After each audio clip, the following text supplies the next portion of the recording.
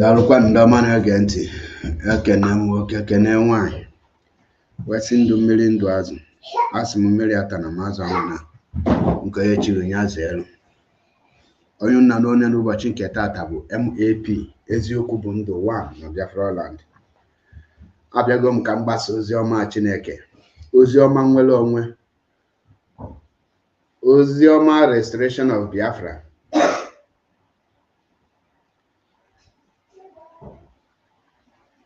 Nya ka nji maka ya wee bịa n'ụbọchị nke tata, and ozi ihe na-abụ ka m chọrọ ikwu. Nke izizi bụ ihe anyị ga-etinye ọnụ n'ụbọchị nke taa, ma agbu oge n'ụbọchị nke tata because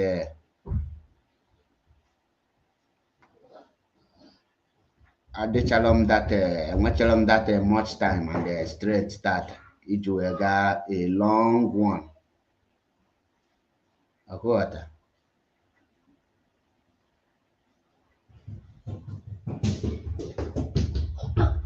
So for that, m ga-etinye ọnụ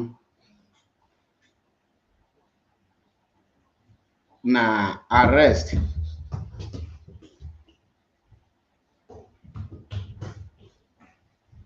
emelu the Ambazonian leader, which is Dr. Cho.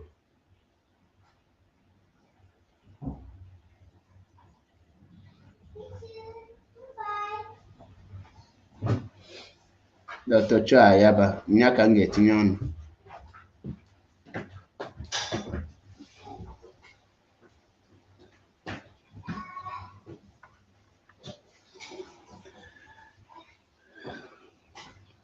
Godwin Okoga kenekwa m gị.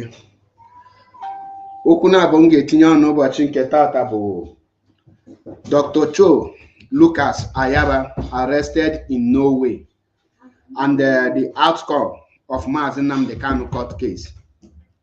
Unu n'anya, these two issues are very important. A lot of agago m ewepụta my time ga many platforms.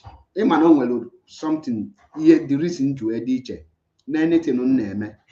In everything na-eme ana m like ịkwụba aka m ọtọ and this straightforward. Maka gịnị? Maka echi. And anaghị m eme ihe na others na-eme. Anaghị m eme ihe maka na o nwere onye mfu na-eme. Anaghị m eso majority or ihe na-eso bụ the truth. And that is the main reason ya na-ebe mpụta ngwa gị the truth. Adịla m after ihe iche or ihe na-eche maka m. I am not worried about what people will say. I am only worried about the consequences of me not saying the truth or not telling you the truth. So the consequences of me not telling you the truth, that is what I am worried about.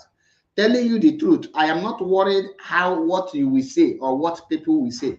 Analome genti, what people will say or what people may say. The reasons is because I am for the truth and nothing but the truth, straightforward. Now, recently, on I think on the 24th, please, I am not accepting guests now. Please, I am not here for gaming. Well, please, may I know you?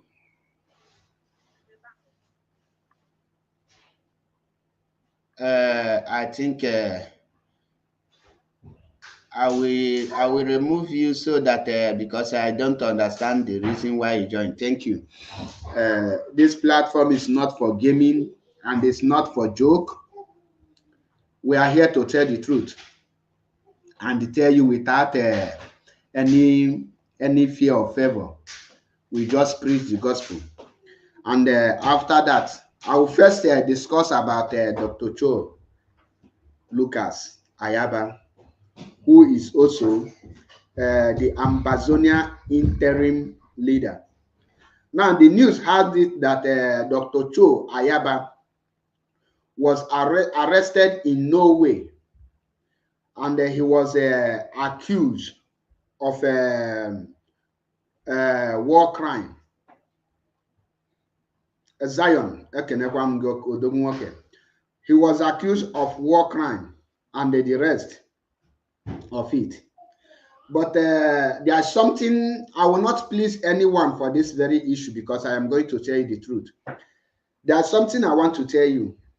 In as far as Dr. Cho Ayaba is not my friend nor your friend, but he has his own mode of operation. He has his own ideology, which is a mistake to any genuine freedom fighter.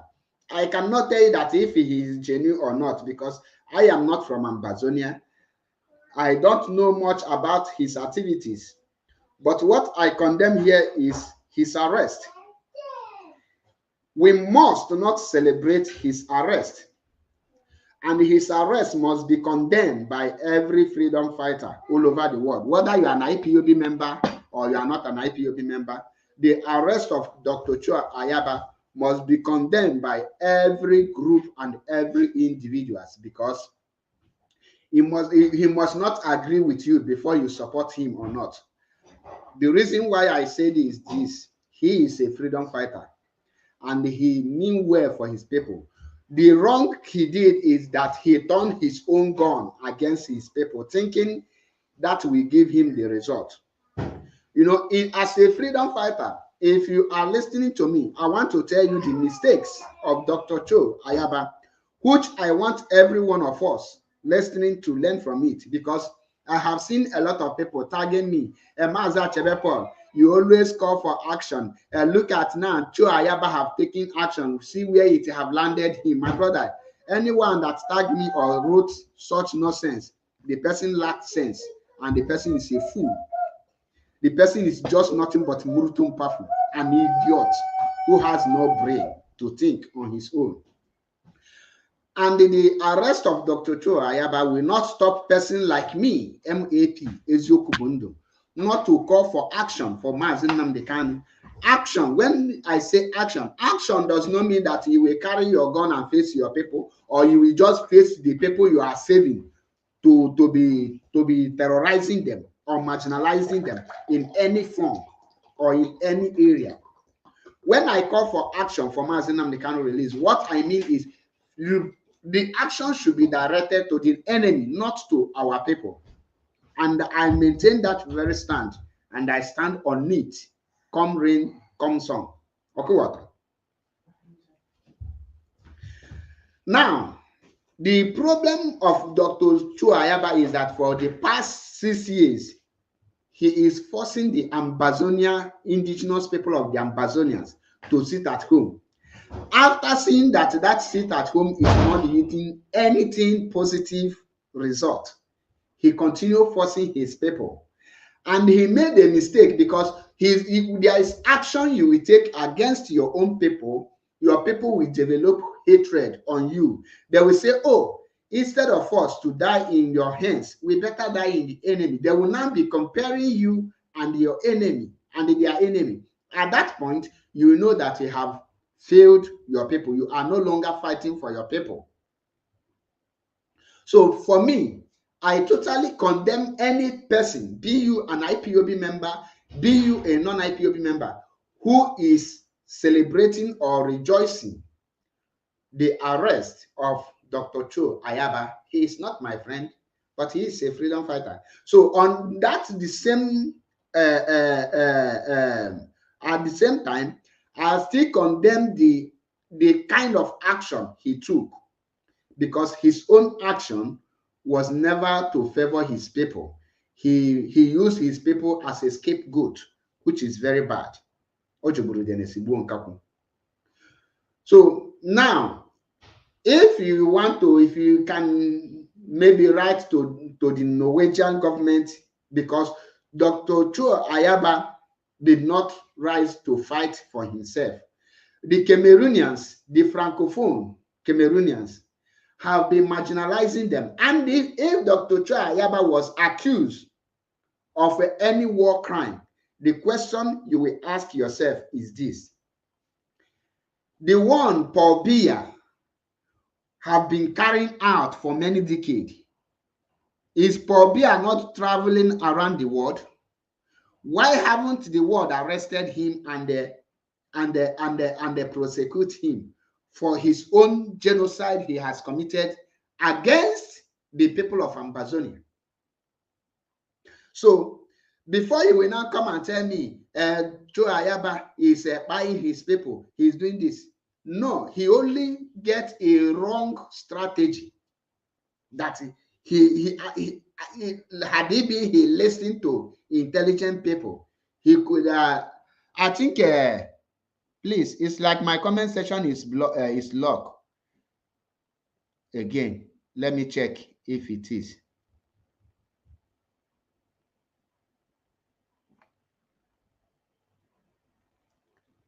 Is my comment section locked? Let me check, please. If because I don't understand how this thing function again. I thought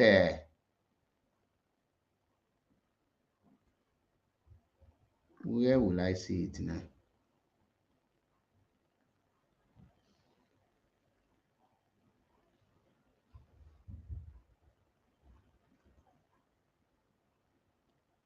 Okay, the comment section is open. Okay, thank you, Zion.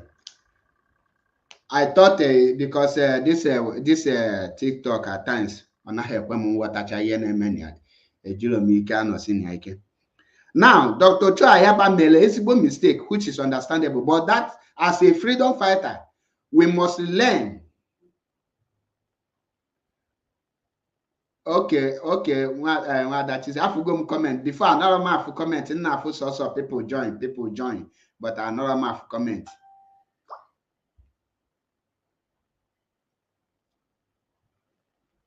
We must learn from the mistakes of Dr. Cho Ayaba, which, as a freedom fighter, we must learn from mistake of others. At the same time, we must learn to support any freedom fighter when is under trial. Mgbe ọbụla aka ji onye ọbụla mbụ freedom fighter, put out your grievances or differences aside.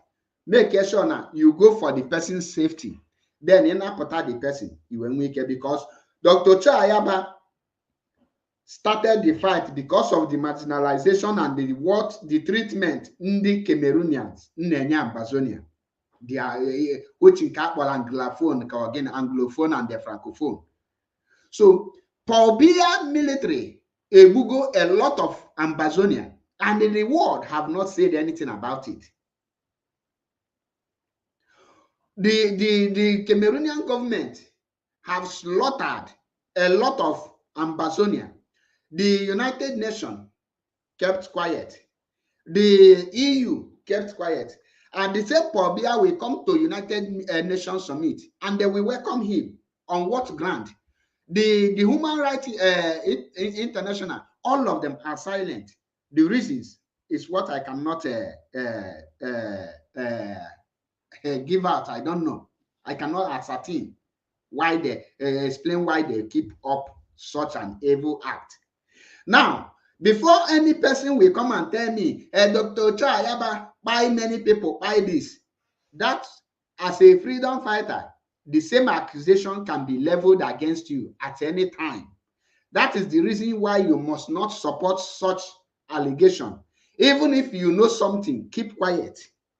Don't celebrate the arrest or the trial of any freedom fighter because you don't agree or the person don't don't agree with your own ideology, because in as far as I'm concerned, Dr. Ayaba never agreed with IPOB ideology, and that is why he is moving. That he mingle or have something to do with Gumi of Idu, that does not make him a saboteur, because he is not working, he is not fighting for the people of Biafra.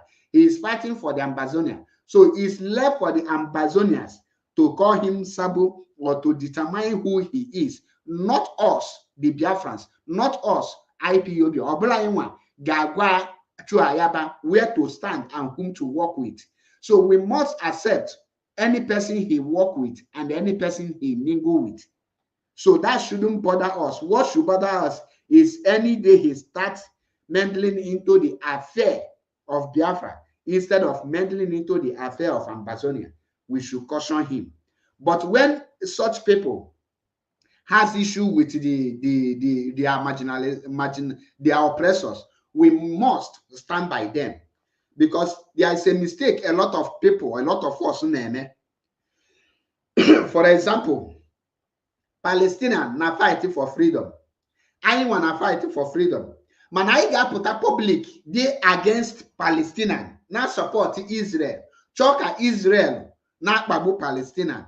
Now, actually, it's let the world see that Nigeria government is marginalizing us or still slaughtering us. Does that make sense or make any sense? In other words, when you see people being oppressed, the same thing you are passing through are those people are passing through. Know how to stand. The Maluki Geju stand there here. Immediately Mapota is stand there anyhow. Your stand today has a long way. Source of Biafrans, BNB Hapota, has stand there with a country well independent, now marginalizing another country naturally independent. Why must you have why you support such thing? You don't like them and you love the ones that are marginal. You keep quiet.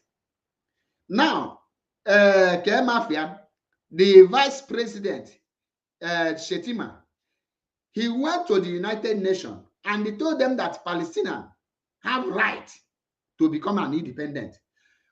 But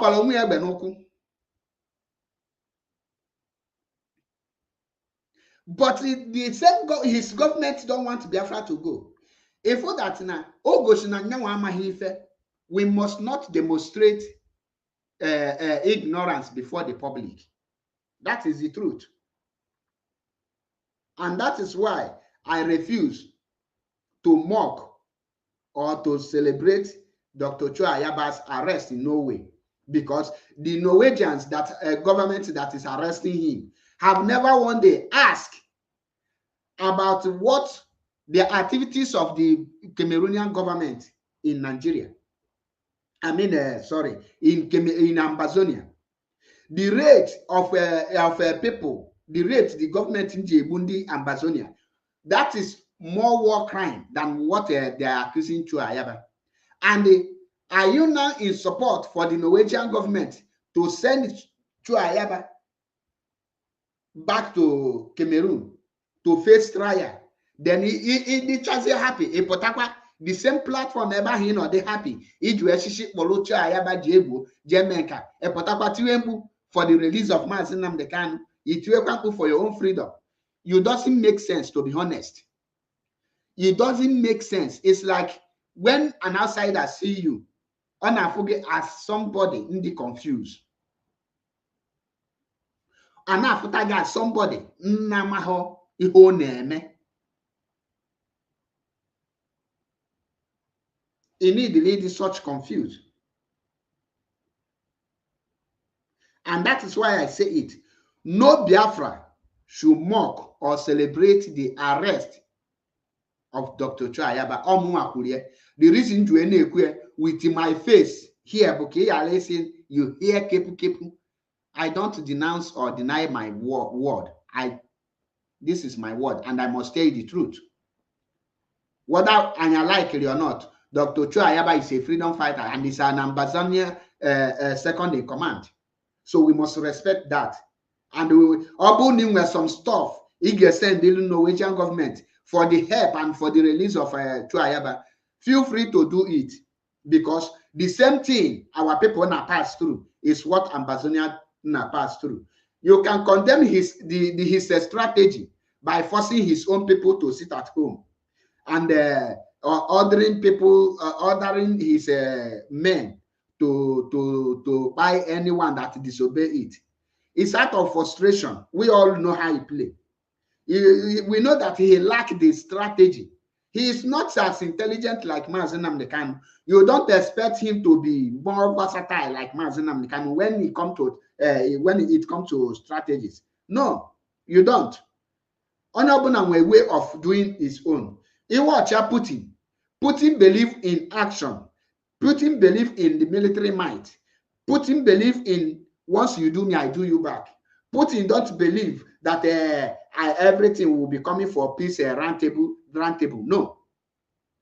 Putin believe in once you jump, he will clap, follow you. He's an action man, and that is why the world is respecting him. There are some certain things I got to see me. Now, the errors Mr. Ayaba Mebuna, or Malo, the time to stop. You can point out an errors, but not condemning the person. Now, the lesson, if I personally matter from the Ayaba's mistake towards his own strategy, towards his own ideology, is that he never knew when his own people turned against him.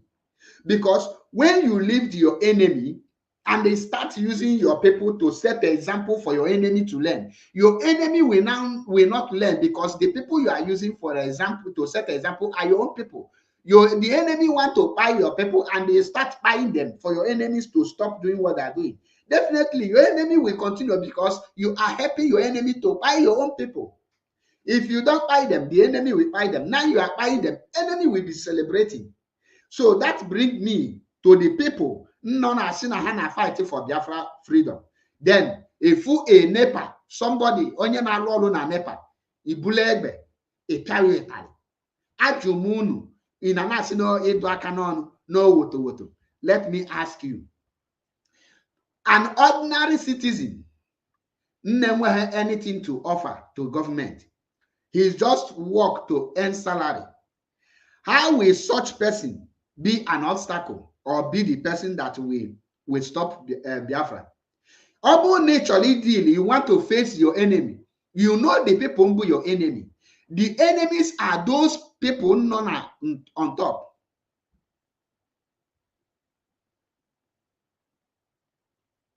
Okay, for ya. The enemy is the governor. Buhari and Tinubu will fly all the way from Abuja. Bịa n'ala Igbo mee ihe niile ha na-eme. Ndị nwa na force sit at home. Why need force Hope Uzodimma to sit at home? Why need force Tinubu to sit at home? Why need force Fulani henchmen to sit at home? E bịa na force onye Igbo to sit at home. That is the place in a mistake. And when you leave your enemy and they start pursuing your own people, it shows that Nimahi ineme. If onye bu keke na pep, ijidie epiawe etale, ma jụọ gị kee ka onye chi keke na pep ngeji wee free Maazị Nnamdi Kanu. Ịtarị na-apịa ka ihe ha ga-amụta, ka ihe na-apịarị onye ahụ ịtarị for. Why are you doing it? Efria? Yeah, there may be people accept, but if I hear me and you go only 2 minutes to speak, then I will take you out, please, until you kuchoku. Okuwata. Welcome to the program. And Malona in here, you are against the IPOB. You must on your camera so that when they see your face before you start talking.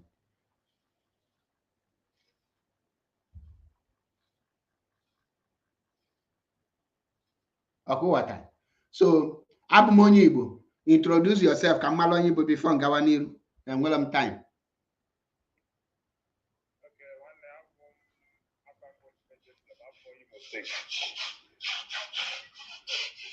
A IPOB member.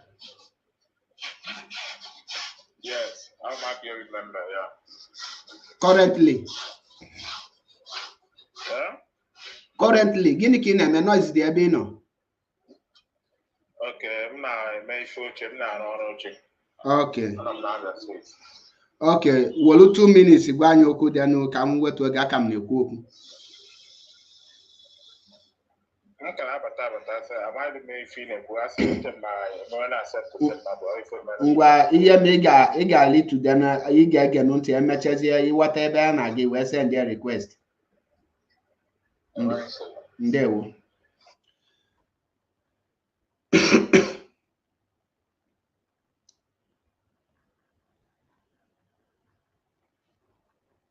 Now, ịbata ihe dị a, ijide onye keke na pep itibie ihe ị na-akụ aka.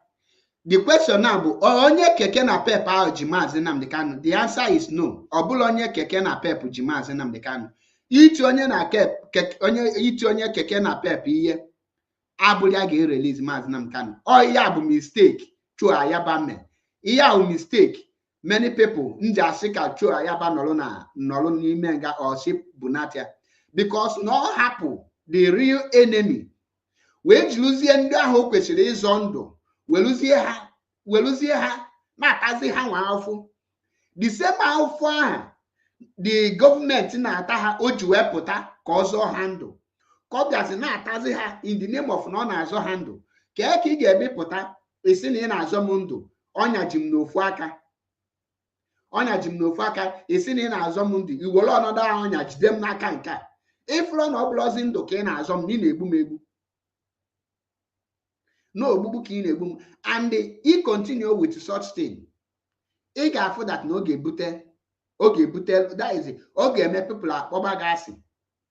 And that is okwu nna gwa our people. Now, having said this about Lucas Ayaba, ka m bịa na Maazị Nnamdi Kanu's court case, because a lot of people, there is this thing naga on. Ekwugo m this thing several times.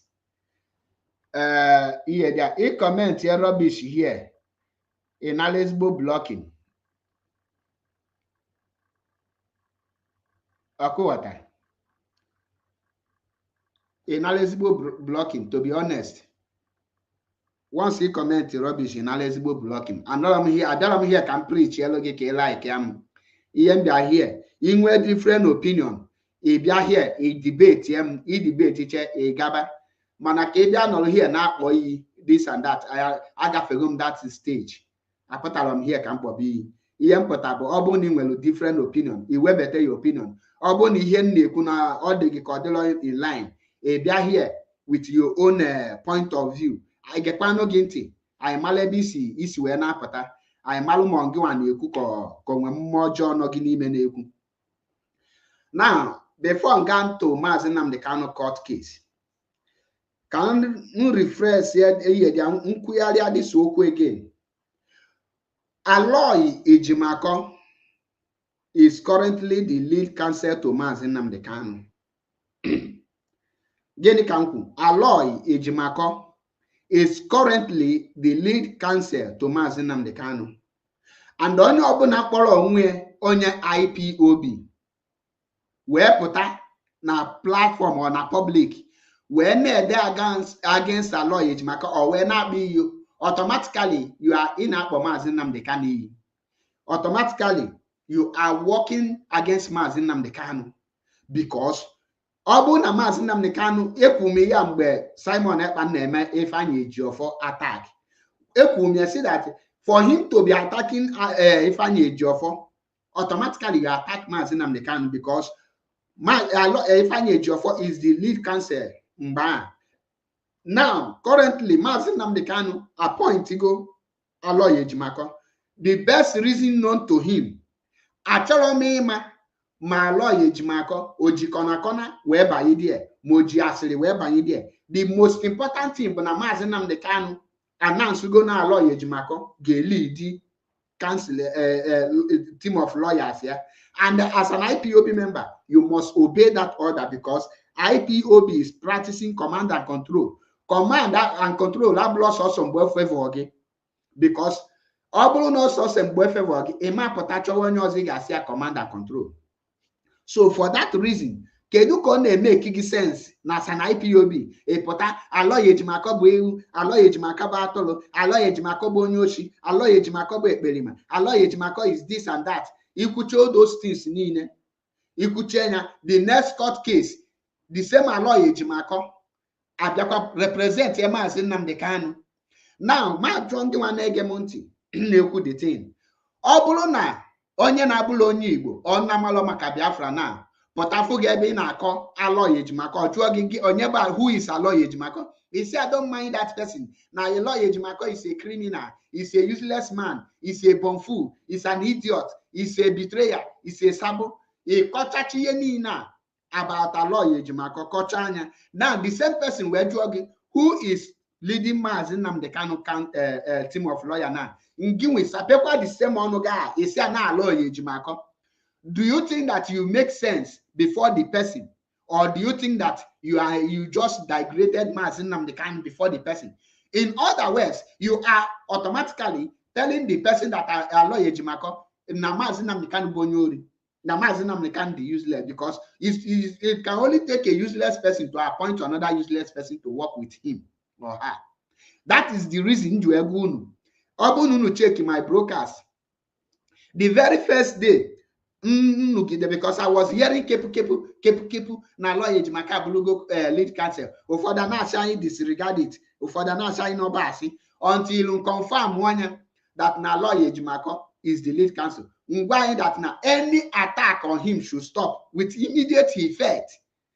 You are not respecting alọya ejimaka. Rather, you are respecting your supreme leader, your supreme commander, the supreme leader of IPOB. That Onyendu is the person you are respecting, not alọya ejimaka. So you now disrespecting or attacking alọya ejimaka. I put it to you that you are attacking Maazị Nnamdi Kanu, and you don't have any right. You don't have he lost the right to preach about command and control, because command and control does not start from a DOS. No, command David alone at DOS. Command the bido from Maazị Nnamdi Kanu. Maazị Nnamdi Kanu is the supreme leader. His order is final. He gives DOS order, and DOS will carry it out. And if he give them order, any of them refuse to obey it, he can sack the person without consulting me and you. Maazị Nnamdi Kanu can sleep and wake up and call Maazị Chike Doziem step down from that HOD, head of Directorate of State. Chike Doziem, if he refused to step down, Maazị will announce his name on Radio Biafra. Believe you me, from that moment or useless. In other words, Maazị Nnamdi Kanu is the law himself. That law you need to obey is Maazị Nnamdi Kanu. So from any reason why any reasonable person nga na attack alọya ejimaka currently, attack China, China, the same your platform, Maazị Nnamdi Kanu is going to court. IPOB leader is heading to court. The same person that you represent here. You are showing the world that you are a direct enemy to Maazị Nnamdi Kanu. MAP eziokwu bụ ndụ 1 anya dele ebo anara maza afa bụlo ibifis afa malum ye wọtụlụ the name ị ga-aza. Ọ bụrụ na ị wọtụlụ ya, don't answer the name. Ọ bụrụ na ị ma menwe ife dị n'afọ ahụ ị ga-aza, don't answer the name. That is me for you. And that is why when I told you people that I am eziokwu bụ ndụ, I say the truth regardless of who is involved. I don't look face. So I am not begging an IPOB members to stop attacking alọya ejimaka, because the more you attack him, the more you expose yourself. There is a video near trending. A video Ebu Mazi na agba egwu. Let me check if I have the video, because the video was here there. Okay, before I go na that video, there's something here there. Nga chota the video because nwete the video then pull elunia. Enwere yan chọrọ igosi unu ka anyị wee na-amụ ihe, because ihe ka anyị na-amụ na this platform. Anyị abịara m here ịbịa na-aka ọnụ ide crazy ide mad. Agafego m the stage ide crazy ide mad na anọrọzi m na that stage na. At this point ihe nọ ya bụ na stage eje mi face like.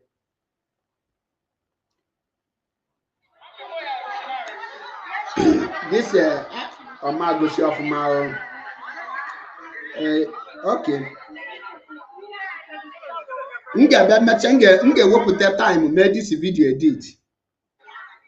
Nge me edit because Oma gosi nwe Oma show due to my background and the rest. Oma gosi nwe of man. So nge me edit. Me edit we better you. Now, having said this, mazi Nnamdi Kanu be a court on the Wednesday, being 24th of September 2024. And ni made that court, and well, anything they requested for Binta Nyako to step down, which Binta Nyako did. And when he from that very action shows that mazi Nnamdi Kanu have asked 2 different judges to step down on his case, and they stepped down. One is the Justice John Tosho. When he was handling his mazi Nnamdi Kanu case, mazi Nnamdi Kanu found out that the person is biased and it's obvious the person don't have the judge don't know himself. Inside Nigerian Contraction Court, Mazi ordered him to step aside, and he stepped aside. That prompted Binta Nyako to take over. Now, Binta Nyako, who cannot uphold the Supreme Court judge, who cannot even deliver judgment based on her jurisdiction, but she now chooses to play the role of the Nigerian federal government. Mazi Nnamdi Kanu asked him to step down. To step down, and she stepped down. Now, mazi Nnamdi Kanu, the group he is leading, appointed a lawyer. Ujokwegi name can the lawyer attack. On what ground? On what ground? Manine preach command and control. It might be meaning, the full meaning of command and control. That's why most of the times, some people have command and control. I know they don't know the meaning of command and control. Now, as Ilunu,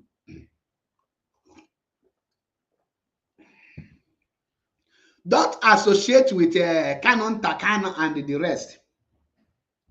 How will you now get the information about your leader if you don't associate with the people in charge of your legal team, people that are in charge of your leader?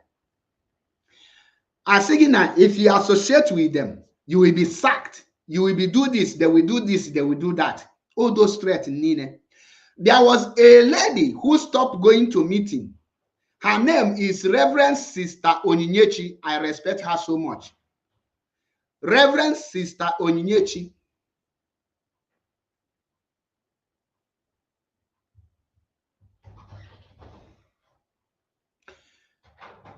She was, I see her, although before the announcement that she's no longer part of IPOB,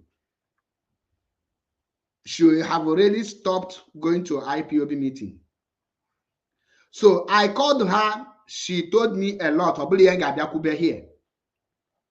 Reverend Sister Chizi, my sister Nyechi, in Italy here. Obina Cosenza, Italy. Igamian. Now, that people are disassociated.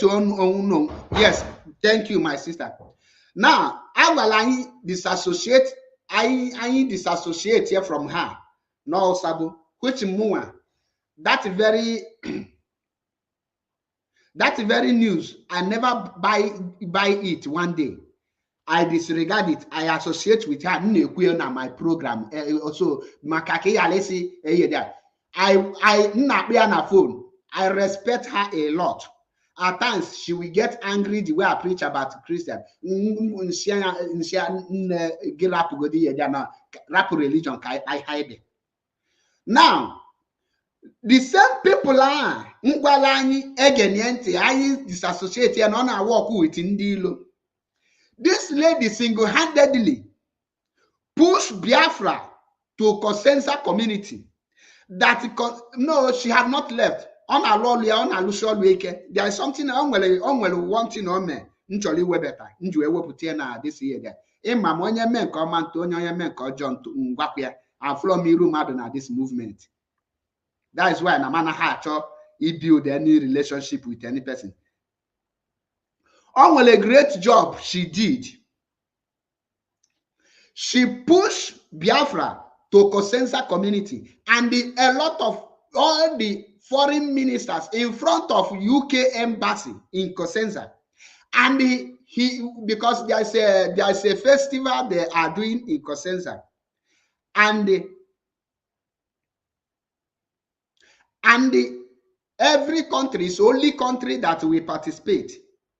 She went there and told them that Biafra is country on their own, that Biafra must participate.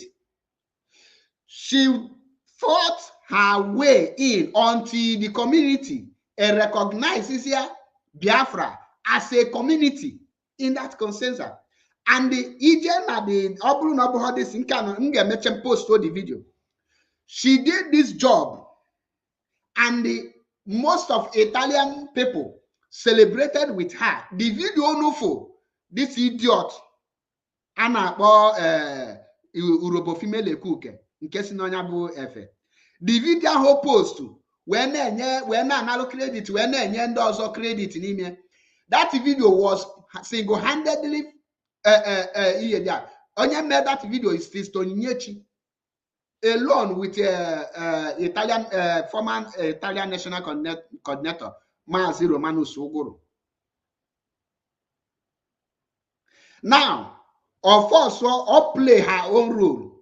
Italian communities were recognized Biafra as a community. It is a Biafran flag, every other flag of a country. Then, when it reached to the time of Biafra, she and her own group perform. Now, the same people associate now with the person. I put the video. Kamunu ge wolu credit nye. Une post to cut the video, cut on pempe. Where will the credit then yet some other people of IPOB without mentioning her name? Adam again, you need to mention her name because Obo no Sabo the same way Agbara no Sabo no now was at the IPOB meeting no Luago Sabo. She will not do such thing. Man, at the same people, after maybe the idiot to post to there. When I say this is the work of IPOB. Iya hablo IPOB work. That is reference to Nyechi work. Because Obulun IPOB, I will tell you, I'm the meaning of here there. Her name have been announced. So iya go signo Obulo Sabo. The year you able put here now, why are we chasing those that has something to offer and embracing those that has nothing to offer? With such person who has such contact. Yes, Sister Chiz Imam now, Imam Obu no do lost no do there. Can no that one direct. Another may believe them say. On from I don't believe them say. I don't know nya Maria. Nchoy kumaka no lily from you. Nwelu phone pogi. Ntuba gi that thing. Not the now just something that say each record on my voice play nya. Ima the reason I say get your record one, but because now money ya hunga gwagi there. Nam de kwa neben igwe mmadu no, I will still tell you the same thing. Another man I told you. Manager say errors unchok our people correct when at this movement I on here. If for this error, disassociate yourself from this person, no call this person, don't work with this person. The time to end that rubbish have come and gone.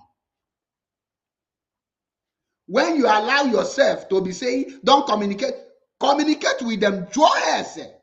By asking questions, you will know a lot of things.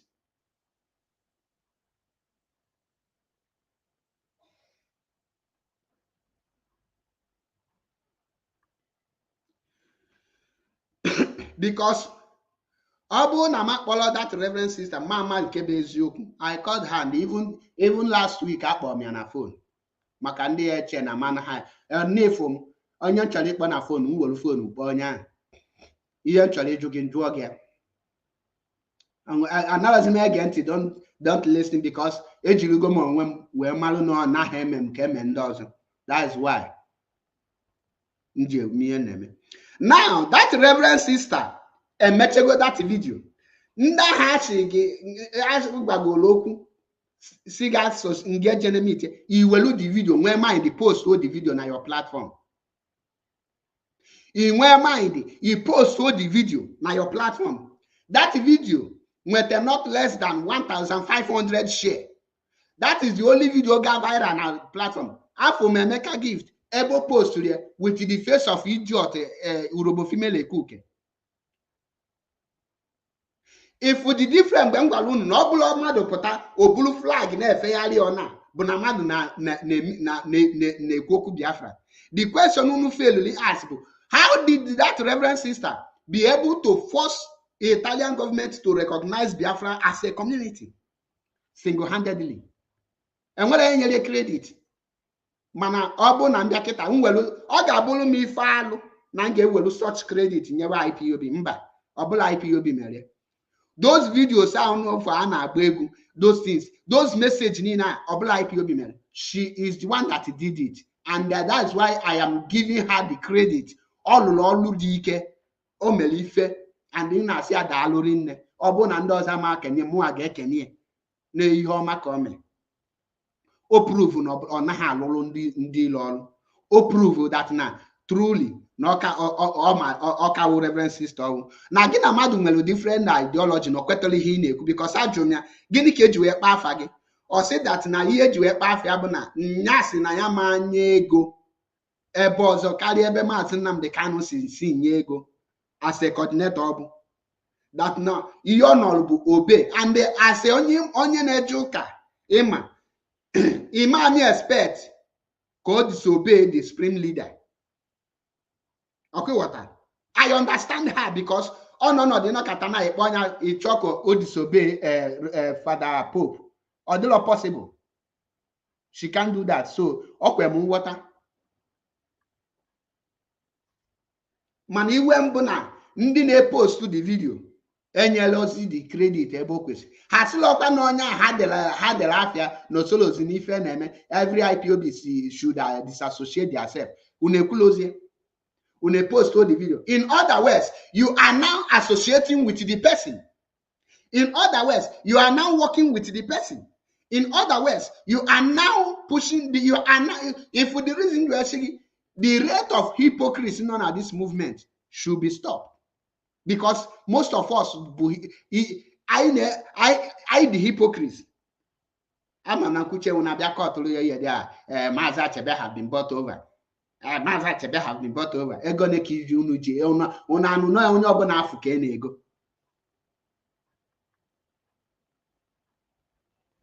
Obula onye obuna Africa na-ego. Okay, what? So that lady now, the video na ga viral. Ndị ahụ si gị share associate na onwe ha to the lady and then share the video. And then share the video. Let's share the video. Une kwesịrị share such video. Unu kwesịrị rapụ ya ndị dị ka anyị ka sọsọ anyị na-share. Because all no more share that video now. Una kpọwa m saboteur. Mana na Urobo female cook share gị. Unu ana onwe onye ọbụla agbalụ because unu fo flag Biafra. Unu achụkala unu ka e work eme That lady now, and when march, community march every country, she is still working to everything now.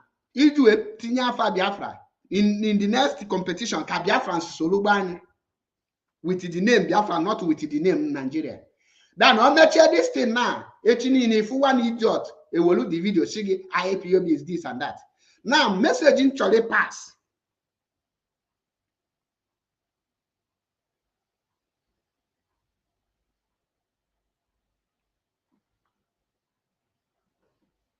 Messaging Charlie pass here.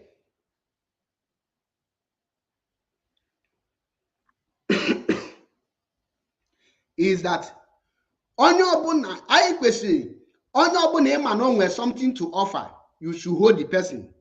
The reason not you had this a struggle in a way for an the main people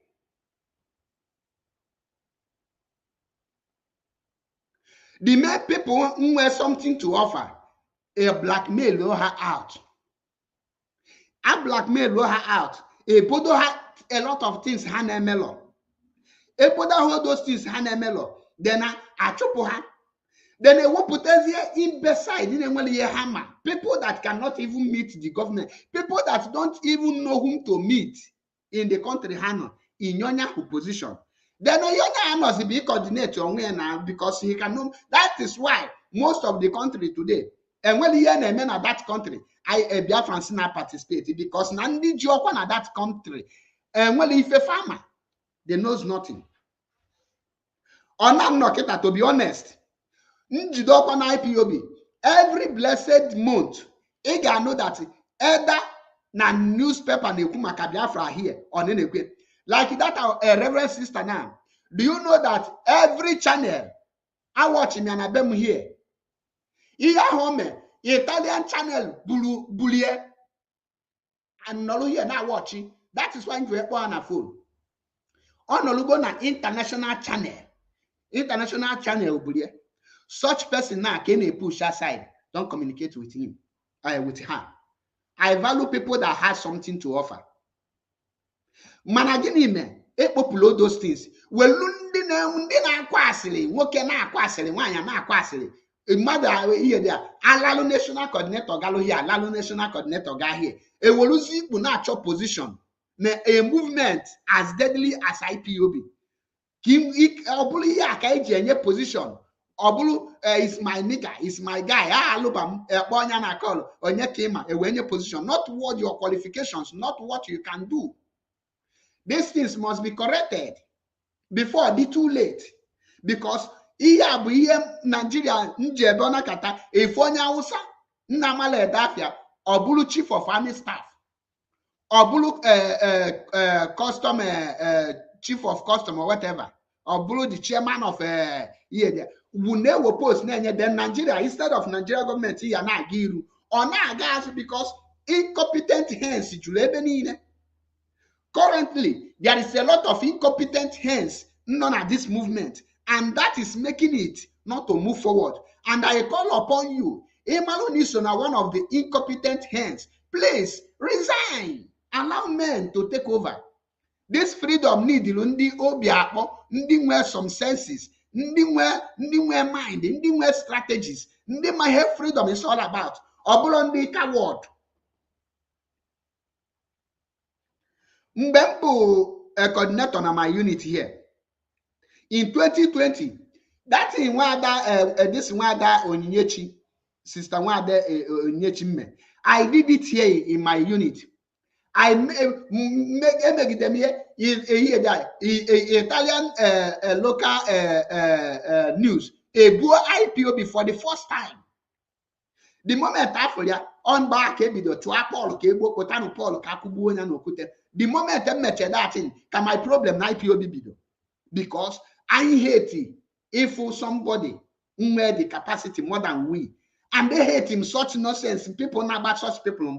If no nya kage malu we contact we mali name near chance go lead there. Obuli wu na mazi Nnamdi Kanu tinye gi there. Niga no gi there. Now kanjo nda ahushi that if you associate with a social person, you will expel them from IPOB. Have you expelled the Omote Biafra for taking the video and promoting the sister or a Mecca gift? These people need any post to the video. Has signa hammer on that reverend sister. No, unu de momo nisye. Or unayasin unamalo. Other people non Italy, no benine. Why no name be such thing? Every region in Italy here, now back name that a festival. And about competition here. Kedu nkunu megon. I was expecting by now, Kanda hunye that order. For these people, that is hypocrisy. Now that most of you have lost the right to expel any person or even to suspend person when I see moon attack. But we cannot be. Let me tell you, I'm going to hygienist Madoka. Ask him what you see as a corruption In IPOB US, it might not be corruption. So watch your tongue. Oga, corruption in Nigeria is corruption. If you bring the same thing in IPOB, it remains corruption. It cannot be a corruption when Nigeria do it and become right when you do it. It will remain a corruption. And that is what IMAP is against. I am against it. You cannot beat me. Ha! Radical media warrior kenekwa mgu. You cannot beat me. And I don't here. Can you Christian mentality or in the religious mentality? And what that is it? I know it's come out a Christian mentality. No come from you.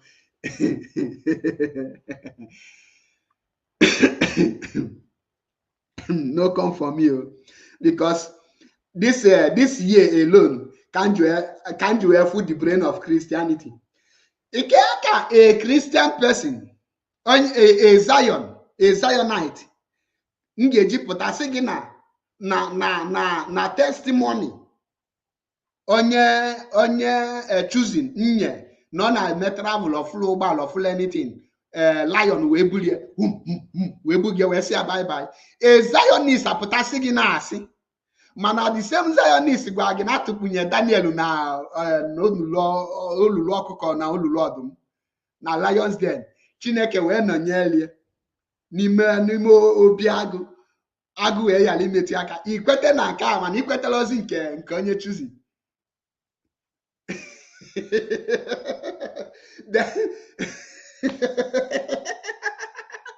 Ị ga-ekwete na ha ncha niile.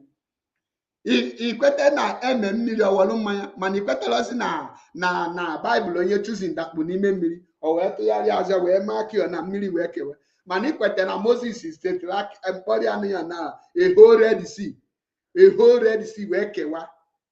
So ị chọrọ ka ihe ahụ mee na Baịbụl ka repeat enye again. Ihe a ka na-akpọ ndị Christian mentality. Isi adịla gị mma. Isi adịla gị mma. Ịnwa ndị Christian ọbụla efu mme Lord choosing attack. Isi adịla onye ama. Why ga-eji mee ha attack? Ihe ha na-ekwu bụ eziokwu na ihe ha na-ekwu nke na-ente lọlụ na Baịbụl n'ome.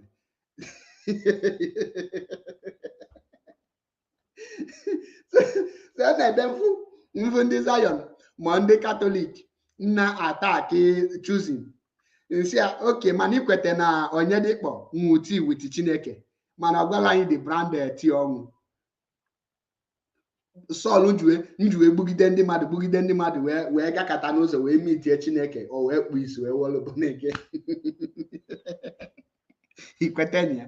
He did serious. You are not serious at all. Now, having said this, njakịrị channels or joke apart.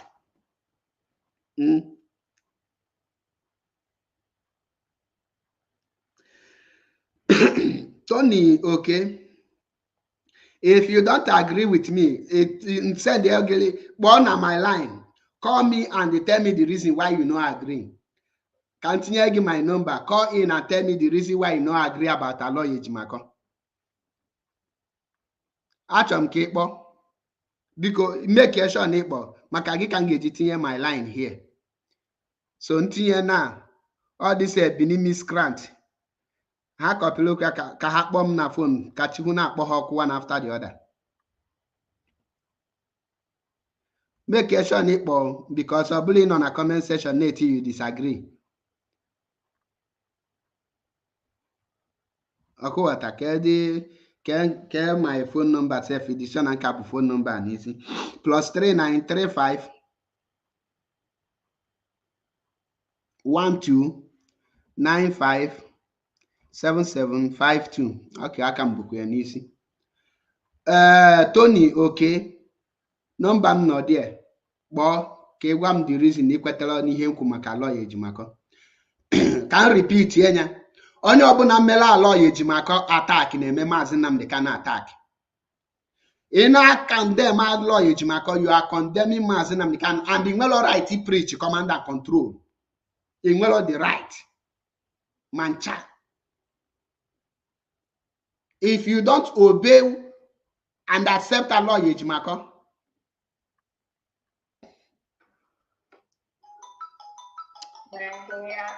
Yeah, okay, can na.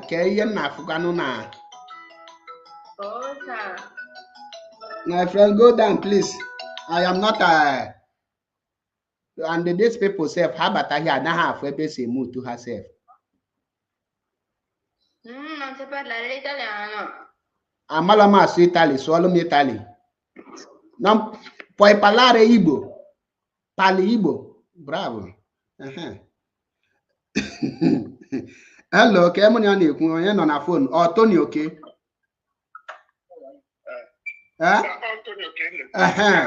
Ndewo. Daalụ rinne. Gịnị ka esi na ikwetaghị ihe nkwu maka ala Ejimako? You are saying people should stop criticizing a lawyer, Ejimako. Of course. Obulo criticize attacking him. Not people, IPOB members. Why should IPOB members stop saying what he has done clearly on live TV, including his actions wrong? It's in the way. Exactly. In Aoya criticized or attack when he fell completely. How did he fail? To distance his activities of Simon Eba and the activities of IPOB. Negemunti. Onyebu your supreme commander. Onyendu. Okyabu the highest commander. IPOB gini kahana practice.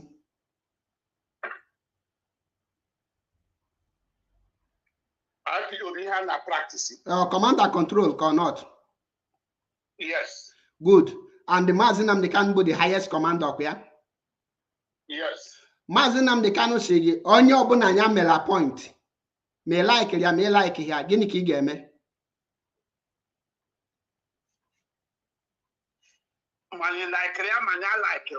Man gị nwe like ya money like ya we will issue with the person. What will you do? Gini ka okwu na radio Biafra Bastaria. Also obey the person and then report to him. Good. Now, Mazi Nnamdi Kanu onya appoint la lawyer Ejimako ka no bụlia. I am a appoint. Onya wa mere appoint. Yes. Have you reported ihe lawyer me before to him? At the moment, only incommunicado for us to communicate with the lawyer. Okay, for the moment, he report to be here. At the moment. Wait, na kaina abia because he mana I non IPOB. For the moment, he report to be here. Okay? Yeah. Now, chelo cambia.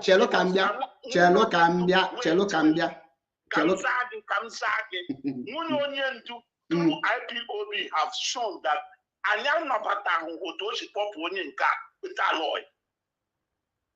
I'm what the wife said. I report to them. It's again. Said, and I quote, now I had a conversation with Onyendu. Now, people in both IPOB and not IPOB members, none, but are not happy and do not agree with appointment of Aloy Ejimako. So, Gini Kamazi respond. She didn't say to us what Mazi respond. Gini ko Onyendu kuzini because yabo ne mari Onyendu ku. Obu chelu kambia. Obu ne mari Onyendu ku. Then you don't need to bring the issue because mbemado de asigi na I report or something. The next thing he ask is what was the response of the person he report to the issue? Listen, let me finish. Here, one question and answer we could have asked. I personally want to ask that question, but there may be any major. But let me stop. I want to say something to you. The duty and responsibility of IPOB, irrespective of Onyendu or anybody, is to point out anything that is against the struggle, clearly against the struggle, as it affects criminality. Now let me come with you against criminality. Aloy Ejimako, let me say, Aloy Ejimako in his own writing, communication with Mazi Samoneba, agreed to go to a governor to collect something. Or it's not an accusation. It is not an allegation. It is a blatant truth. So why can't we disassociate ourselves from such activity? Come on, what are you talking about? Mazi Negemonti, listen attentively. Ajo Geketa, Aloy Ejimako or criminal and useless. Gini ke Gaza. Aloy Ejimako or criminal and useless. I would say he has involved in criminal activities with Samoneba. Okay, now, and the Mazi, and I just say now, who is your leader's lead counsel? Paul, because Mark, listen to this. Leader, Paul, this is where many people who disagree with you, and we will continue to disagree with you. If our leaders lead council, remember our leader does not know activities of his lead council outside. He does not know. I want Mazi Gemonti. I want to ask you one question. Let me ask you Judge before I address here once. Okay, thank you. Judge. Onyendu, who has been condemning criminality, are you telling me that Onyendu will be happy knowing that Aloy Ejimako is working with Samoneba even at this point in time? Will Onyendu accept that? Now, listen, a place platform I need Kwezoku. First of all, Mazi Nnamdi Kanu was working with Simon Ekpa before he was kidnapped. Negemonti. When he was not doing criminal activity. Listen. Mazi Nnamdi Kanu was working with Simon Ekpa before he was kidnapped. And me and you don't know the extent both of them work. Listen, wait, Chelo Kambia. Now, Mazi Nnamdi Kanu no nime. That does not mean that no nahe waiting tell ihe naga on. Now, Mazi Nnamdi Kanu have his reasons to appoint Aloy Ejimako as his lead counsel, and he also have his own reasons why he removed Barrister Mike Zekome and the Barrister Joffo. Now, according to how IPOB operate, Mazi Nnamdi Kanu is the leader of IPOB and the supreme leader, and the command start from him. He have right to appoint any lawyer. The very first day, Mazi Nnamdi Chelo Kambia. He has no right when he's inside. Only that we don't want to say it. To tell the truth, he is inside. Listen. He has no right because he has limited knowledge. Listen. Iman Ikwona. Njogina, Obuna Mazi Nwelo right. Why did the Chike Doziem not take the leadership and start acting as leader? Chike Doziem will not start acting as leader. So why? At the moment, Onyendu has limited knowledge of no, I ask you why? Why will Chike Doziem not do that? Why? Why would he do that? Onyendu is still alive. Oh. Onyendu is still alive. In other words, Onyendu is the leader, right? Yes. Well, and his command remain intact or not? Of course, nobody has questioned his command, but some of the what is different between command and right? Now listen, Mazi Paul. Negemonti, okay. Yeah, no, maybe I'll echo here. I tell him, anything you echo here about Jimako is just you want to expose the US. You want just expose the US. Can we go now? Wait.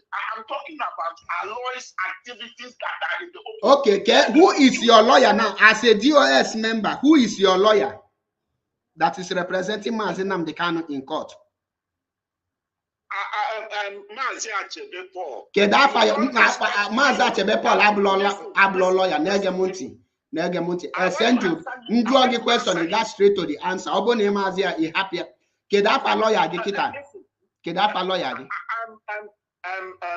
You are trying to make people start questioning the authority of Mazi Nnamdi Kanu. You are the one making it. That is why I told you. That is why I am making this program. Negemonti. You are the one making people to question the authority of Mazi Nnamdi Kanu by coming on air. Wait, actually, me call to get call Nanti. Gemonti. Listen. I'm in a blind. I'm an argument in the autopilot here. In a Sanduku autopilot. Listen and listen attentively. If you are here, Kita, why in a Mazi Nnamdi Kanu well right, he appoint a lawyer because none of a place on the well right information. Chelo can be an as me chair no na is when you and my aggressive one Chelo kucho you because asking the question. If you are not able to answer my question, it's you get money.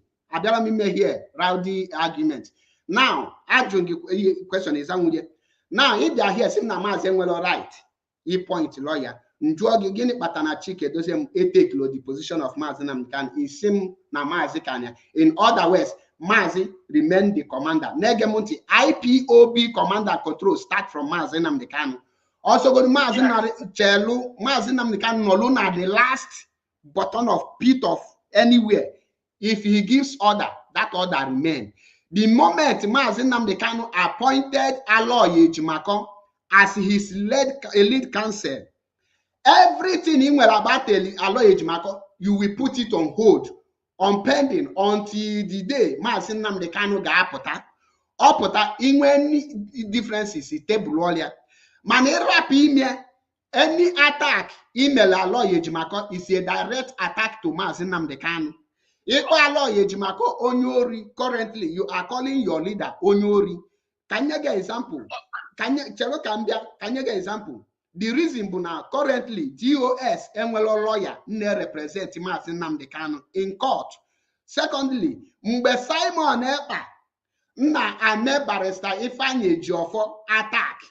No here, I believe that you guys see that now any attack on Ifeanyi Ejiofor is attack on Mazi Nnamdi Kanu because Aloy Ejimafo was the lead counsel before the arrival of Michael Zekome. When Michael Zekome come in, the same attack was extended to Michael Zekome by Simon Epa. All of us told him that attack on Mazi Nnamdi Kanu lawyer is an attack to Mazi Nnamdi Kanu. And the attacking Barrister Ejiofor, it means that you don't want Mazi Nnamdi Kanu to come out because you have not brought out a replacement of Aloy Ejiofor. Iya no abokwa ina agwa Simon mba ọ na-eme Ifeanyi Ejiofor attack. I now get that in well lawyer nke na-eche for Mazi Nnamdi Kanu ị na-akpị onye ori, ị na-akpị asabo, ị na-akpị criminal. Kedu ihe ịchọ ka o mee Mazi Nnamdi Kanu ma ọ bụ na those people anọrọ. Now if Ifeanyi Ejiofor anọrọs na the case, Mazi Nnamdi Kanu appoint ya Aloy Ejimako. The same people ahụ na-eme Simon attack no mere Ifeanyi Ejiofor, who is the lead counsel to Mazi Nnamdi Kanu, apụta mebezi Aloy Ejimako attack. Njụọ gị na-eme attack ka Mazi tọ n'ime ka na-eme attack ka Mazi pụta ebe na-enwelo your own lawyer. Okay, your purpose. Listen. The question to you now, can they offer your own lawyer may represent Mazi Nnamdi Kanu? Everything that is said about Aloy is what he has done. It is not remember what is attack. Because no now so sometimes you got Kowara and Swoyibo. Simon on barrister on other barristers are lies and deceit. Like no what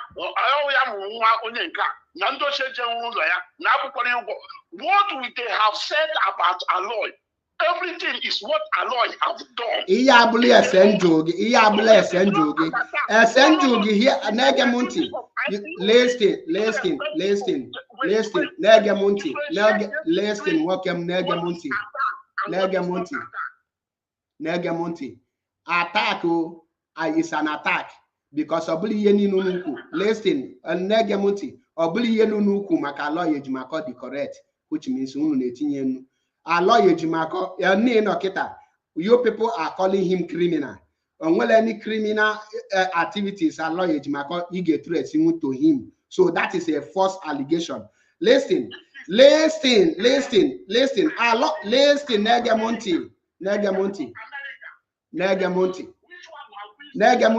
If a lawyer Jimako is a criminal, automatically mazi Nnamdi Kanu is a criminal. The reason because you are calling mazi Nnamdi Kanu a criminal. Negamonti. My personal opinion. That is the reality. Listen, Negamonti. I'm here. I'm gonna give me argument, blind argument in the autopilot. In a autopilot. Negamonti.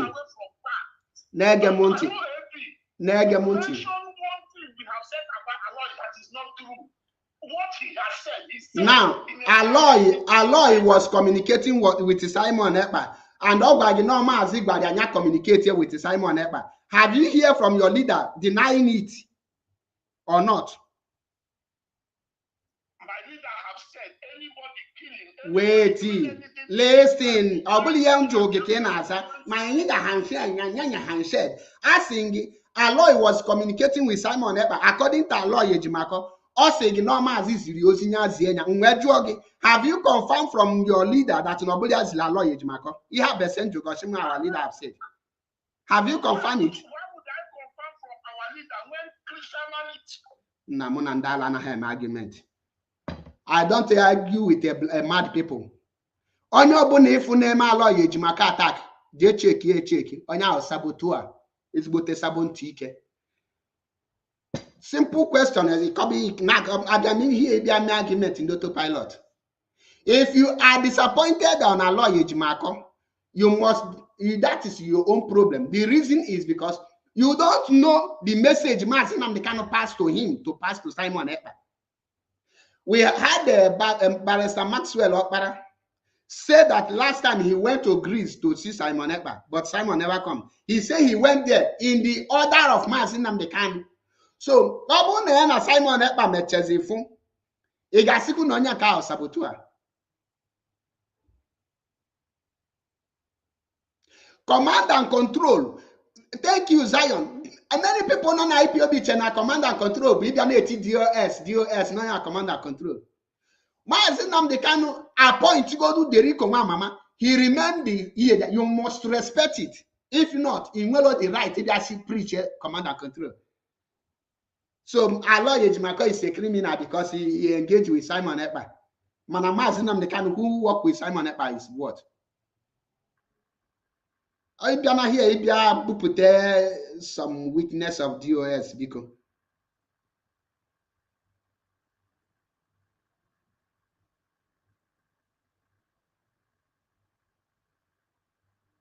simple question. In well a lawyer, a dime argument. In well in a fight Aloy Ejimako.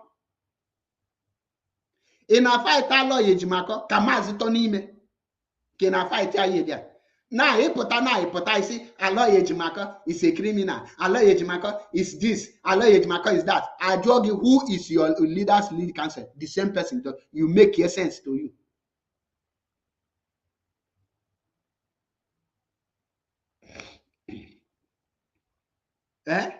Okay, because of Aloy Ejimako work with Simon Ekpa, that have made him a criminal.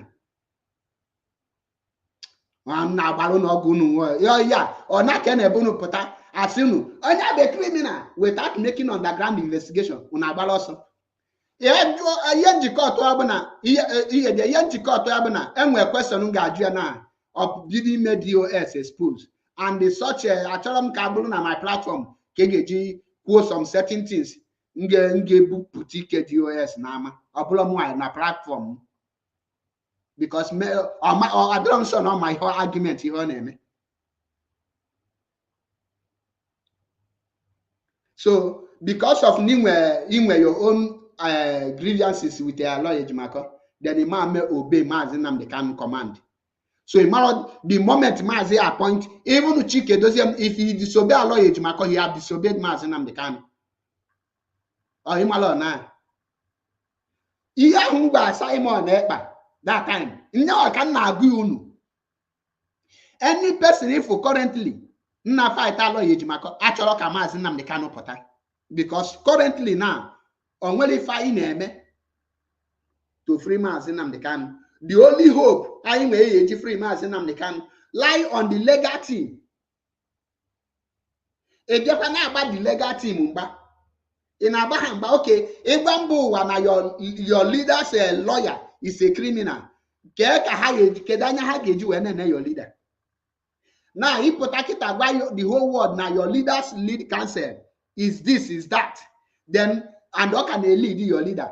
If the next court case, year court in a jet, can you get defend your leader? The same person, the same criminal. If Ron is sad login, if Ron is sad login, if Ron in Shikoshikonishi. By somebody in a fight, emotional fight. Or not, not it. Echinine, mazi Nnamdi Kanu announce us Simon Ekpa as his lead counsel. I will follow it. Follow where? Oh, I'm actually for the upon IPOB. That is the only option. If I don't want, I come out. Obolo no katamga criticize me. What of Njoya na ke the reason age drop alo ejima if anye ejofo and gini kana bia ozokome gini ke yako unu malife obolo una fight is not this emotional fight. Emotional fight and what freedom. Freedom. That is why now iya bolo Biafra flag in the name. Nwe vonyo na kita ndi Igbo aye kpojo na my comment section nwa adajisi ike ya this and that. Onye obuna mazi appoint remain the lead counsel. We like it, the person may like it. You must respect the person. You must look at the same thing a lawyer this is the outcome of the court. Can they put the outcome of the court? Or the same a criminal in a book. Unamali in me pon only jelly than a man will right. He appoint a lawyer.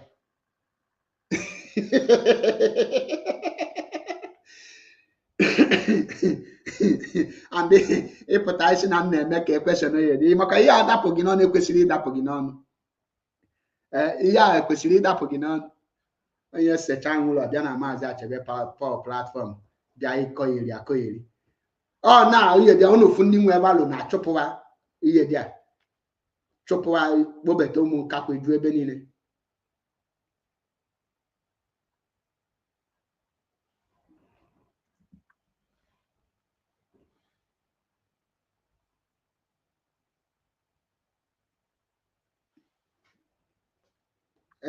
Simon is a criminal. Negamonti. Mo are not here. I don't ready to Simon Ekpa again. Am I the reason? Since they kidnap mazi Nnamdi Kanu, let us assume and agree. Umu gumi julebenine na umu kapia gumi. All this gumi zombie. That's why I know my like oye pom na phone. You don't have argument can autopilot. Autopilot is an argument. I'm asking a question. On a video kita. So my autopilot here check on a mona hassle. I tell you, that check here. I never knock at them for their voice record. Mazi, why did he hate Gumi of Idu? Why did he hate Simon Ekpa? The same reason Simon Ekpa hating the Igbo is the same reason I hate him.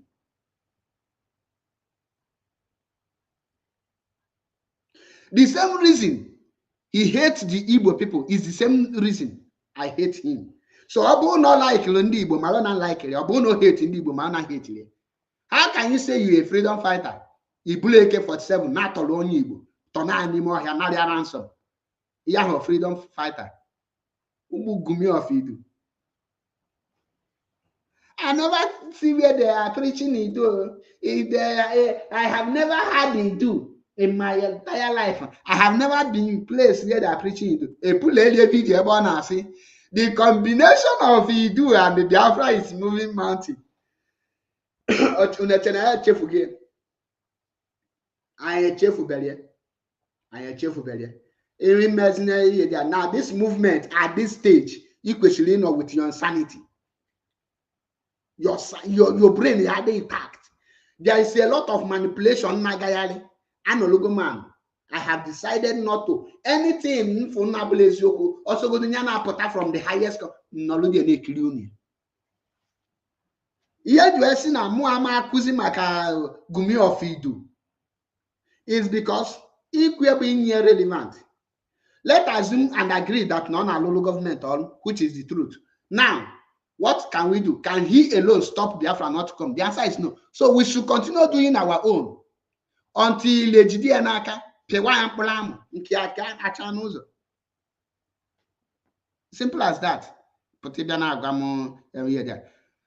From now henceforth, come for any idiot here, Bono Katapa lawyer Maki. Preach here, command and control. So in Malona, the moment Mazi appoint a lawyer, it become a command. You obey it. You accept it. You may say the same word bag that now Obugo need a problem with any person. Now again, the person and appoint the person as your coordinator. You must work with the person. Each choice oku. If that yahoku just outside the gas boku. In as far as now many of us are like the way and the strategy allow you to make the picture. Man, the truth remain that no batago. You can't chase him out. So if I say is that you are sabotaging man, and can that yeah you mean? You cannot debate it and make sense. You can't debate it. And for Mazi Tony, okay, Tony.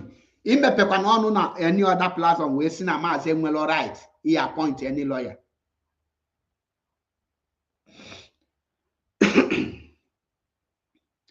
Zion send their request ke bia kowa ya eku. Yes na Zion, you are one of us, very strong one. Okay.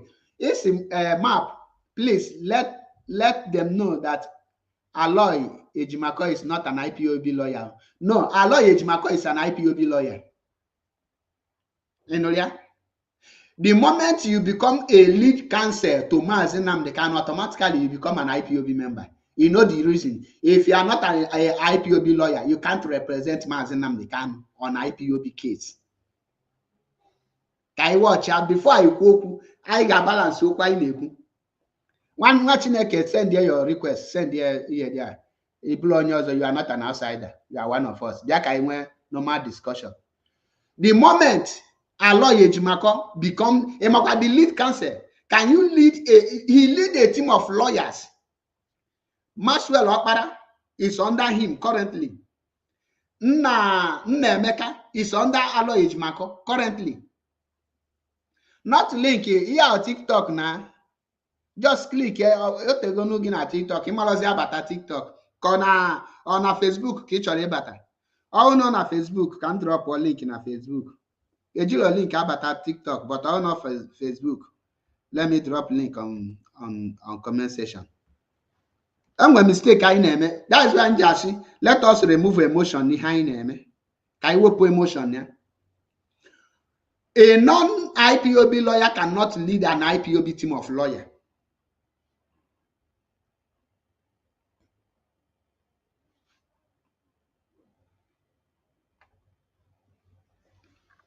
Zion let me go and get invite.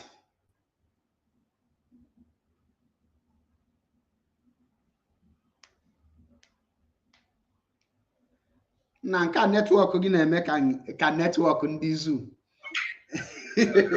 Na Chineke ekenekwa m gị. Kekwanụ. emepi eziokwu bụ ndụ Nwachukwu. Ndewo nwa Chineke. Ekene m. Okay, ihe m na-akọwa bụ na Aloy Ejimako bụ lead counsel to Mazi Nnamdi Kanu as an individual on this particular case. Kendo na-lead. Barrister. Kendo na-lead. Onye? Kedu ndị Aloy Ejimako na-lead? Lead counsel, the counsel bụ the team of lawyers na-represent Mazi Nnamdi Kanu. The team of lawyers bụ ndị ole? Kendi ha? Maxwell nọ there. Nnemeka nọ there. and the 2 other guys. Apart from Ifeanyi Ejiofor and Ozekome, other team of IPOB lawyer no there. Of course, I know that, but here now,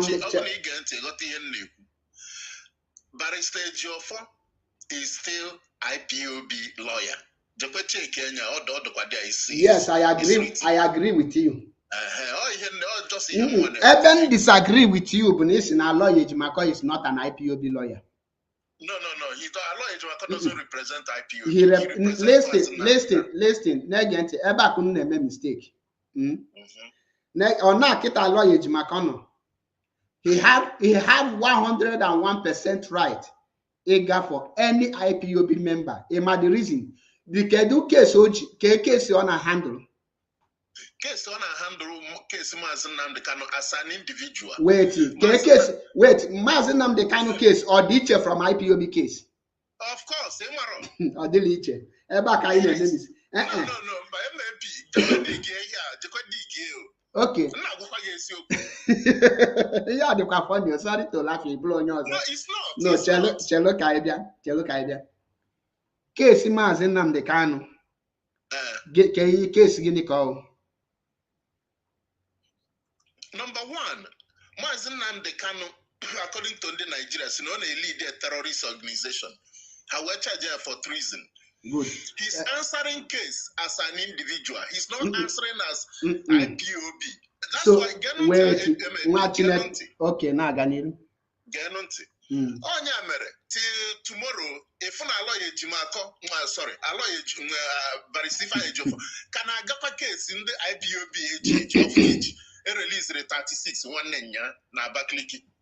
Now, negent Zion, imana English abulo our language, and then well, natural no ezigbo mistake na ezigbo mistake. Negenti. Nigeria government age the mazi Nnamdi Kanu as an individual, number 1. And I charge you. They did. Oh, Chelo Kambia. Here the mazi Nnamdi Kanu is because he is a leader of IPOB. No.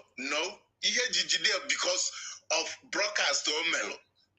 And secondly, on a lead an organization, Nigeria attack terrorists. Okay, Kaibian. According to you, can you use all your words? Yes, in only lead organization, Nigeria tag terrorists. But the second reason is yes. Care for the organization. IPOB, of course, indigenous people of Biafra. Mani seketa just now Nejilo maka IPOB wejide. No, maybe you don't know. You didn't understand me. No. Okay. Just a minute. Can wada cheesy? Because I will actually do what that is not the couple nothing from I will actually confirm from you. What that is just a minute. Zion, a who here, Nejilo maka IPOB wejide them as an mechanical no ku here. No, Zion, you made that comment. Yes. Thank you. No. Well. Correct. Maybe that. No problem. No. One, for the fact Nancy Godugi, na here Jijide no lead an organization attack. You're supposed to make it to understand what I'm saying now. Manakes in mazi Nnamdi Kanu is on his all the quota. Okay, Chelo can do. Okay, just okay, Gani. Assuming name were a company now, I have company good whatever name it, or maybe MAP group of companies. Good. He jammed robbery, God forbid, the walk on your you. He jammed robbery. Each and all here was again a company.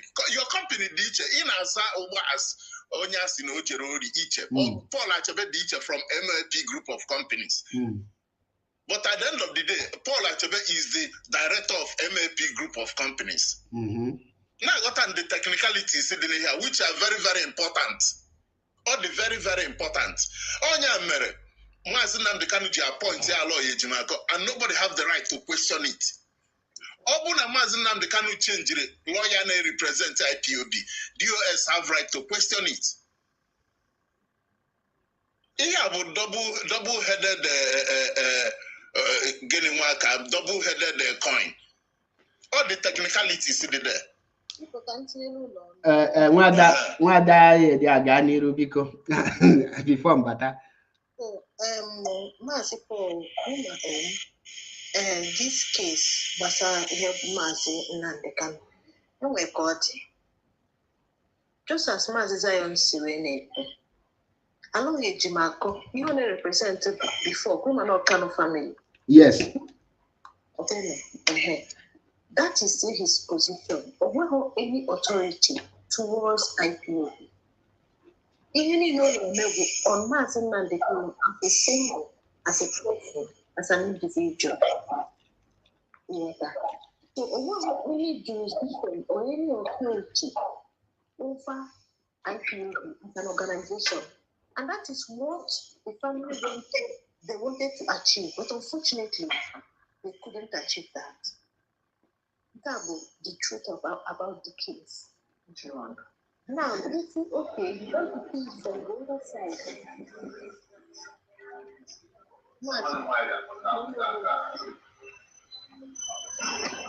Case mute one case mute on my hand. Open it.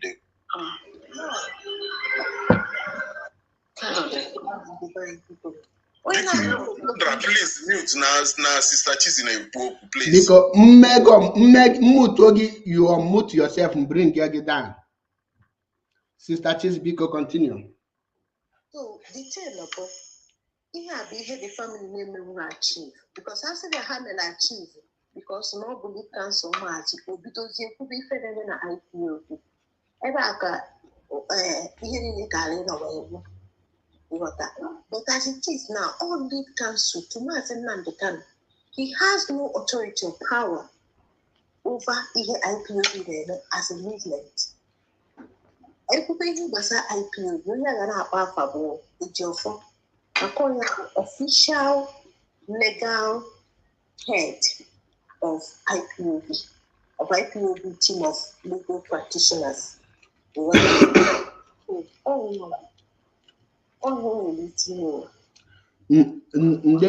Nde choosing can batazie here because eba ka anyị make one mistake again. Now mgbe Aloy not Aloy, even Barrister Ifeanyi Ejiofor and Ozokome, as a lawyer, you have no right on IPOB activities. Ihe ga-focus bụ that case Naga Court, that is your own area. Any lawyer and rapport that is place where bata itinye ọnụ na IPOB activities must become a member of an IPOB before you will enter into the affair of IPOB. And the moment you become an IPOB member, you lost the right to defend an IPOB. That is number one. In other words, both Ozokome and Barrister Ejiofor cannot or don't have any right to meddle into IPOB activity. That is number one. Of course, we know that. Now, the case Ifeanyi Ejiofor and Ozokome handled before was an IPOB case led by Mazi Nnamdi Kanu because the accused is the IPOB leader, and the person actually made that person arrest on the account that he is a leader of a terrorist. It's also a terrorist. In other words, now Mazi Nnamdi Kanu is a terrorist because you cannot be leading a group of a terrorist without becoming a member of the terrorists. Now, Aloy Ifeanyi Ejiofor and Ozokome was handling that case because what the persecution of Mazi Nnamdi Kanu is also persecution of IPOB. The case, you cannot judge Mazi Nnamdi Kanu outside IPOB activities because the broadcasting Mazi Nnamdi Kanu broadcast or broadcast here as an individual. Can you use an example? Let's assume now a company and a map Nigeria Biafra Limited. Now, when we use the name of that company, we make fraud, for example. Now, that company is involved because the name of the company is involved. You cannot call me and say I am the individual, that the company don't have a role. Now, Mazi Nnamdi Kanu court case is an IPOB court case. You cannot separate these two. The only thing na mazi Nnamdi Kanu as the leader of the movement and as individual no nwere right to choose lawyer. And even as an IPOB as a whole, DOS enwere power to choose lawyer without the order of mazi Nnamdi Kanu as their head. Because IPOB na practice command and control. And at this point, the day Ifeanyi Ejiofor was relieved of his duty on that very case, and that family lawyer was promoted to take over that case, automatically he become an IPOB lawyer. And he can speak on the activities of his leader, of his client, which is the activity of his client, mazi Nnamdi Kanu, is also the activities of IPOB. And that have given him the right to defend that IPOB as a movement that his client is leading if any case arise. Because ona anokita imagine na lawyer ejimako na obu na Nigerian lawyer na anọrụ na-ekpe ikpe mazi Nnamdi Kanu ewepụtu otu mazi Nnamdi Kanu that na you bring a transmitter through your coordinator, which is one of IPOB coordinator, and this is an offense. It seems na lawyer Ejimako ama defend there because that issue connected to IPOB. So Kayali made this mistake. Each and a mazi Nnamdi Kanu case is different from IPOB case. The people who now see that na Barrister Ifeanyi free, he consider mazi Nnamdi Kanu as individual case. Automatically, you consider those people as individual case. It's not an IPOB case because EJ court. Here na have individual, Apollo high IPOB case is their name there. So mazi Nnamdi Kanu is like this thing, a point of contact.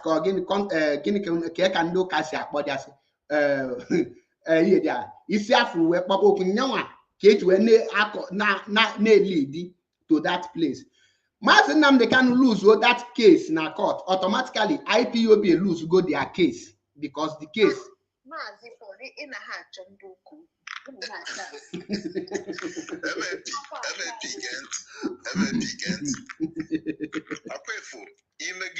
This discussion, debate, because of debate, we don't argue. No, we don't have to make argument. I am argument they hope me and Aloye Jimako, Abuho IPOB lawyer. He lead counsel Thomas Nnamdi Kanu. Can you define the meaning of IPOB lawyer? IPOB lawyer till tomorrow. Can you define the meaning of IPOB lawyer, Biko? Define what it takes to be an IPOB lawyer. Can you define what it takes to be an IPOB lawyer? In Weliki Kowa Yebu. What it takes to be that IPOB officially contracts you as their own legal defendant.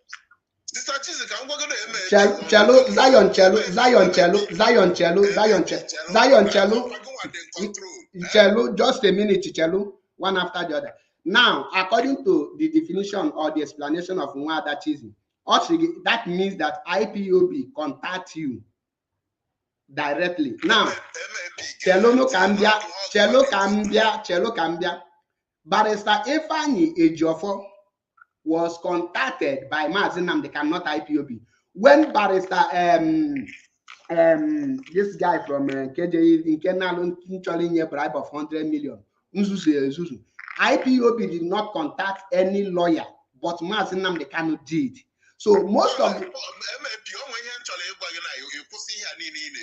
tell you something. Barrister Ejiofor can you say, I thank my client, the Directorate of State. I want to hear what I did. Exactly. Mm-hmm. This is something I know in and out. Wait. I thank my client, the Directorate of State of Bolafa. Take a dossier now. HOD, yes. Now, thank you. Thank you. Now, Chike doziem now. Mga potagwa gina. Echi niile. Ejide Chike doziem for anything. Maybe now. Enwere anything. For example, on Eji Ayaba Chu Ayaba now. Ifeanyi Ejiofor na aga for him. Or case IPOB. Kam Ifeanyi Ejiofor na aga or case Chike doziem. I got to come your question now. asking now, for example, or not Chikedozium Nokita. I thank my client, Mazi Chikedozium, the head of the Directorate of State. Now, AGD no well, like this thing saying Nigerian Army false allegation. Or Abuna Hamet, West Society, AGD. On a court. If I need your phone represent here in a court, if I need your phone represent IPOB in a court, can represent the Chike Dozium? Represented as an IPOB member, just as every other IPOB. Tell look, I'm gonna phone yes, eh? Sister gone, because sister gone. Only represent here as an IPOB member, just as the way Otine represent every other IPOB member in Nigeria will also. Exactly. Now, Chelo Kaibia, get the reason OJ represent here as IPOB instead of because some were contract with IPOB to be their lawyer. So wait, only we contract with mazi Nnamdi Kanu, we contract with IPOB. Only country now barrister Jofo still have the right in a shoe to put bullet. Chelo Kambia, only mazi Nnamdi as obuli yanjo ke na aza. Obuli yanjo ke na aza.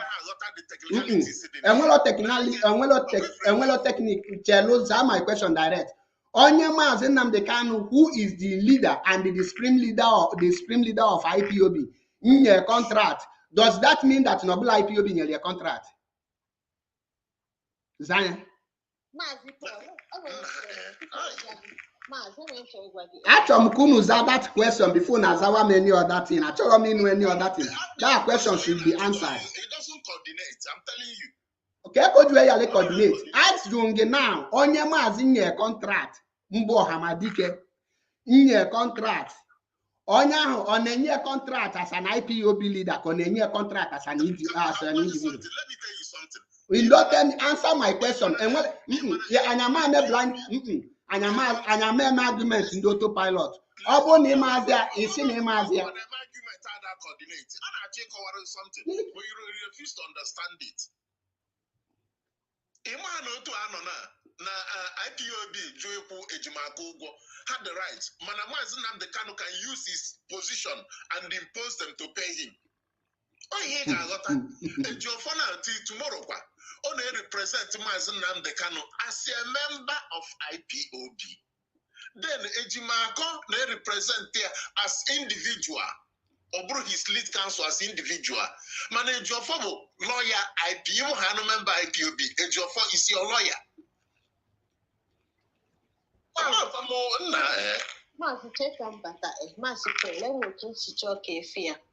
For example, now, can we an IPOB member?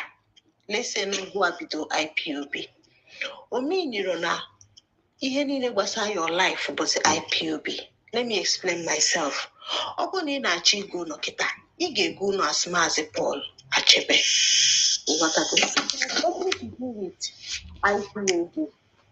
Like you know, now saying when Mazi mere employ, Mazi can actually employ a lawyer independently from IPOB or with IPOB. You make the case, Kita. As an IPOB na defend. They can make KJ court. Like you say, Mayor. Sister, okay, man, I'm okay, man, alone when you make lawyer employed to represent Mazi as dear. Yes, she can do that. She can do that. So. Mazi nwere ike isi lawyer etinyeli ya adịrị enough ma dị ho satisfied na actually ịkpọrọ nke ya ịghọtago o nwere that right. It doesn't mean na lawyer ahụ bịazie osi ebe a mgbafezie bịa na-agwazi anyị ihe anyị eme ịghọta. That's just the practical aspect of it. When you go say for barrister your purpose say no only CCC change your coordinator or say change. But I know Ejimako wanted to meddle into the IPOB activities. So I be you one away here. But you had got to go to suspended because no one says his lead counsel. So you are should be suspended. So you know na kawaketa you na kawaketa na case Mazi Nnamdi Kanu na court to from case IPOB. Nanya 2 cases come as number 1. As an individual. 2, as a member of IPOB. Okay, that case as a member of IPOB, can lawyer may represent here? Barrister Jofo now. Keben epedi. Keben epedi. Kim unu na-eche ma any day hụrụ Maazị Nnamdi Kanu na court ka case a na-aga. Lawyers na-eje court for different offenses. Na-ege m ntị, onwere illiterate nọ here and onwere police nọ here and onwere anything nọ here. Maazị, na-ege m ntị, mistake unu na-spread should stop here and now.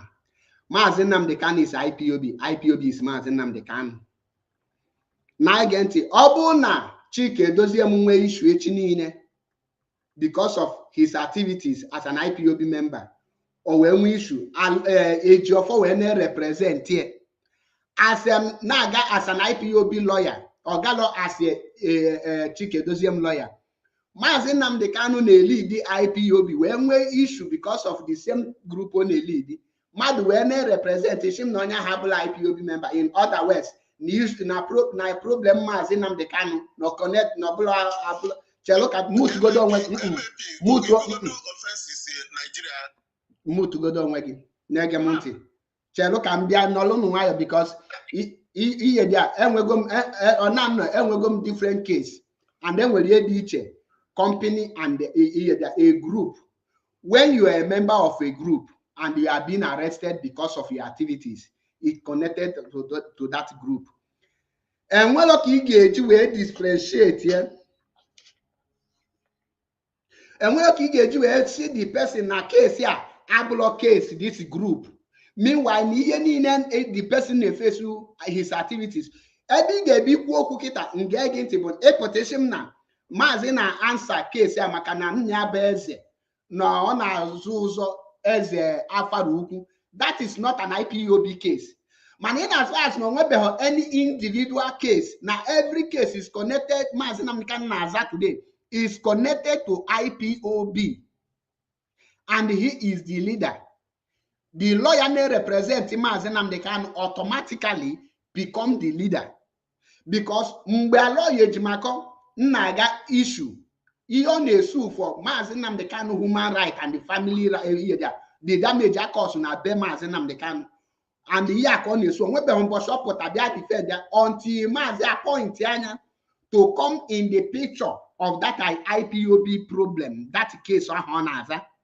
That is why a lawyer Ejimako represent Maazị Nnamdi Kanu na Abia State High Court or Jelodi as here. Chelo Kambia. Or not on the legal team born medal things. Or not there because each. No. 150%. He had a lead counsel, or he was there. Jofo and we all on the team. And then I said, but now he happened to be the lead counsel to Maazị Nnamdi Kanu personally. Okay, can I define easier?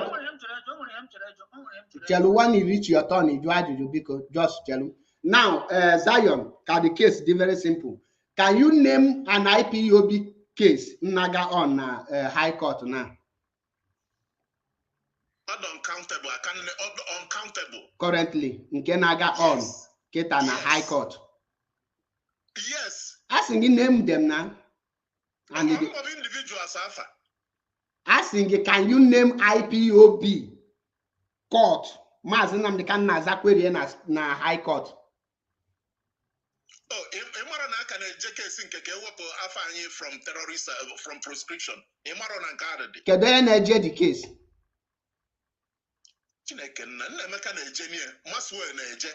Ebo na the current. Man is Chelo ka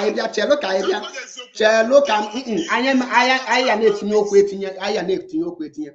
Now, the last case maka that IPOB terrorist, the person who got the case by lawyer Ejimako. A lawyer Ejimako, but the person who got the case.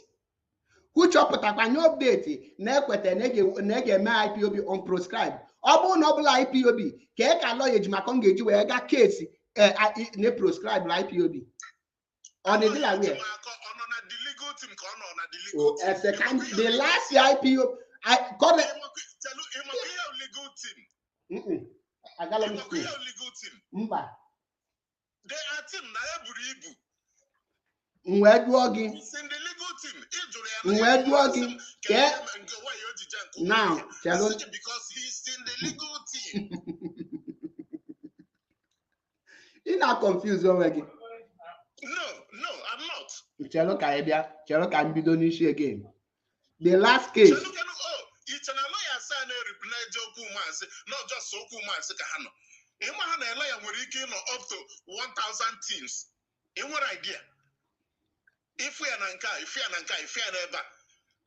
But he made mistake. The lead counsel, Thomas Nnamdi Kanu. These people are a team. Appoint is their lawyer as the lead counsel, Thomas Nnamdi Kanu's case. Now, essentially, you get again because the last case, Eje, Kedoye lead for the proscription of IPOB, which Barrister Fanye Jofo, Npotakwo that Nanyawa ewopugo onwe na the case. And Obula lawyer, Abula Chelo Chelo, Obone Malia Naga on, Kawagi and Gaon, Obula Putin. Omu to the Chelo and the Enabine Cooking Kagiti, Yache, Unkuchabia, Yen Nikuno there. Negent, the last case, IPOB proscribed IPOB. The last person in the case, go a lawyer Jimako. Except now, Jogi here now, and my like in Dromades or gas straight to the point. Care the reason a lawyer Jimako, Nju represent here IPOB. On another represent IPOB proscription or JD, as no Mazi Nnamdi Kanu proscribe. Because JD as an IP, get the reason you JD or Bob Noble IPOB. And my answer still remains that he is a member of the legal team. Which legal team? Can send anybody to go to court. They are in a team. Which legal team can a member? Mazin IPOB case. Chetanish IPOB case. Ditch and a Mazin Nnamdi Kanu case. Now can drug him. Chelo Kambia. Only no kita. Only nabulo your lawyer can the person represent you in any case. Yes or no? Yes or no? And I tell he made argument. Yes or no? But your question is not coordinating. And you get direct question. I want him as a direct question. Your question are that coordinating. Ian Joge here now. Only nabulo your lawyer can the person represent you in any case? Yes or no? So a lawyer, a barrister in my chamber send a lawyer to go and represent in any case. You have a problem with that? Yes. Yes. Listen.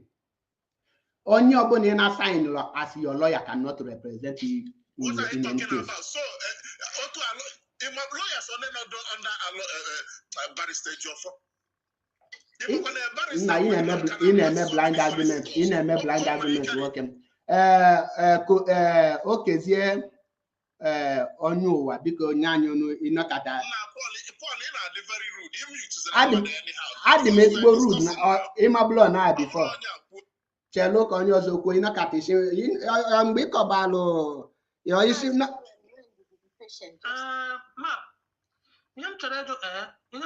Apart from a lawyer, my God representing Mazi Nnamdi Kanu, when we go any IPOB member law, or go free from detention before. Amalapamo. So, personal lawyer to Mazi Nnamdi Kanu. In where case a question as I on the case. Gonna kill a joke. But I don't quite about so much quite confused. Now, I still a lawyer recently for IPOB as a terrorist group. Meslo recently. I'm confused. Yes. From Bagotana with this question, Jurogena.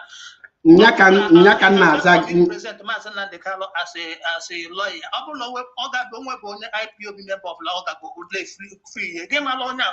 Law personal lawyer to Mazi Nnamdi Kanu or to Roma. Because personal lawyer Negemonti. Dalurian and Negemonti can call why again.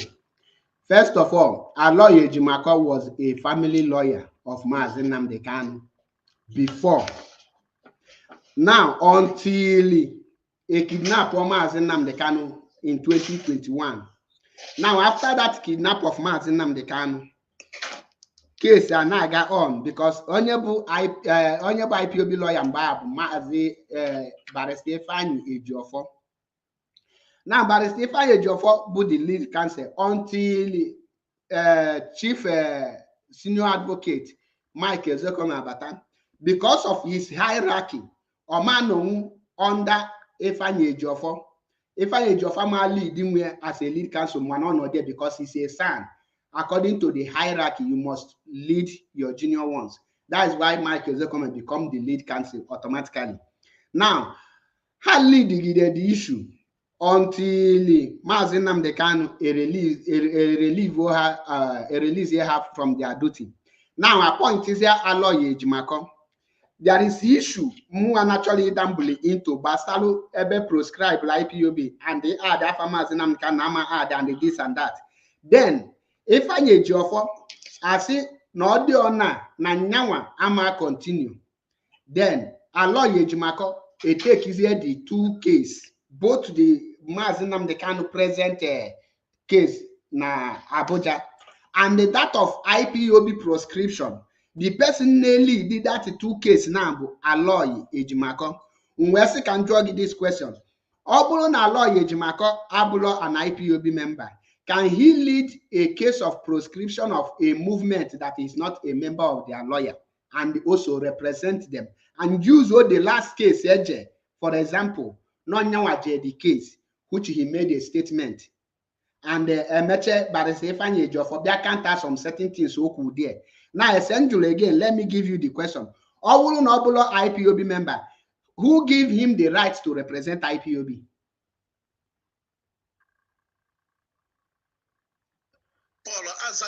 Is that long the question? Is that more than 3 times? Zanye again.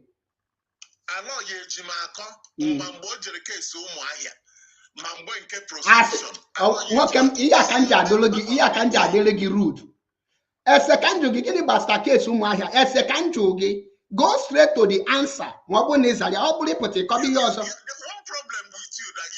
you don't like to listen. I need to listen to garbage. I don't make a garbage into. A second you go Mazia because he got you a keta muto gishim nezagi. A second you now listen. Negemonti Zion. Obonema I draw the question Obonema a mutu onwegi. Na here now confuse people. Simple. Obonema straight to the answer. Do you know anything about Umahia case? Ian to hear my question again remain. Obon Aloy Ejimako Abulo an IPOB member. Then Kedonye authorized to represent IPOB. And because case Hogabu proscription of IPOB, they proscribe IPOB as a movement, as a terrorist. Now, only that case is only an IPOB lawyer, or only Hamaga there as an individual because IPOB is not an individual. Essential Ginabo, Obona Aloy Ejimakabulo IPOB lawyer. Kedu Kojueje represent here IPOB. Now that very case. Yeah, the essential Gejunamo Maga this Maga that. So Oboni Choleza the question is Oboni Mazia, you remain on mute. Before. It will prove no Aloy Ejimako got that thing because we know lately Adame saw this got something on Abokasimaro. It will prove no Aloy Ejimako represented IPOB in that case. Yes. Yes, and the Chelo can give another proof. After Kogata the thing, he came out and said that he had obtained he won the case that Nigeria government have prescribed IPOB. So he had no statement to make. After 1 month, Barrister Ifeanyi Ejiofor been on air see that now that is judgment and I na cho ebe delu na emere IPOB prescribed na nya wafo be here na ya ma hoye the man who there. So Barrister Ifeanyi Ejiofor countered him. So obo no nya we jelo the case. Barrister Ifeanyi Ejiofor ma counter some certain things oku obo ye ni can chole ga into because I know public. So man ye mu have the shop na nya wa handle the case as a lead counsel. Nya wa make the press release before fear. Mazi Chinasa Nworu post na platform ya. Statement and all those things. Nobody is doubting that. A lawyer, a legal team comprises of many lawyers. He can even be your enemy, but he's a lawyer. He can be employed to say, go for this case and come back. Manihe na-agwa you today, Buna, Aloye Ejimako is the lead counsel solely for Mazi Nnamdi Kanu. That the IPOB lawyer is Barrister Ifeanyi Ejiofor, is being headed by Barrister Ifeanyi Ejiofor. Nwedwoge na kiti kwuru ya na nwedwoge Aloye Ejimako ọ bụ IPOB lawyer ka ọ na ọbụla IPOB lawyer. He works under the legal team. He doesn't make you the lead counsel. Nwada Chizi Okega school. Obugo negalo law school ne malo anything. Can somebody that is not part of your legal team be representing you in any court? Chelo obulo ikanjo. No go nwa. Anya na ekwu the same thing.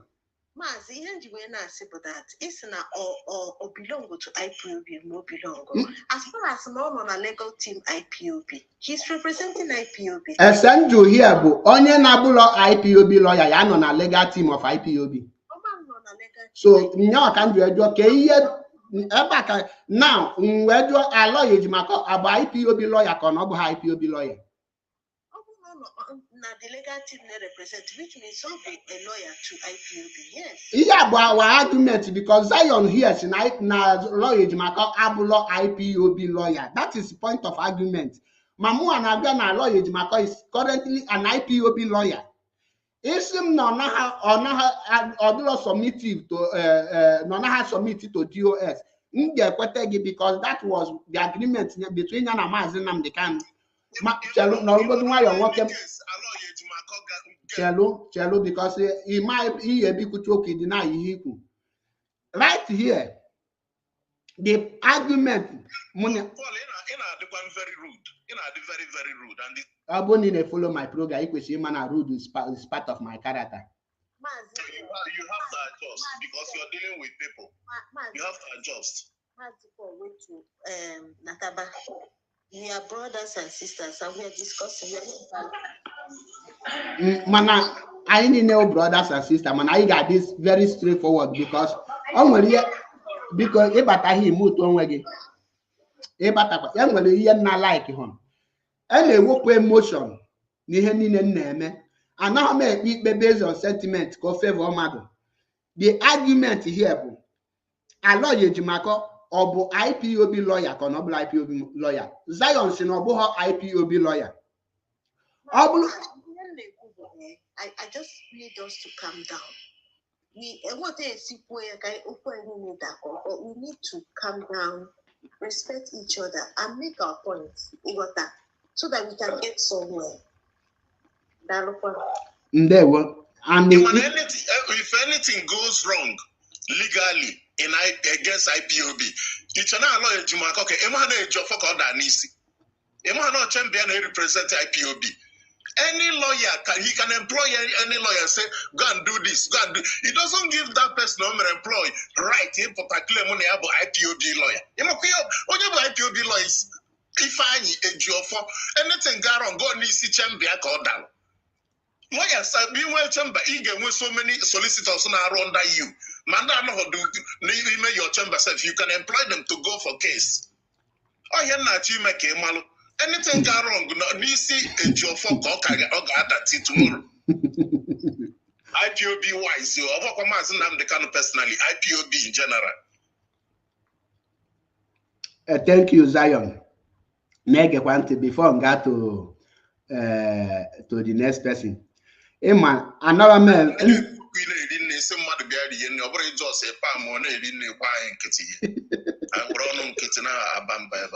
Send them my account and get saying for the loge or belego kijego link again.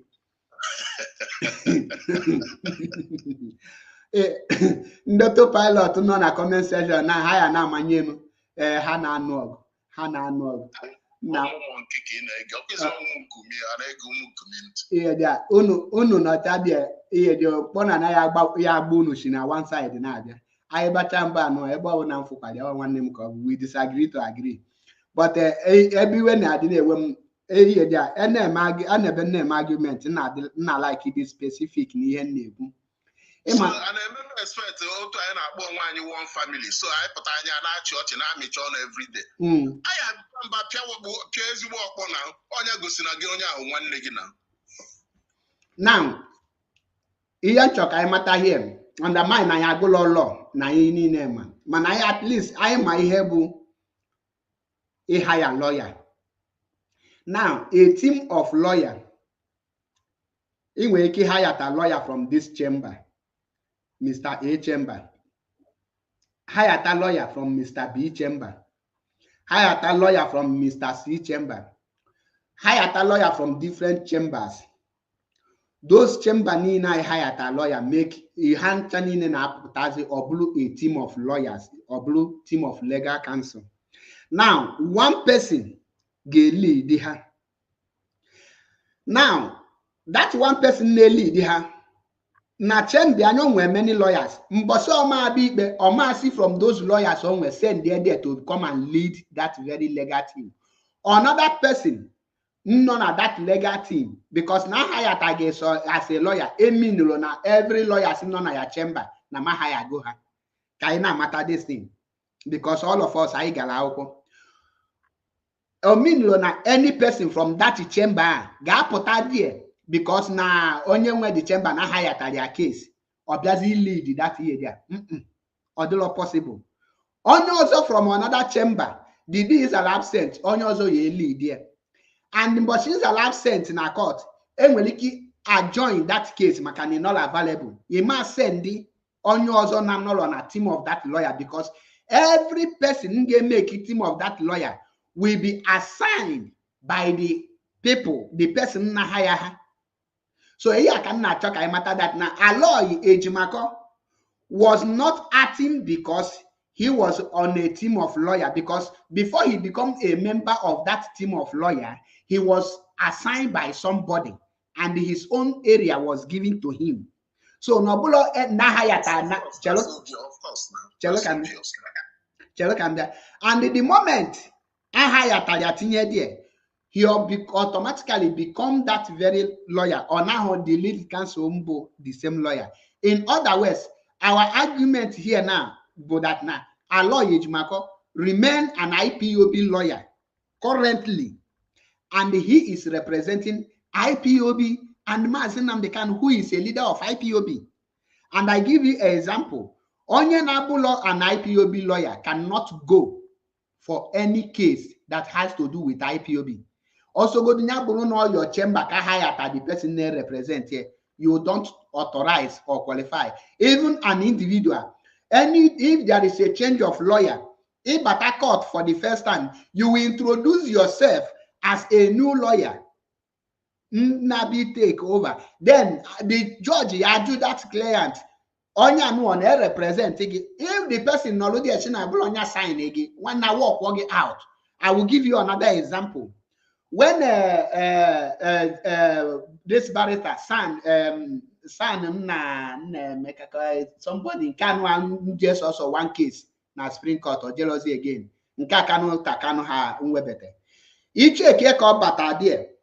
He presents himself as a new lawyer.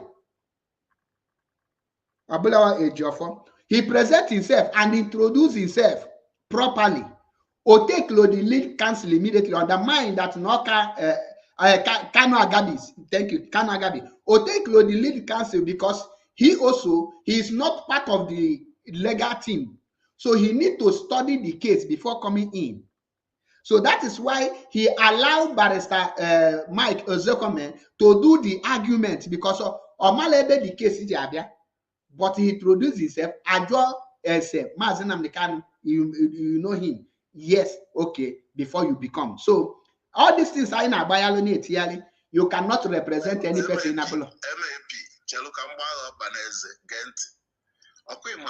In the legal system, every nomenclature and terminologies are very, very important. That Aloy Ejimako Potana Segenyabo IPOB lawyer is a mere talk. Because at the end of the day, the responsibility of IPOB legal moves doesn't fall on his chamber. That's why they use the terminology legal representative. Ọkụ onwere ife gbasara gịnị onye ga-apụta dị bold si gịnị ya bụ IPOB lawyer iso barrister Ifeanyi Ejiofor, because that's why every letterhead in our full IPOB barrister Ejiofor and co. Representatives. Thank you, my brother. Can I get to mazi? When you do to I say, a mass when we keep talking about IPOB lawyer.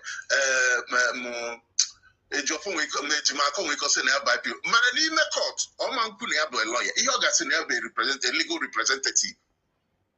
That's how it works. The legal system, a simple terminology we can't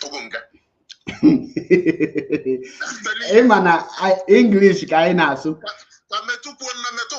I am just telling mana. Yeah, Kitty Kuni Baza, how the because the car holy barrier.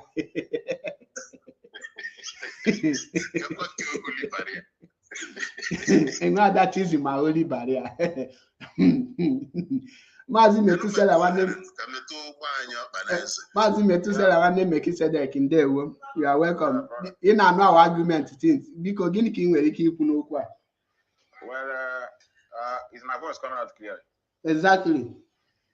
Well, I'm going to keep the reason I feel some not as necessary because our brother Zion, I have to commend you for turning the discussion to be friendly and brotherliness because as people are doing, I'm seeing people are recording because what they use to convince others is to go and sin and they are fighting. They're doing propaganda to propagate their message to convince people that they are on the right path. When they see brothers and brothers having a discussion that may look somehow controversial because people are speaking the truth. We cannot fight in Jesus' name. Amen. Amen. Yeah, because of that, I have to say amen. Not maybe before. So, all you have now, we know, unite, make peace, discuss, all with the brothers. Discuss, our brother Zion. I'm happy to know what Zion which is good because whatever we discuss here today, many or less was anybody law, not money, when you get 100%. Yeah, terms and terminology is to be used. The only thing whoever that is in that place, whether legal team or follower that are still appearing in Abuja every time Nnamdi Kanu is having a court case should not be insulted in the public. I've said it in my previous program. Exactly. So this is where I anchor. But all this, whether it's a lawyer, whether it's an IPOB lawyer, whether it's no lawyer, it's just normal discussion we are having. And it's for the sake of wrong narrative that made these people not to be coming out again to be briefing us what is going on. You watch Anna, on your one was in darkness. Monday says, Monday and says, Monday enemy. What I go so Hama has any move like what you said. And I got case steady. Provided is a team of lawyer. Anybody want an assignment organ? I'm going to back. I go at the good, and so go at the good. You decide go and do it. But without wasting time, I want to water, which is also not necessary. But since it's just a friendly discussion, I think I have now privilege to ask: what makes somebody an IPOB lawyer? If I may ask. Organo in contract with the leadership. Or it's legally binding. Oga sign a contract that we're employing you to represent or to take our legal cases. Can they now appoint? As of now, because you're an IPOB member.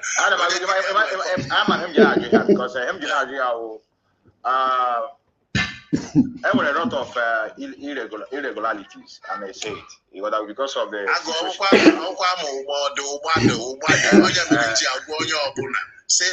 mood I know now, but if we're back fence, patchy anya one kitty until only say anya put their financial base, their security base, still Zion. Mazimet 1 minute. If Ria Kitiku, Iya Patanjwe now, Ninjwe stand there my grand that now. Mazi Nnamdi Kanu case had reached an IPOB case because the moment I make the year wait till I can separate Mazi Nnamdi Kanu out of IPOB. A man I watch the can where all Mazi Nnamdi Kanu Hanyana can deal. It's inseparable now. It's not separable. So that's why, Mama, it does your Jerepana the legal. It does it again. It's 2 cases. Now, okay, tell on a question, Mazi Metusela. On a question, Mazi Metusela. He's leading the IPOB. Emma, I discuss. Normally, I want to get a question for now. This thing we are doing because some of them have heard these things. Even what is the meaning of DOS? I'm having an argument here in one TikTok. I saw Directorate of Health. DOS was a human being, or not? How human being abbreviation? I saw Directorate of Service. You know, so. It was one day and I got maybe debate. You know, I already DB can jot down. I'm quite a lot of things. Yeah, don't you know that is a alloy that is holding this? I get to say, man, I have not from a place who no matter how because it was hanging out inside. And they even discuss this game on the inside. Who have known what is going on? So that's why I'm saying. Like what I said, the most important thing only me when I got to learn they discuss as brothers, but the truth must be told. A lot of things are wrong. To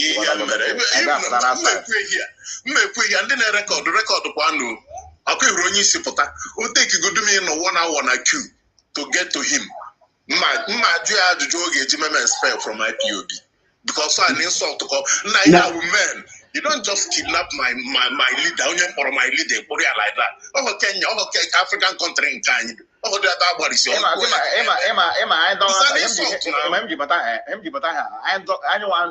many of us that know the 80s.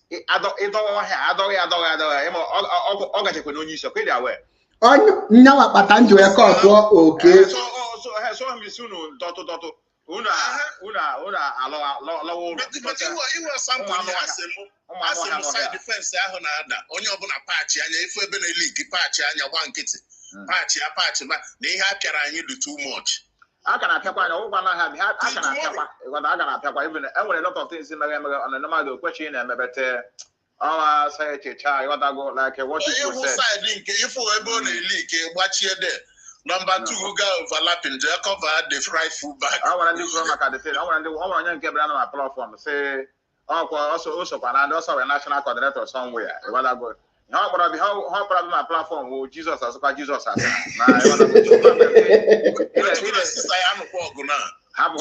My sister, they have like that.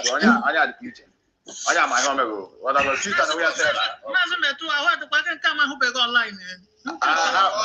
TikTok, Onion no life, Tata. I'm not TikTok, but I hope I changed my account because I blocked that one. I get me the next 2 days. But this is a Mizuku sister. What I go there, get people there by her. Hi, Solomon. I'm going 1,000. I'm a program today and also yesterday evening. I'm going to again today. What I go.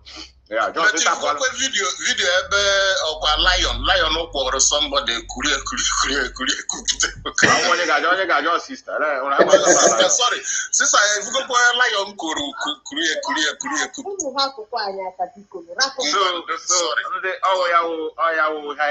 lot of things. I get I can wear a lot of it. I can wear Yama, Ganiro, Yamunchok, I move forward. They have brain surgery. Somebody, the people who believe Runa, Simon in Finland, no one special. No one special go by you, Oja communicating with Onyis in a detention. I believe on. Ask Onyis, but I go to one. I my Hebrew that Hebrew. I'm not touching at this one. I don't copy.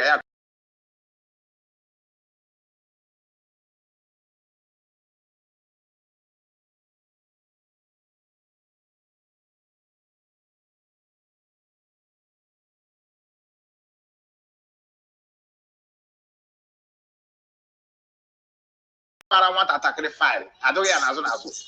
What I do. Now, I say also you do the energy glasses. On you shoot through medicated glass are communicated to someone. Yes. When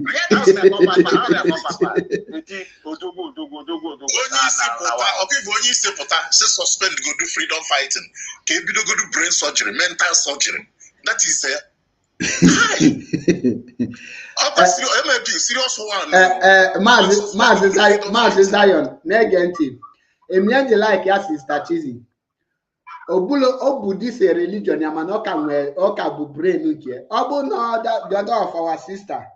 In Kano, Italy. In one we could tell this, we could talk here. All the parade block you. All the ready in Sagogo. Maka in one wakuteku religion. Because I can believe na own lege bola lokatola. Chineke review something reality like this or blue prophecy.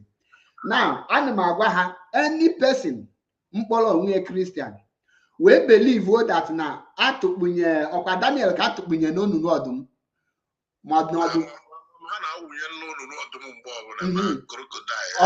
ọdụm wee yala igwe iwe believe ahụ ka ewe tukpunye Nebukadneza Shadrach Meshach na Abednego n'olulu ọkụ agbalịa iwe believe onye ọkụ wee gbaba ya n'ihu anya Moses wee gbacha mana ahịhịa agbala ọkụ mana ọbụla ọkụ gas iwe believe onye then onye chusi wepụta wee gwa gị na ọ na-eme travel na ọfụlọ ihe moto ya ebie agụ wee bịa bulie iwe doubt onye ekwesị ka enene gị enene eyi ebuga gị hospital psychiatric because the person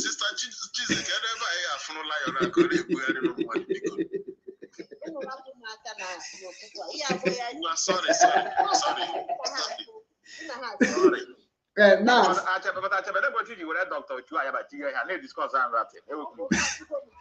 I discuss go me n'isi mbido mana o so na topic na idea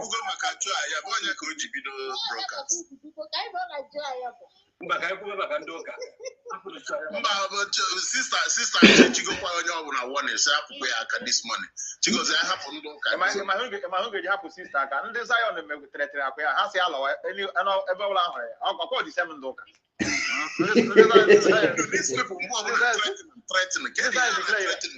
ama ọgwa ndị otu okwe Zion he declared wanted mechacha m na mbọsị nkọwara aha m ezigbo aha m Zion ọgwa mpa m bara m Zion ihe je dị n'uche ha gas will have for using your name without your consent.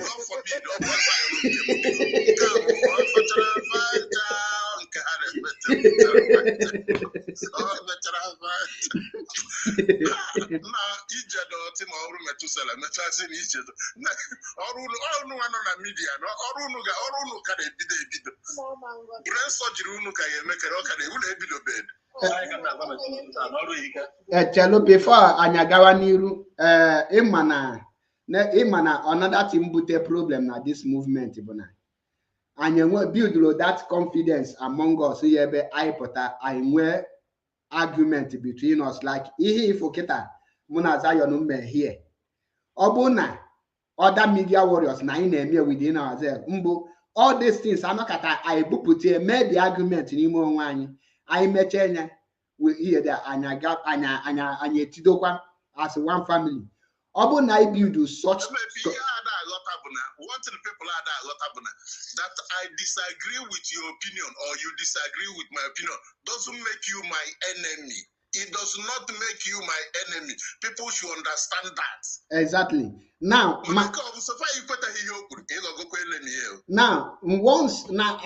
this current IPOB, I can tell you without missing words now. And we're going that through an IPOB. Makadia Naha Julese, Makadia own opinion. In the next thing, but I see in Onyaha, I will go sabo. Such thing. It's very wrong. That so I'm a Kemma physically, I say long in a column. I'm a lot of them. So Obona, I gave you do this very year because that's why you see I gave up hypocrites, a lot of things. Disagreement, we disagree to agree. And we argument, okay, there are normal arguments coming here. The reason to echo to Mazi Tony Okebona money I continue on a gakali to on where boga natural which is Ikawani DOS issue by Igwam Namaz and Nnamdi Kanu well right. He appoint any lawyer no makanon on email. That is the area unhappy okay na ganiru. So that is the reason to in Jikotwa because only water no can agama or mama that na nda defend the non apopota hopa nama. Because one thing is the other one is the meaning of interpretation of it. And that is the reason you are saying, in as far as I need this movement stand there, any lawyer represent Mazi Nnamdi Kanu automatically become an IPOB lawyer because Mazi Nnamdi Kanu is IPOB is Mazi Nnamdi Kanu. Without Mazi Nnamdi Kanu, believe you me, and we can born IPOB ablugo history. Amalomo, but then we can. Another thing media warriors and Biko and the media warrior please. Now again I'm going to disagree in a particular issue. I'll marry your enemy. Personal. Stop on ndị na-eji kpọ ụmụazị mmadụ ibu ndị digolushon na ha nwa onwe ha ma nnukwu akwa nwa na be ha so achọrọ m ije kpọba ha afa. You mentioned somebody's family. It must go here and you have a good it takes supernatural grace of I'm telling you, you don't do that. You know, I'm a new person. Can you go from the person?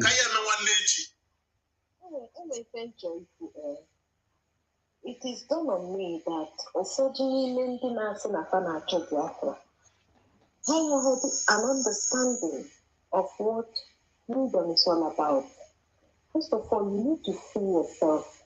People do not need you. Maybe learn how to be respectful. It's about respect humanity. If you don't respect somebody, you don't respect for working, you don't respect for why, you don't respect for one matter. The fact that you are up to work again to another person, means that he not wrong. What it means to have respect for humanity. Somebody like I cannot comprehend it. I don't know why people are like this. So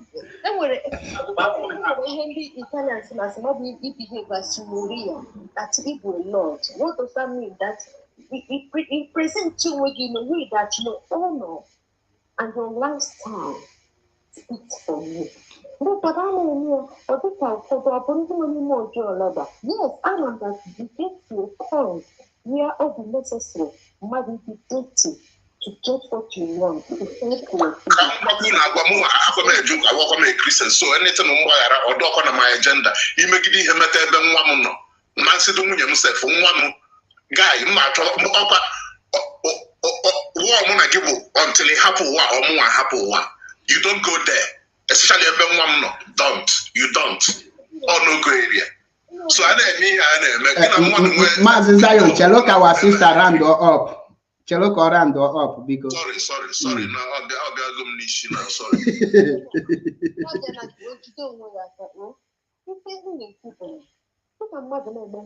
To talk to that person. I said to Nina who may overstep his or her boundaries. And only for that now, I'm a queen of the kind of way I may say present. Na TikTok, that is the only for them to buy it might be one I say even. If it's okay, you're a computer and trouble, one of it. What is present you will slowly come into realities, into platforms. They allow you, they respect you to talk. When they go out, have you to remember doesn't mean that you don't respect rule of law. Discipline is the way. Every time you say until you lose it to that point where you have to shoot.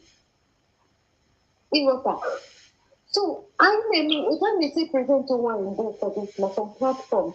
No, how does Nnamdi Kanu you can have answer you. We are brought this to you. We are fighting for the decision of our people and all the necessary. Because we are fighting for water. when you don't build a good relationship with that person will never come to understand you. It is presenting with the matters of looking back. Over the social media, in our duty. Present to know with the big in a way, when I get into the museum there because it's so tall in the hand. I think in the person from the because of Paul in our contest. I got against the board. And it's you capture that person's attention. So we can present the situation. Often we keep preventing more than a new peacefully just so that I'm not giving the ball. But you go to the environment. Your philosophy behind that their discussion now, that's in Hanako. Anna Batas then you can be open. You are able to color. And wherever we're being, we need to learn, we keep learning. Oh, we cannot know your clothes, but can I take you to upon ourselves now? I ain't a clue about Salina. But then when you catch a good evening, men enjoy. Because when I walk, men enjoy. Oh, I'm going to go see everything. Oh, everything. Oh, what did you want to make it bring me? Nobody at all. Okay, let's, for example, we're very practical episode. We have a Sunday. Asima, Anabataro, to be support from you as usual, if you guys do this way. Some people may against the time, but for the minimum, but you don't have any feeling. Imagine doing if you want step 2, you can sit on one night, let us protect her. Or protect her, and make sure you know, you're able to, if you give me a program, I know the now, what is how like you?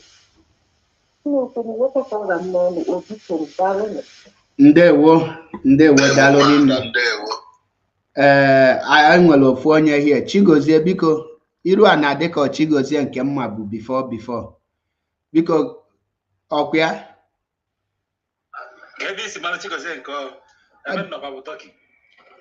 okay bụbụla oke na-abịa na my platform last 2 years na Facebook ọkwa ya onyenwa na so okay ga na-emekarị na nke a na-ekwu na because nkata karị ya ekwu ka nkụ ebe a na ebe anyị nọ kịta anya hapụgo nke lawyer ma lawyer ejimaka bụ lawyer ma na ọ bụla lawyer anyị close that very chapter. The stage anyị nọ na ka anyị na-achị back to the okwu Ayaba Igbo ihe kpatalụ some people njuedi against Ayaba because na egbe Ayaba bụ o kwesịrị face ndị ilo not yalizi dị egbe wee face ndị ahụ ọ na-eji ịzọ ndụ n'ọnya akpata o juedi ka enwelu some hatred ebe ọ nọ. Now secondly na arrest emelu Ayaba na anyị nwa adịlọ anyị ekwesịrị celebrate ma support such arrest because one, he remained a freedom fighter and any person ga-asị gị na achọrọ ikpe a war crime na onye a ga-abụ ụzọ kpee Paul Biya ikpe war crime number 1 wee kpee other African leaders ndị nke na-egbu ndị Africans ikpe war crime. Okay, nwada Chizi nsogbu adịrị Gọrị bụ conspiracy ndị a ga-eji na emecha na ha achọba indirect ha ga-eji si na ya na Nnamdi Kanu na-eme ofu ihe based on ihe anụwa this criminal na Fernand Nezus all this right. You understand me now? Na-ege gị ntị. But by the ọ dị ka your network ọ ka dị too much, you understand? So mgbe call enwe m call. Okay. Mana call person the call. So that is another thing. Media warrior needed all look at Kwanko. I love it. You understand? Some of them na corner. So all look at the guy is within in terms of this Ayaba matter because I can remember not going to Arabia flag before. You understand? So if we focus on this guy matter, you understand? the same thing based on auto criminals. Gịnị ka ewukwaniwe gịnị ka ị ga-eme n'ebe Chua Ayaba na-eweniwe? No, to clear doubts, as in to clear more that no pull up the same thing IPOB na-eme ka ọ na-eme. Chua Ayaba na-ege ntị, IPOB enwelo issue with Chua Ayaba, and the IPOB member enwelo any right attack Chua Ayaba, and enwelo any right condemn Chua Ayaba, number one, and I have my reasons. Because IPOB na-achọ, that is what Chua Ayaba claim that in on Ambazonia or Bastalo IPOB, the strategy that is left for the Ambazonians to decide, not IPOB. And we must not make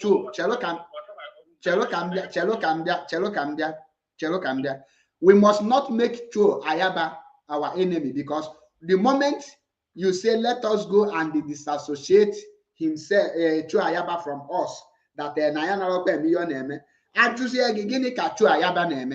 that you are not doing. In cases in our you by the time you are condemning Chua Ayaba, you are automatically sentencing yourself, because whatever you see today, they accuse Chua Ayaba of. Believe it or not, tomorrow they will accuse you the same thing. That is why we need to be smarter than those that will push us to make a mistake. And I'll give you another example. When Israel attacking Palestine, we supporting Israel is another grave mistake, a very useless. That is, I just now because Palestinians natural the same thing IPOB in natural, which is their freedom and their own self. Man, currently many IPOB now support Israel. In I support Israel, he supports Biafra freedom. Now, Chua Ayaba is not an Igbo man, and he's not fighting for Biafra. He's not representing any Biafra. He's representing religion,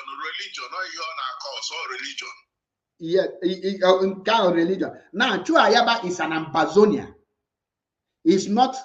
His activities shouldn't be condemned by any IPOB. In fact, I will say that no IPOB have any right, anywhere informed to condemn anything concerning Chua Ayaba. The only thing IPOB Chua Ayaba release any statement concerning Biafra, he has face your nation, Ambazonia. But I will put our now. ABI media warrior that disassociate here our IPOB from our Chua Ayaba activities. In other words, who made us the judge to condemn or to decide the strategy and the ideology of another country, how they will fight their freedom? If Chua Ayaba wants Ambazonia to sit down 1 million years, it is left for the people of Ambazonia to rise against Chua Ayaba, but it's not to the people of Biafra. So we must treat everything with intelligence, because he condemned on our local with Simon Ekpa. Check that IPOB was proscribed a terrorist by a zoo, which IPOB is not. So don't you think that the same people will now say, oh, you people know this, you know it's very bad, but you are doing it now. They will come for you. So we must be smarter than our enemies. Coming again, like I said before that now, issue of Barrister Ejimako again because I'm funding them na YouTube. Every IPOB member should not attack Aloy Ejimako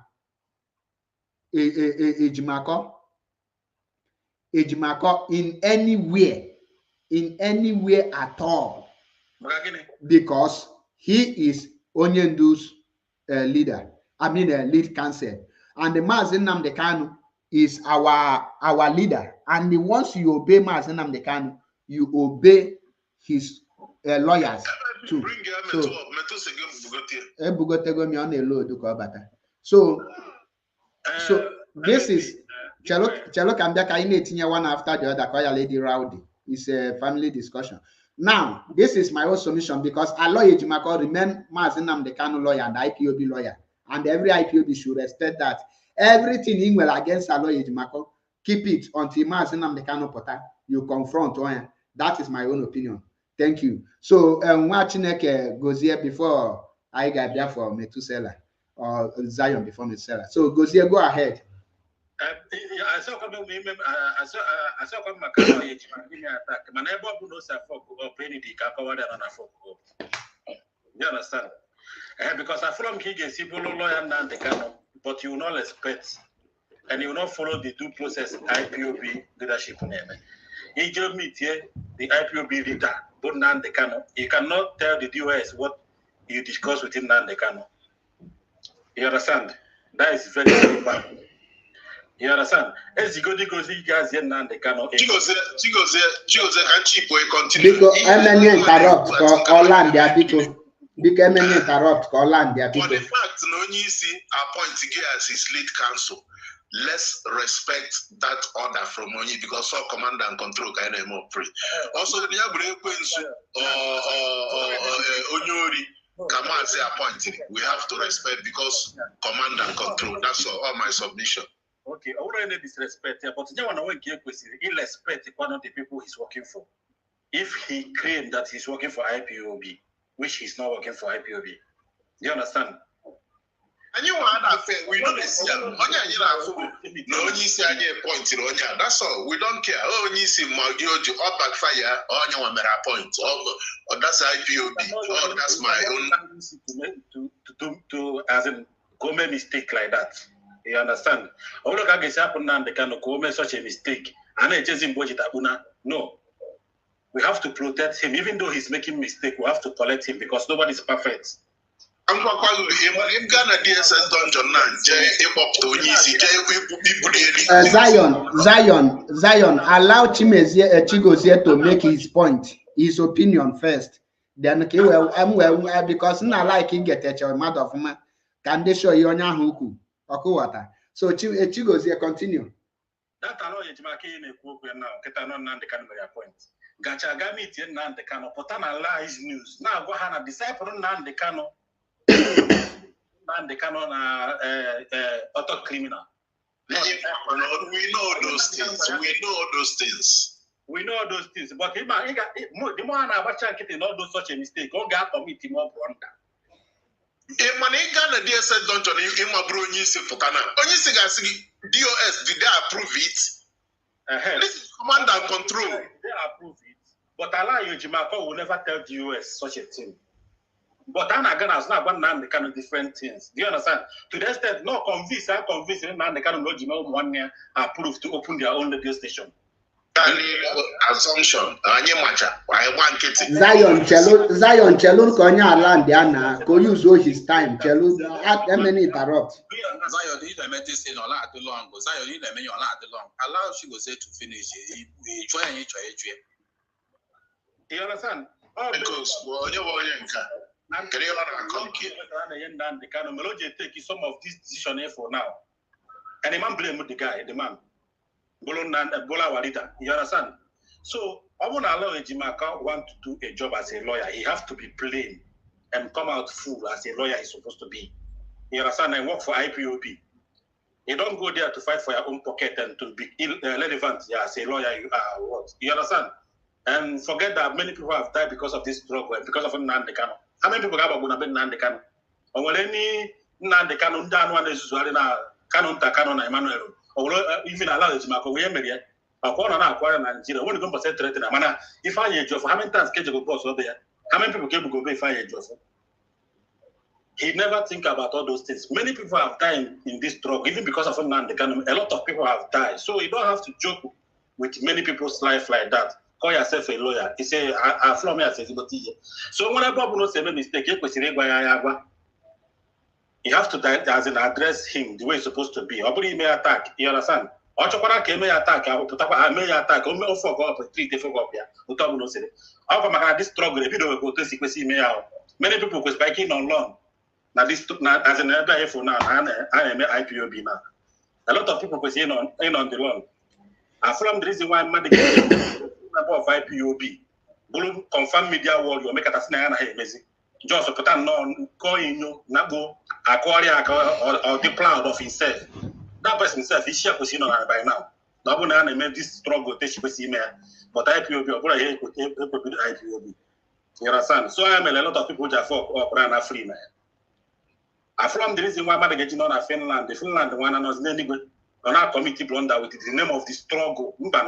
He gave me and the Taliban like that. You understand? Man, I Mazi randwa up, because.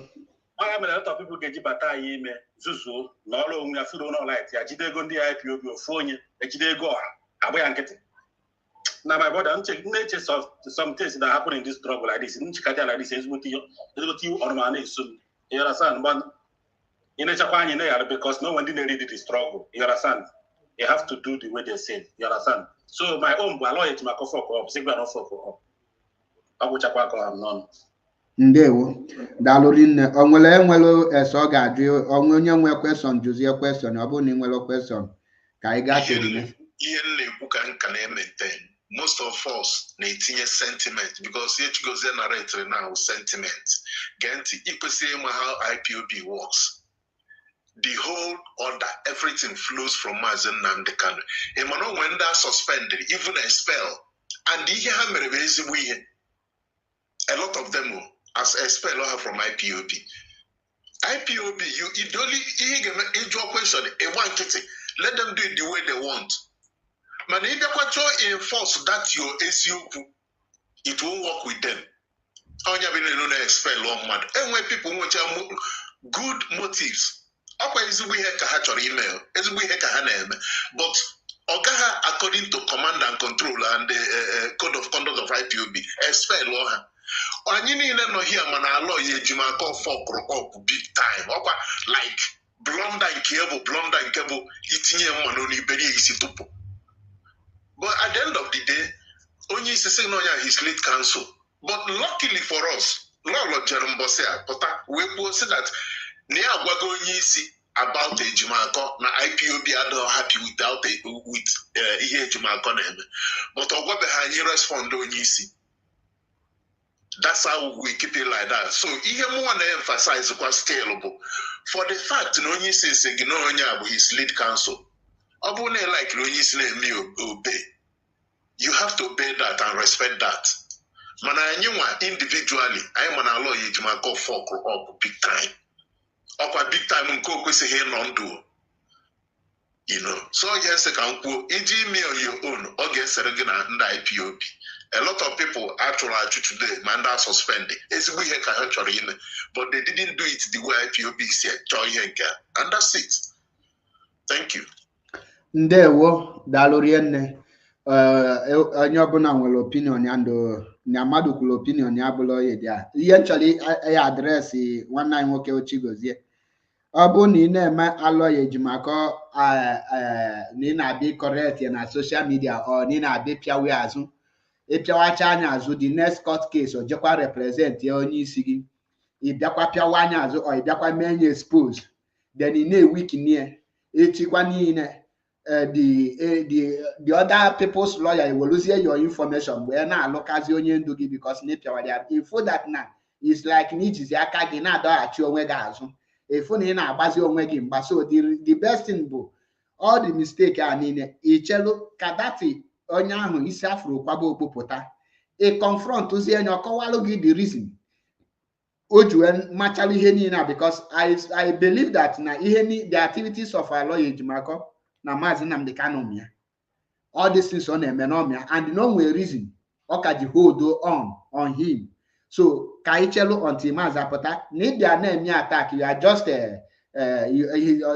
you just want to gịnị ka m ga-akpị ya it just iji aka gị na complicate issue because if you kpọche ihe niile akịta mmadụ jụọ gị then kedu na-lead the cancer ịkpọkwa the same person. It doesn't make sense. So ka anyị rapịa there onye gwara malana.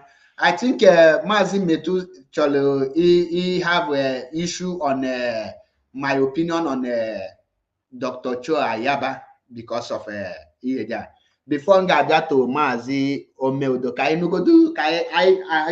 that very issue out first. Mazi Metu, you are welcome to the program once again. Oh yes, before I go to you, Map, I think there's some corrections. I think I don't need to overflow issues. You have said what I wanted to say on our brother Chigozie on that because let's communicate to Gwembua before. They said what is constant in life is change. You cannot do the same thing every day by day, and then you are still getting the same result. You don't want to check tactics. I made this statement on my platform, and I know a lot of negative comments and private message I got, those that said they are disappointed in me, because I don't want to follow them in attacking Aloy Ejimako, whom every day by day, I still see him with mazi Nnamdi Kanu in the same courtroom. Every day, the same. And then he wants me to be, that means to say I'm more intelligent than mazi Nnamdi Kanu, whom what I have seen. Because mazi Nnamdi Kanu is supposed to know more about him and the activities as regards to his case than many of us that are outside. And then yet, we know that he's very tough and strong. If you see the way he speaks, he's not somebody that can be intimidated. And then on that note, I said, no, I have to bring it out, not just be convincing myself. And I said it out, and a lot of people honored it, while some are kicking against it. I am not into that. Anybody will say attack on his own. So that is in that regard. And to our brother Zion, our brother, I want a statement he make, and all that in Nigeria, we didn't work on IPO. A lot of things. I will question we say because of him and I got done a public this but a lot of things need to be changed. So I get dwelling in irregularities. Even if we yourself, I wish how Zoom, Yahweh Bende, Umuchine Gano, and they will help. All you have to think that is missing in the mindset of those who are pursuing this freedom. You know, let that command and control. Mirror, a lot of people are only with good intention, and the more you chase them out, the more you are becoming porous. Oh, when the Canyon they got an issue was on my banger, we will be here and make sure I change a lot of things. Yeah, correctly. And the issue of our brother Chico Zeko.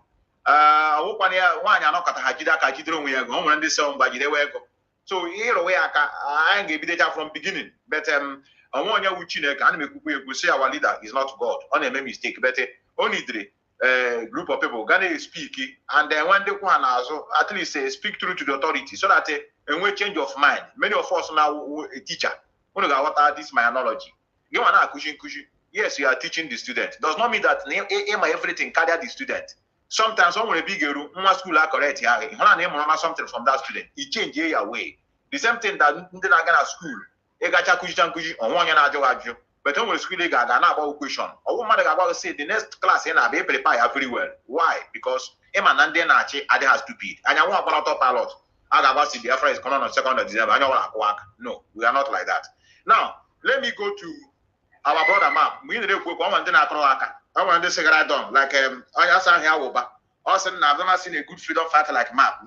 Get you where can't I got on pilot. Now, let me tell you one thing.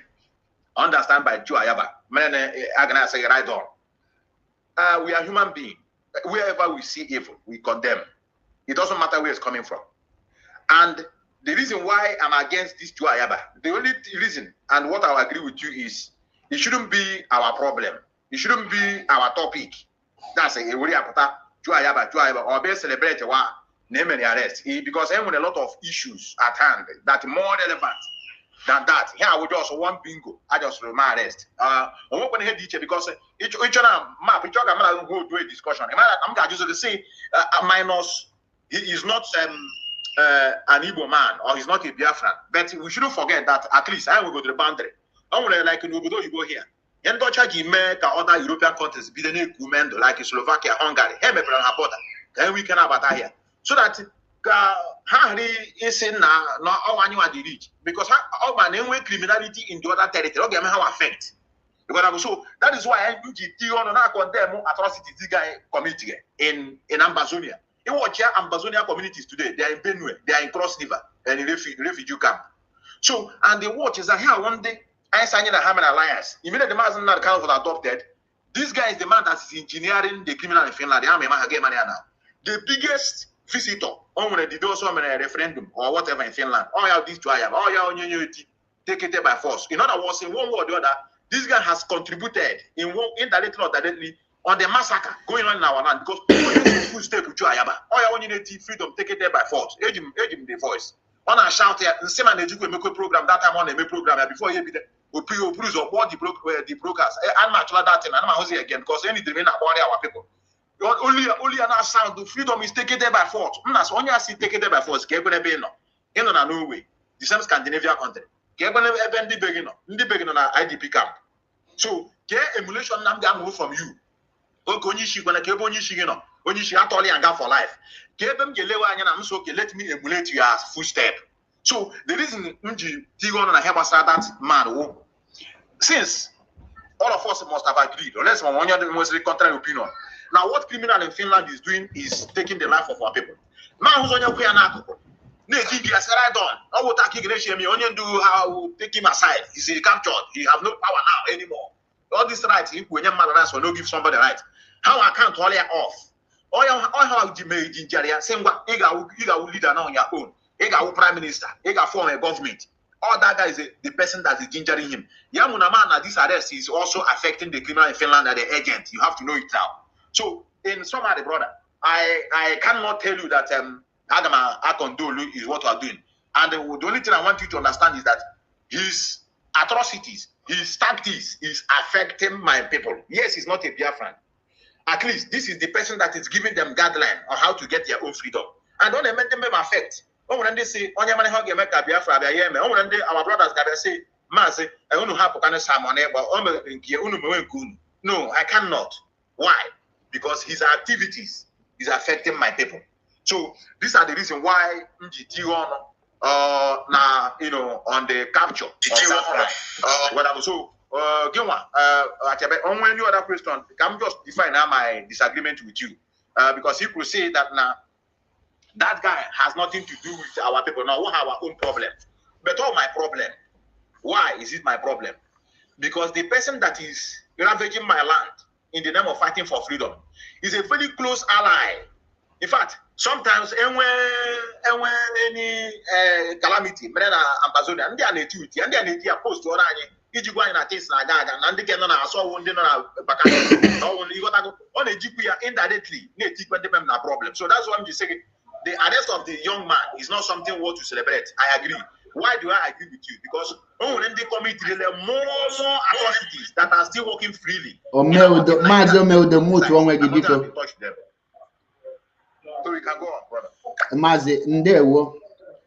Now, the area, eventually, because before make a statement, being somebody not a go like an media, and in work communication with our people, Malukaka, some of our people, the reason. Now, you can agree with me that now, Obuna Memelo upload this thing, and the Kenya, our people, allow Kahabia Menya. You have a point. Wow, to do. He is a criminal. He is this. Haga condemn more to the extent na hamama the limit of Yeha Kwesiliku, because Chua Ayaba, like I said earlier, the fourth on webuna Obulegbe Okwesili face in the low. We face here, can make this noise. You but an a program name noise. Now what for people? Face here to his people. Nda ho kwesịrị ịzọ ndụ ọ bụrụzie ha maka ọ na-ata afụ, which made their people to hate him. Now it is the duty of their people to rise against him, not to the duty of Biafra. Ọ bụ na nwere onye Biafra nna work na emulate in that regard or his activities, it is our own duty to rise against that person, because currently Biafra is not yet a nation. Amazonia is not yet a nation. Two of them, according to them, I'm my own group, I know how real we are, but they are fighting the same cause. They need the freedom from oppressor, the same oppressor. And the ally. Now, I want to that now he is not a freedom fighter. He is this. Can name I want to portray to be in the public. So the only thing Mua stand is that if Lucas Ayaba must be condemned or must be like Abia exposed to the Norwegian government, his atrocities or commit that will make them to repatriate him, it shouldn't be coming from the IPOB. It should come from their own people. Ko we meaning. Ko ya lady ka IPOB, I was the enemy of Ambazonia. Or Biafrans are enemy of Bazonia. That is my own point of argument. Not that I am supporting. And our people like Igana even post to breaking news. Dr. Joe Lucas Ayaba arrested in Norway. Even at the comment section, our people are celebrating as if Tinubu or Abakayari is dead. So it Onaha portrays something good before us. That is my argument, and I maintain it. That is when you say our people should leave him. If Obon anything he get said, just leave him, allow his people, all his people ya condemn ye. Obon ya condemn ye.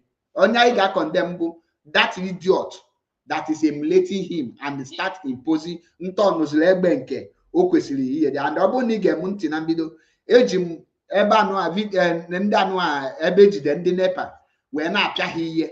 Mweju ese ndị nepa ha na-apịa ihe kedu that ihe ha apịa ha ka eko ga-eji wee release mazi Nnamdi Kanu or restore Biafra. That is the mistake of Ayaba. Eji m enye example, and the idiot in Finland did the same thing.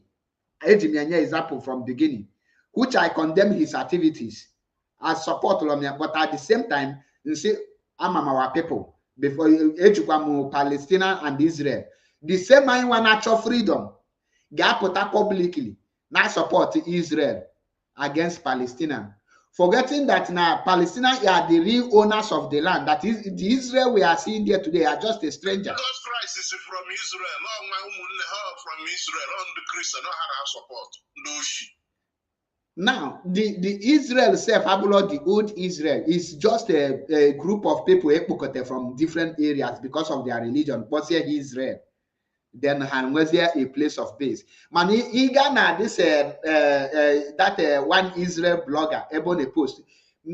I can tell you that almost 50 to 60% of people now commenting and support to the guy. Mo post here on Ndi Biafra. Message on our pass. We are against Palestinian and the supporting Israel at the same time fighting for freedom. Okay. Let me just come in. There's nothing to debate anyway. Let me just take it as a kind of advice for us not to dwell, mostly on the issue that pertaining to other groups. But left for the people that are speaking, they are speaking. It's just that their voices are not loud. I know, because I have them. Even the time there was an alliance between this man and the Finland. Gumi of Idu. Gumi of Idu. Yes, we have them. And they came to me, and I think with also Biafran child. They made us to understand there's a lot of factions in their group, more than even our own. They have a lot of factions. Even there's a group that already formed a government within their own selves that the leader who is in detention disapproved. And that one continue on their own. So in other words, they have almost like 4 groups that are still fighting each other. No more the government. I have been into their affairs, and I begin to realize that at least this is like a common problem. I don't know whether the West succeeded in using us to fight us, just to destabilize our land, and they cannot keep quiet. And when you are fighting, then it seems as if you are fighting each other. And sometimes they will say, oh, look at the people that are looking for freedom. They are still fighting each other. But we cannot, because of that trap, and we just keep quiet and see our people being annihilated by these rascals. Well, let me just take it as an advice to our people, so that we shouldn't dwell in the issue that affect other people more than, because they are the one that's supposed to take it. Just like our brother Zion said, on the issue of Israel, we have a lot of awareness to create, just about waking our people up to know how to speak, especially in the public. Just like that Israeli guy who is also, I think, is also a social media content creator. Our people are always seeing him as somebody that are even coming to get the freedom.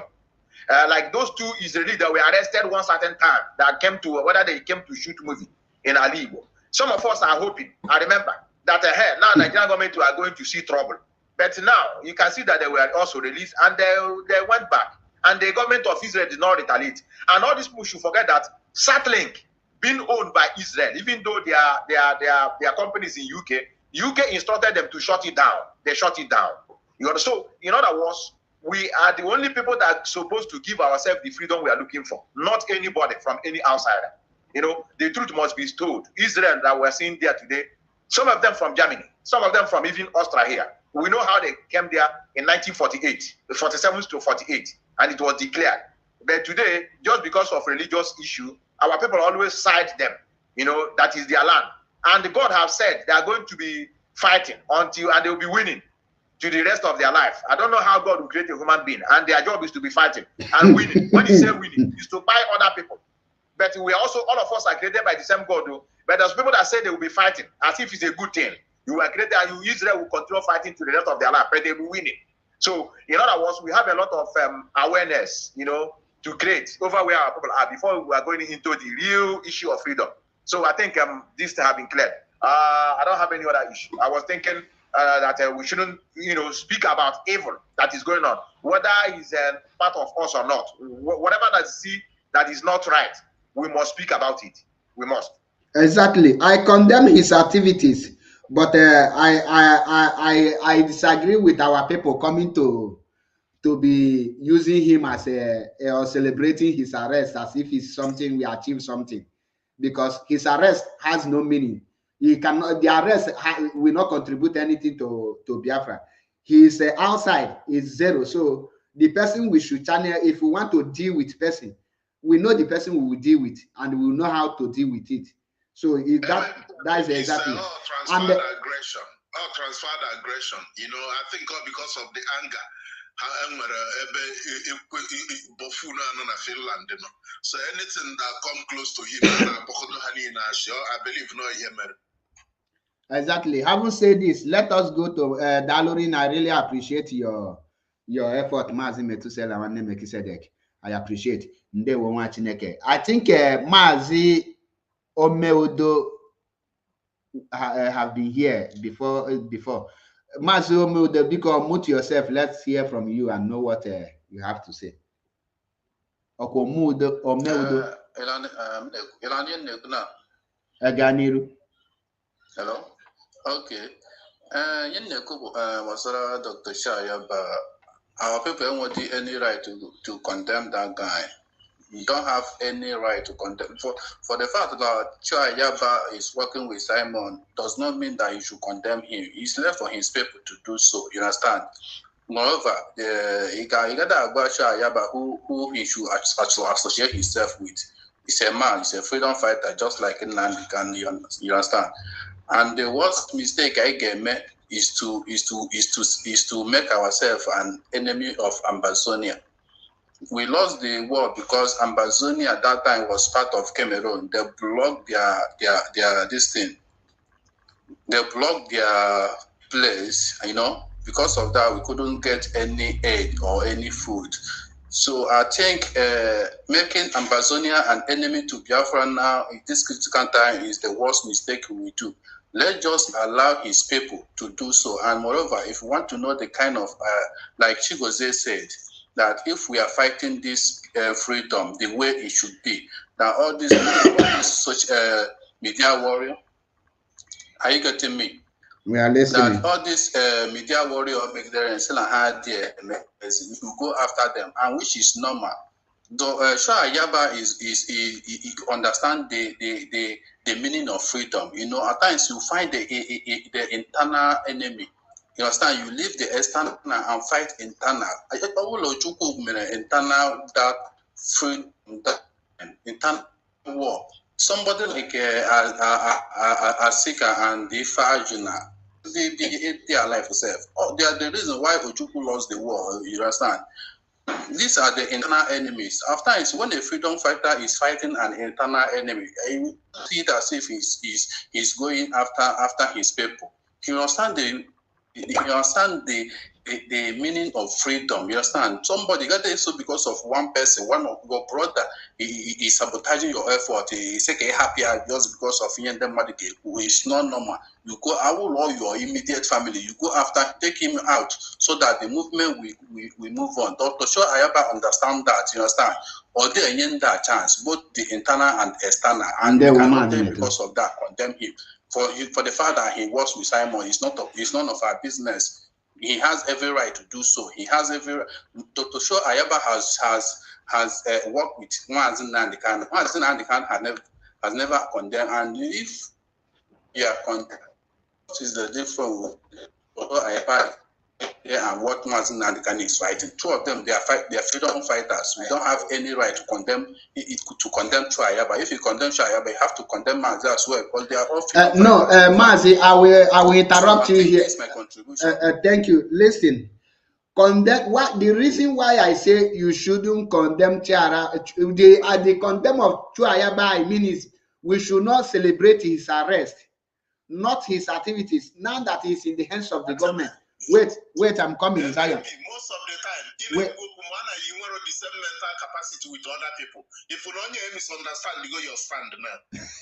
Go ahead. And that's one now here, but I give people here that Bro, I said I speak. MMP, I understand you. I understand everything you say. We cannot. We shouldn't celebrate his arrest. Number one. You said because if you condemn Ayaba, you should condemn Mazi Nnamdi Kanu as well. That's what I am coming. Mazi Omeudo Chelo, I understood you perfectly well. I understood you. That is why you actually correct here. Mazi Nnamdi Kanu is a freedom fighter. You can't compare him with Chua Ayaba. That somebody condemned Chua Ayaba does not mean you will condemn Mazi Nnamdi Kanu, because yes, both of them answer freedom fighter, who that English explanation or definition has the same meaning, but two of them are not. The two activities are different, so they have two different ideologies. Chelo Kambia. Let me say something here. Mazi, please. Chelo Kambia, I was the one who made that statement. Okay. Chelo Kambia, listen, both of them have different activities. I'm listening. Now, Keta the man no my word, let IPOB not celebrate his arrest nor jubilate or even make it look like we are against him. But his activity is condemnable. Why? Because, like I said earlier, his people.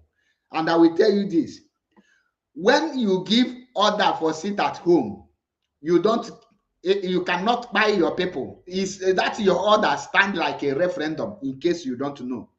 And that referendum is where somebody will come and vote against you. That I vote against you, you will not kill me because I vote against you. So wait, I am coming. You have to be patient enough, because I want to lecture you here. I am the whole job and all this platform will learn. I am listening. So mute yourself until I ask you to mute, then you can unmute, please.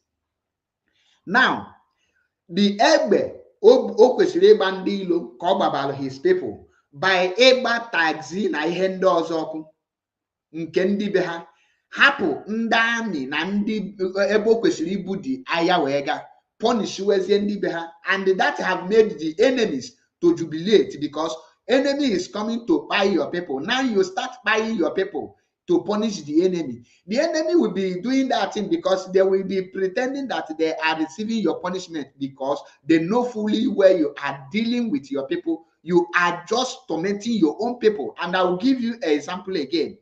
The Gumi of Idu, popularly known as Simon Ekpa, is also doing the same evil act, because I see his people gathered NEPA, local NEPA, electric, ndị na-alụ ọrụ na ọkụ NEPA, ọbụlọkwa ndị amị, ndị na wee na-apịa ha ihe, na-asị ha they want Biafra.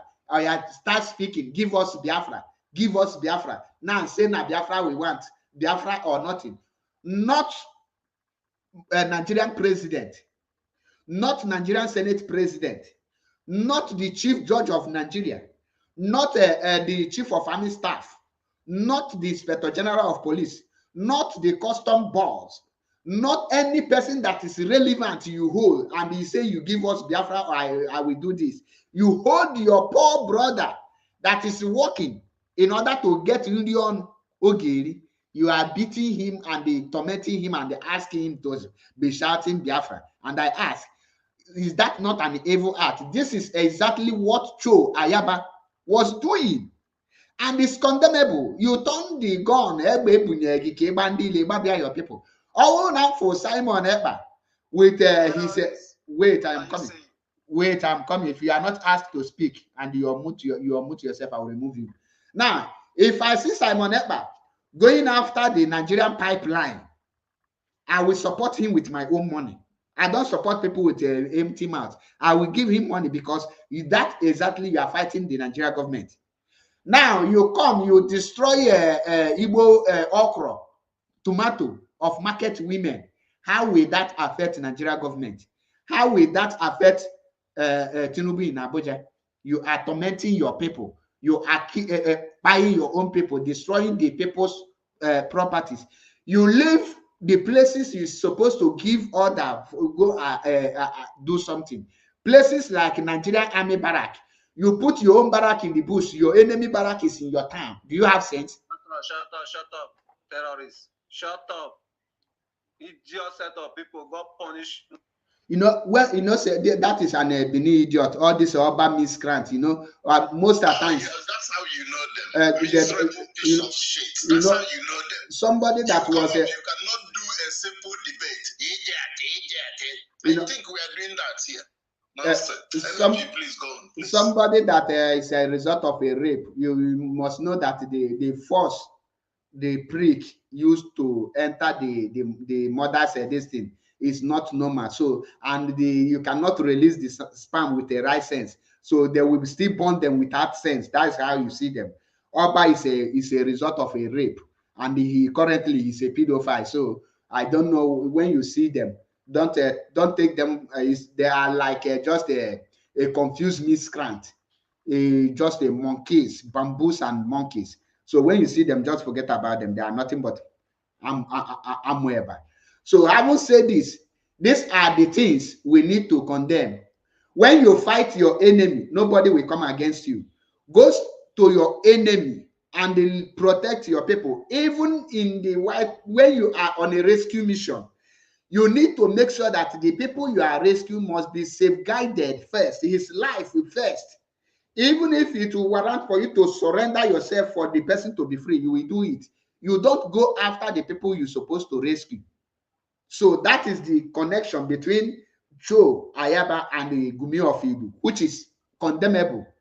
Kidnapping and the collecting ransom from your own people. It's just two simple questions that will end this thing. Wait, I'm coming, Zion. Zion, I'm coming. Let me ask you this question. Zion, I'm coming. Allow me to round up. Let me round up. Now, if you check most of the Ambazonia commanders, they were not unalived by the Cameroonian soldiers. They were unalived by themselves. Before even you now help the Cameroonian soldiers to do their job. You see it. That is condemnable. And that is what Gumi of Idu is trying to build in Biafra land, so that when mazi Nnamdi Kanu come out, he will have order of his subject to contend with for Biafra to be restored. Because for him to open his mouth and say, anywhere you see Eastern Security Network, Folam, Bayam, you have declared war against mazi Nnamdi Kanu. And I cannot be a part of such criminal people or such act. So that is my stand, in case you don't understand where I am coming from. I am not telling you that you don't condemn Ayaba because what he's doing is right or that to do. I am saying it so that we will not be the one to be making mistake, to be passing judgment on people that is fighting. Allow those that are supposed to pass their judgment to pass it. That is my own, not that I support it. So don't think I support Ayaba for his evil doings. You can't come against your own people. And with 1 minute, the implications, the disadvantage of such acts or activities will result from your people disassociating themselves from you and they stop supporting you. And when your people rise against you, you are doomed, because they will tell you that we don't want you. When you now make you now subject your people to choose between you and the enemy, and your people are now even considering to be with the enemy more than you, and do you think that you are doing the right thing? That is what I want you to understand. Okay, if you think Gumi of Idu is doing the right thing, I challenge you for an open debate. Let me see where you are coming from. Ndewo. Mazi Zion, use 1 minute. ask MMP question based on what he said. Then you continue with your submission, or just one question. He continues here. It's mazi Nnamdi Kanu into armed struggle. Mazi, now you are the house. Mazi, look and nudge. Is mazi Nnamdi Kanu into armed struggle? Yes. It's not. Listen. Mazi Omudo, yes. It's not directly. Chelo Kambia. Mazi Chelo, one after the other. Chelo, onye na ndi Igbo na-akwu okwu na-asị ikwu amalọ ibezie. With this your statement, actually, me ewukwana iwe Mazi Omudo, a IPOB member. Yes, before, but not now. Okay, based before. on what is happening now. Okay, before. Don't worry, Chelo, Aroshi no Kwaroshi. When you are an IPOB member, the IPOB member join or non-violence movement called violence movement. It's a non-violent. Up to today, they are non-violent. Now, armed struggle, is it violent or not violent? I want to answer you this question, but I will not just answer you yes or no. Mazi Nnamdi Kanu said something. I remember vividly what he said. He said that you can never get a freedom by peaceful means. That if you have seen any country that have gotten their independence peacefully, that you should tell him that it never so. Meaning that he is heading somewhere, but not now. Okay. You understand? Thank you. Now, can you answer my question? That you cannot get your freedom by just coming on radio to talk all the time. Thank you. Can you now answer my question? Now, what's your question? Okay, Chef Ugiyanjogi. Now, I ask you again, is IPOB a violent movement currently? No, they are not. Now, the armed struggle, is it a violent movement? Armed struggle is not. I don't know what you mean by violent. When you go against your people, but when you go against your enemy, I will say it's a freedom fighting. Wait, violent. I mean, you must go against your people before you become violent. If I come to attack you with cutlass, I violently attack you, whether you are my enemy or not. Okay, let me answer you. If an enemy is coming with a listen, the question I ask you, you are not. I said, armed struggle, is it a violent movement or not? Of course, it is. Good. And again, is normal. Thank you. Fighting. And the IPOB is not a violent movement. No. Good. Now, how do you now answer that IPOB under Mazi Nnamdi Kanu is in armed struggle? Since armed struggle is a violent movement, how can you now be a non-violent movement with armed struggle? Who created ESN? Mazi Nnamdi Kanu. What is the meaning of ESN? So what's the purpose of ESN? What is the meaning of ESN first? Yes. Chelono,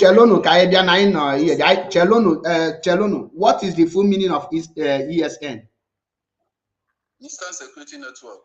Eastern Security Network. Is Biafra only for East? Yes. Is Biafra only for East? No, Eastern region. Eastern region. Only Eastern region. Is Biafra only Eastern region? I said old Eastern region. I didn't say only Biafra. Okay, did you hear old OESN or ESN?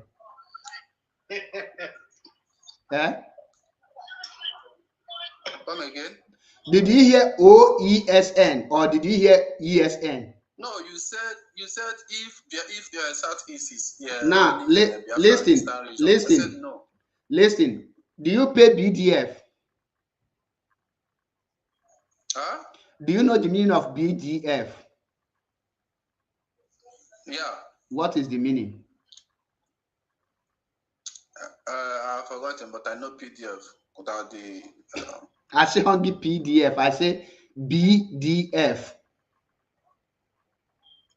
Okay, BDF. Biafra Defense Forces, I think. Okay, can you let church all your mistakes, yeah? But now, Mazi, listen attentively. BDF will Biafran Defense Fund. Why not for ESN fund? ESN is there already. You cannot Now, okay, ESN and the BDF can cables on where exist. It's ESN, of course. You are not an IPOB member. Number one. Number two. Wait. You was never an IPOB member. Chelo Cambia. Maybe I did not hear what you asked. Chelo Cambia. Which one is first? Chelo Cambia. Now, Negamonti. Can you use all your words because you love quoting mazi Nnamdi Kanu? The day mazi Nnamdi Kanu announced ESN, can you repeat the statement made by mazi Nnamdi Kanu on Eastern Security Network, their duties? Yes, he said ESN is mainly to safeguard our forests against these Fulani invaders. They are not after security agencies. He said they are not Biafran army. They are not army. He said many things. You don't expect me to say. I say, just give us a full details. The one you know, everything he said about ESN and their functioning of ESN. I and told you, their function is to safeguard our forests, our farms. They are not after Nigeria security forces. That when Biafra army will be formed, that he will announce it just the way he announced ESN. Good. And he go ahead and tell that ESN is vigilante, right? Of course. Good. Is vigilante this in freedom fighters?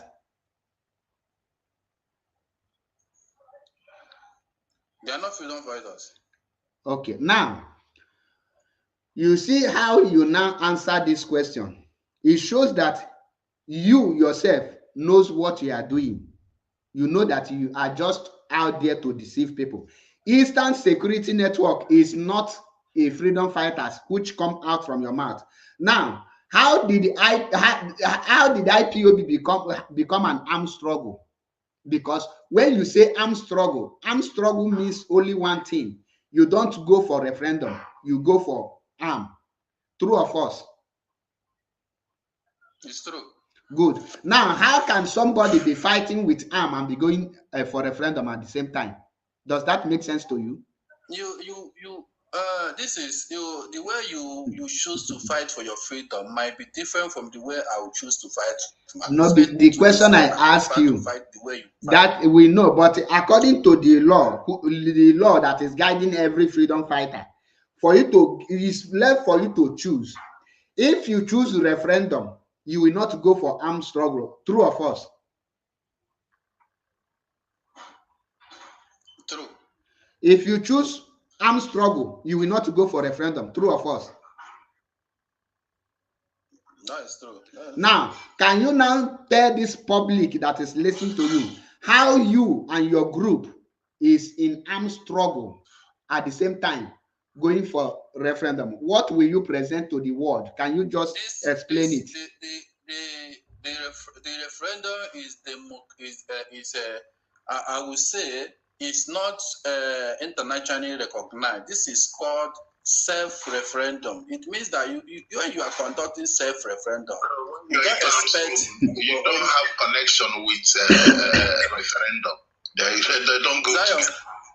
Zion, wait. It's self-referendum. It's not ordinary. But when you conduct self-referendum, and you have to defend it internationally because it is recognized when the country you are fighting to liberate yourself is not ready to give you referendum. It has to resort to self-referendum. Zion Chelo no na abia ka land o ye ekpo onwe ibe. Chelo na okunu fu no kpebulu onwe ibe na ge nti. Why are you interjecting when you are talking? Nobody interjects you. Zion, please, I beg you. Zion, jidon wega kabiko, jidon wega kama mna ona adado. Even umuno emo ona adom ka ona adosim ka akoko mana na eji onwe m ka iye dia but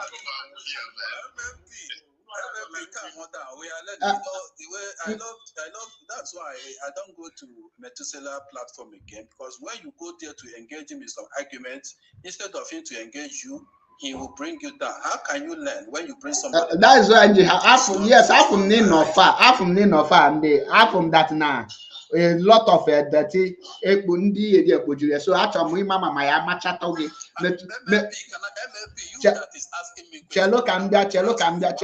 chelo biko round up ka m wee bịa n'ihi na-ekwu biko Let me ask you. Round up before you bịa na question. You just round it bịazie na question because in na-ekwu self-referendum achọ m ka ị continue to that your self-referendum biko.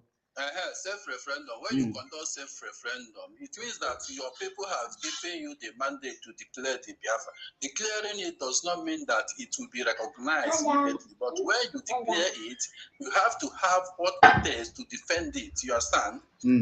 So now, he has conducted the self-referendum, which is number one. Then the second thing now is to defend it.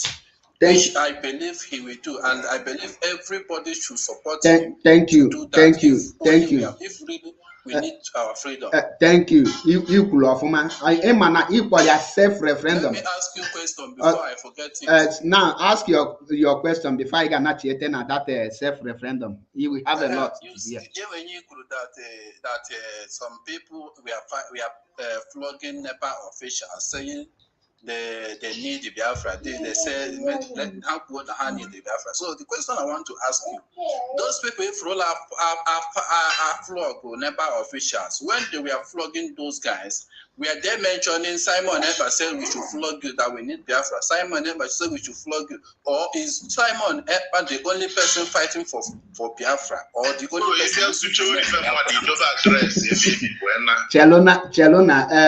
Chelo, question will get very simple. Now, Apollo Simon Ekpa mana aina mande habu. Now, ndaho is in a Hana Nosa Nigerian military ogu, and this is not Simon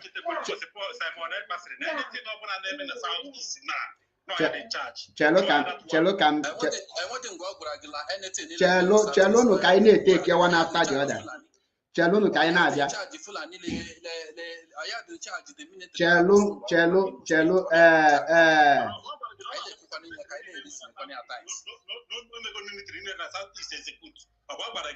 Mazi Chigozie, sorry to mute you. Sorry, I apologize for that. Mazi Omeudo. Now, onwenu go ndị ahụ niile isi m na ha na-alụlụ Simon Ekpa ọlụ mpụta na-alụ ọlụ si gị na Simon Ekpazi ha. I nwere ike ịgwa m ofu.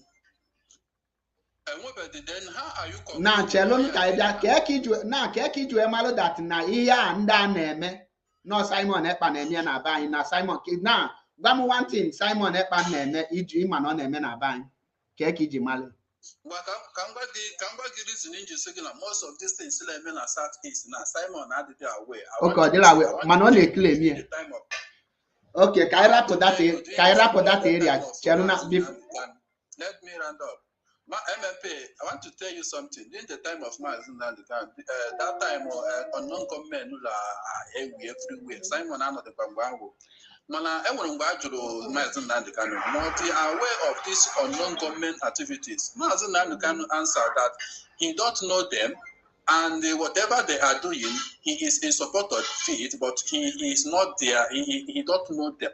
That these people might be the victims of Nigeria. They might be the victims of maybe those people. Like listening to these people. Okay. Now, if we chelo cause the question, is na Simon Ekpa I conduct to go self-referendum, my brother. Okay, the meaning of a self-referendum. Everybody, if I don't know the meaning, good. Why should I be A self-referendum because obodo ọbụla na-azọ freedom nchọrọ ime self-referendum biko ọ na-be ha ka na-eme self-referendum ka na-ebi aga obodo ọzọ biko ị nwere ike ịkọwa that one n'obodo ha ọ dị possible onye Ghana ịbịa mee self-referendum for Ghana independent na Nigeria ọ dị possible. You can do it anywhere. It's online. And people, so those wait, are they possible? Ibu self-referendum. Not Finnish people. Cello. Okay, ma the meaning of self-referendum. Cello, ma the meaning of self-referendum. Yes. Guinea-bu referendum. Referendum is like a plebiscite. You have to decide. Just define the activities of referendum. Referendum. Referendum is like maybe do you accept? Do you agree to pull out, or do you agree to stay where you are? You voted yes or no? Okay, the people, the indigenous people will vote. You make a comment. You say the indigenous people, those voting, did they tell you that they are not indigenous? Cello. The indigenous people will vote yes or no that they want Biafra or not. Okay. Now, of course, 80% of indigenous people of Biafra, where is he located? 80% of indigenous people of Biafra located in Biafra land, and they voted massively. The videos are there. In Biafra land, they voted. Zion,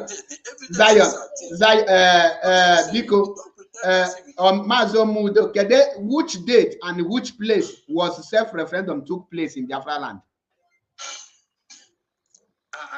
I don't know. Let's just forget about sentiment. Ask questions. Ask people on ground. I have asked you now which date. You say I should ask question, and I ask you question. It is not a day something. It is not even up to today. The voting is still going on. It's not a day something. Zion Ganiru. Zion, when you resort to insult, it means that you have losing the argument. You have to engage everyone. I don't argue with people with low IQ. Zion Ganiru because you don't have brain now. You don't have Omudo, actually me what to be here. Omudo, because actually me what to be. Omudo, unmute yourself. Omudo, because send the earlier request because. Just interrupting. MLP because can put something before and drop.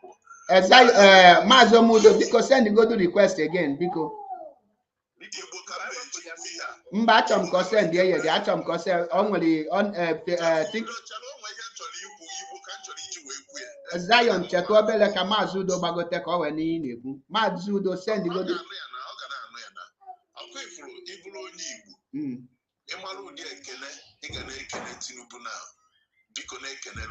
Chineke kwene ya ọjọọ.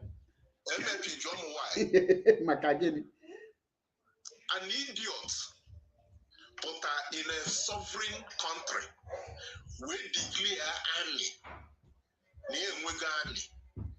And when he had Tinubu supposed to him now a full battalion in the whole of Southeast. And me he happened when he to see me comedy and aga in what a Biafra a form of army. What a country now for army. And when anything Tinubu now the whole international community can support him. And you are rebel. And why you go around the PCC? Oh, when you only before, what trans is this guy in Finland? I'm going atrocities on our course because so make it DSS and Nigerian army a disguise, I got carry out. At the end of the day, a body IPOB. And I want people to listen. No, we're only going to be freedom fighter. Happen to be freedom people that when Nnamdi Kanu put on a court to say that I want Biafra land to be calm and peaceful. Do you think that he's stupid? It's a normal human. You know, get a for you send a form of Zion, which Mazi Nnamdi Kanu said that when he formed Biafra army, he would announce it. We Biafra first before he become army. Why are you talking about network in the bad? Network in the bad, man. As Mazi Nnamdi Kanu said that when he formed ESL, he said that they are not a Biafran army. And when he will form Biafran army, but when he will do that, he will come on air to announce it. Does it mean that Lord you wanted Biafra first before form that army? You reckon that you want army announce when you were army? The country will invade you. They are right.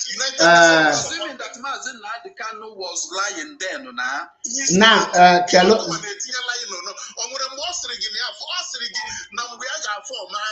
That we will have our territory control of our territory before you declare Biafra. Mazi Zion, Mazi Omudo Mutu Godo Onwegi, Mutu Onwegi. Mazi Udo Mutu Onwegi. Mutu Onwegi. Even the international community, armed struggle is in the international community. Can calculate. You are challenged. Mazi Udo Mutu Onwegi, Mutu Godo Onwegi. Achọrọ m ka onye asa ofu ajụjụ jupụrụ ya ịjụrụ ya ajụjụ here mana he just look that in cover for happy side again with ịjụrụ ya ajụjụ si kedu ka esi amata because ịchọ na ha sị gị na enwere ihe pamanụ na Finland na-eme na Biafra land so kedu ka esi amata ihe ọ na-eme na Biafra land ebe ọ bụ na esi na ebe ọ sị na ụfọdụ ihe na ihe ndị a na-eme na ọ bụrụ ya mebi ya na ndị na-aga ndị chọrọ onye nnọkọ ihe si ya confess ba Biafra ma ọ bụghị ndị otu iji otu anụ na Finland and onye asụ n'ime ha biko gwa anyị ka esi amata ihe your fellow criminal nọ na Finland na-eme na Biafra land gwa anyị otu esi amata ya because ụlọ nwa na-epromote na mmega ihe. Good question, Oga. I love this question, Udo. Now, ka esi amata bụ anything meaning na Biafra land or put that there saying that he is aware of it. Although his voice many, that is when you will say that but to do anything in many or could dear or TDL platform or any is their way. You cannot target lawyer or mania. Okay, let me say another thing. Zion, why you Zion Cheren? Because I'm going to one-on-one. I'm already you are kissing because of evil Zion. Zion. Zion. We have nothing to contribute. Zion. Zion. Zion. I'm responding to you. That invasion at their camp.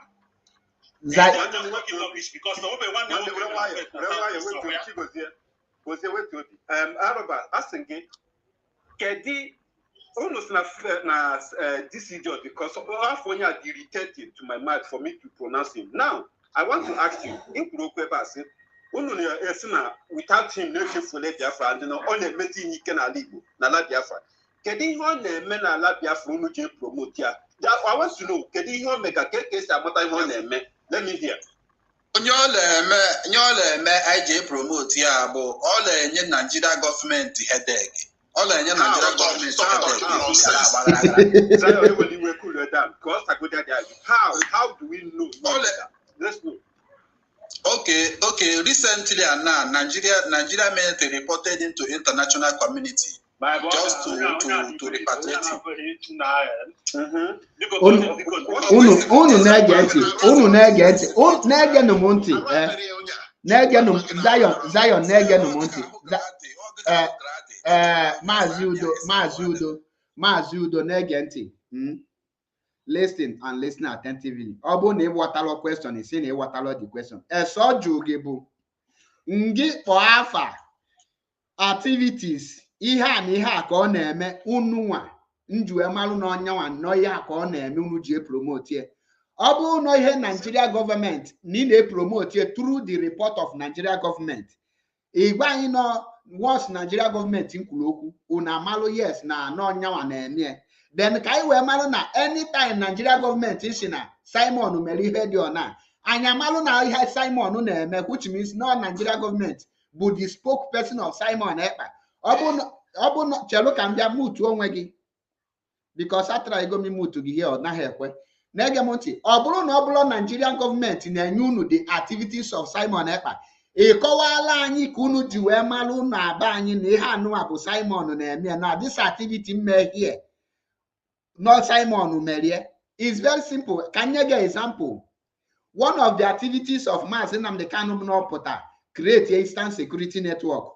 The activities of Eastern Security Network bụ na ndị Fulani ebe ọ bụ na enweta Fulani efi ndị Fulani agbalị adosenani ebe ọ bụ na efolo a na-adakpoto nwaanyị onye Igbo n'ike ndị Eastern Security Network na-agba and ha na-agba ha na-asị gị this is Eastern Security Network, we are doing this and na-agba so nyaa ka enye example ka nye gị.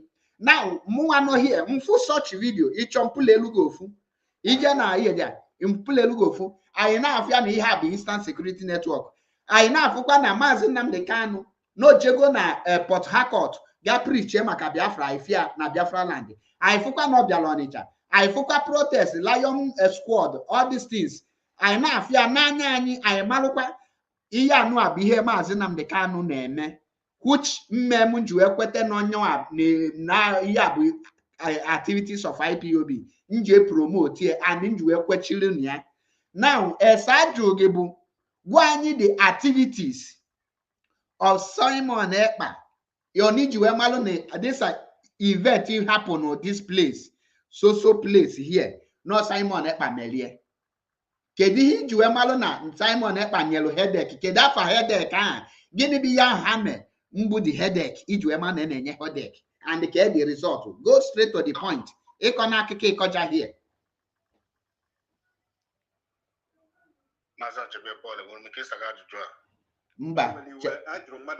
Your turn is coming. Somebody, Mazi, whatever, or male, whatever, answer this person. There is specific actions that your fellow criminal in the Biafra. Okay, Kamsaya.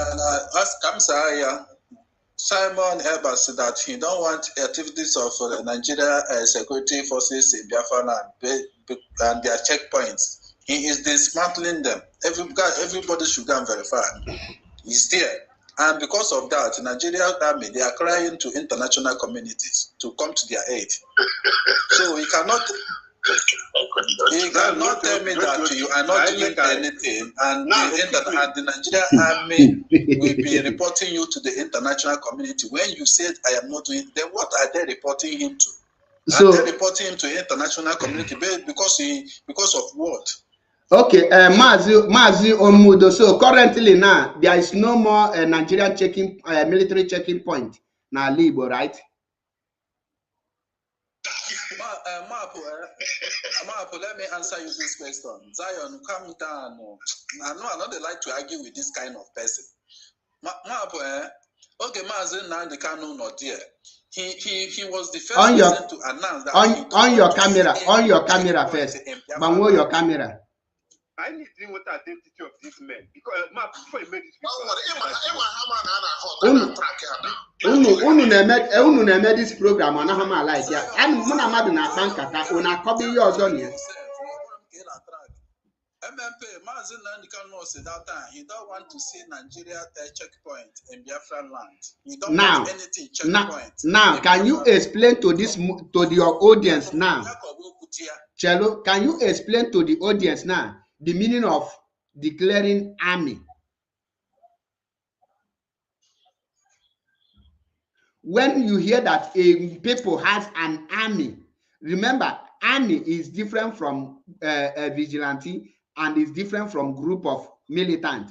Can you explain when somebody declare army, you have opota in the full details of declaring army? Army means fighters, freedom fighters. Army is freedom fighters. So Nigeria army now is a freedom fighter. So Nigeria army now is a freedom fighter. They are freedom fighters. It depends on what army is a country's against external aggression. Hey! Hey! What is Nigeria army doing in Biafra land? Zion. against I am asking you, what is Nigerian army doing in Biafra land? Then I'm asking you, is the Biafra country now? Chelugodunu, Ayanaha,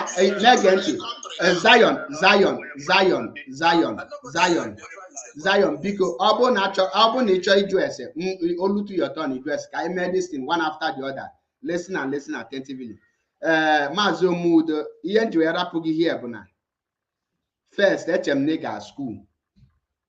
And yeah, Manakiji Kuzokuna, in our son, does it in my nigga school, I block English. I my bigger school. I block in our English, Buniga school.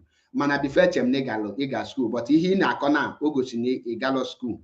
Secondly, before Bebata here, HM name the meaning of freedom fighting. Mana with your statement now, it shows that in zero came on here. Secondly, HM name the meaning of referendum.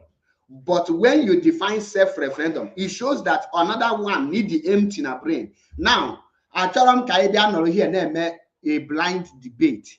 Acham you put here now, just let me lecture you. I know how much force to give in my ear because you can only force a horse to the river, but you can never force a horse to drink water.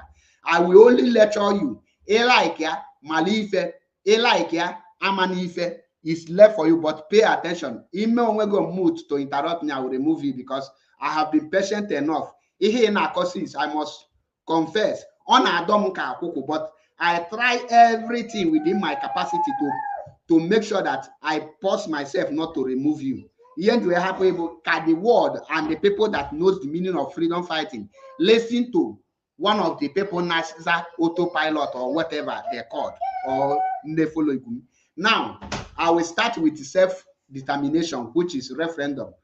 A self-referendum is a process whereby the indigenous people in their own particular geographical area gather to consult yes or no election to determine if they want or not to belong to any party or any country. Now, self-referendum is a process where you will do a vote, where there will be a ballot paper, and I will give you examples of a self-referendum where people, your indigenous people, will come and vote yes or no if they want. And the self-referendum can never, ever be carried out in outside your land. Self-referendum is not on digital.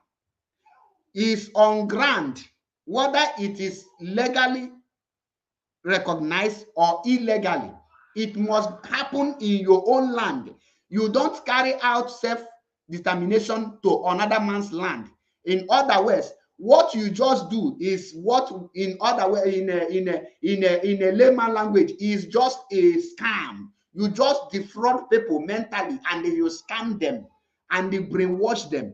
A self-referendum, a Ghana can never come to Nigeria to carry out a self-referendum because the people that will carry it out are the people in your home. Not if you're outside, you want to participate, you will go back to your land and have a referendum.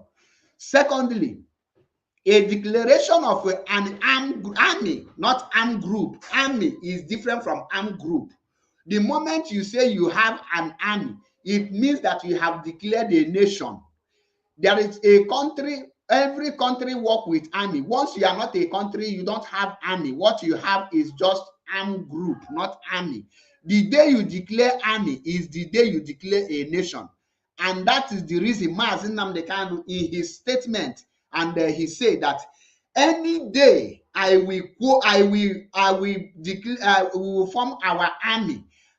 I will announce it, and every borders must be protected. In other words, that very day only declared Biafran army is the day Oge declared Biafran nation. That is why the day Ojukwu declared Biafran nation, he raised the Biafran army, and Nigeria invaded it. Immediately, there is a war between an army of Biafra and the army of Nigeria. That is number you should know. Secondly, when you say that you can be into armed struggle at the same time making a self-referendum or a self-edition, it sounds as stupid as nothing. You sound so empty. You cannot, the day you choose an armed struggle, you have kissed goodbye to self-determination, because self-determination is for non-violent. I don't want to carry arm. I want my people to decide if they want. Why armed struggle is I want to forcefully break out by unaliving my enemy. My enemy will be unaliving me. I will subdue them to go my separate way. And I will give you an example. Ukraine want to join NATO. Russia say you cannot join NATO. Ukraine forced themselves to join NATO. Russia invaded NATO. What are they doing there now? They are doing war. You don't need referendum to ask Ukraine citizens if they want to join NATO. If Ukraine today defeat Russia, they will freely go and do whatever they want to do because they have subdued them. Another one, I will give you an example of a referendum. A referendum is UK want to pull out from from the European Union. They conducted a referendum. There was no any gun shot anywhere. Both of the UK citizens voted that they want to go, and the majority voted, and they go their separate way. Another armed struggle I will give you again is Taliban taking over Afghanistan. When Taliban is taking over, they never conducted any referendum for Afghanistan to know if you want to be part of Taliban or you want to this. They conquered Afghanistan and take over that place. That is another armed struggle. And I will give you another referendum again. Another referendum is Ukraine and Slovakia, Czech Republic, and the rest of them. These people conducted referendum peacefully and go their separate way. So when you don't know the meaning of armed struggle and the raising of army, you must keep quiet because you are in the public. You are not talking to me, Mazi Achebepo. You are speaking to the thousands of people who will listen to this broadcast later and who are listening currently. Because the way you speak, they will ask you questions. You think you are doing a debate to defeat Mazi Achebepo. You are actually disgracing yourself and the people you think you are representing. Now they ask you, I ask you again, how will you know the activities of somebody you are promoting? You say your oppressor will now speak.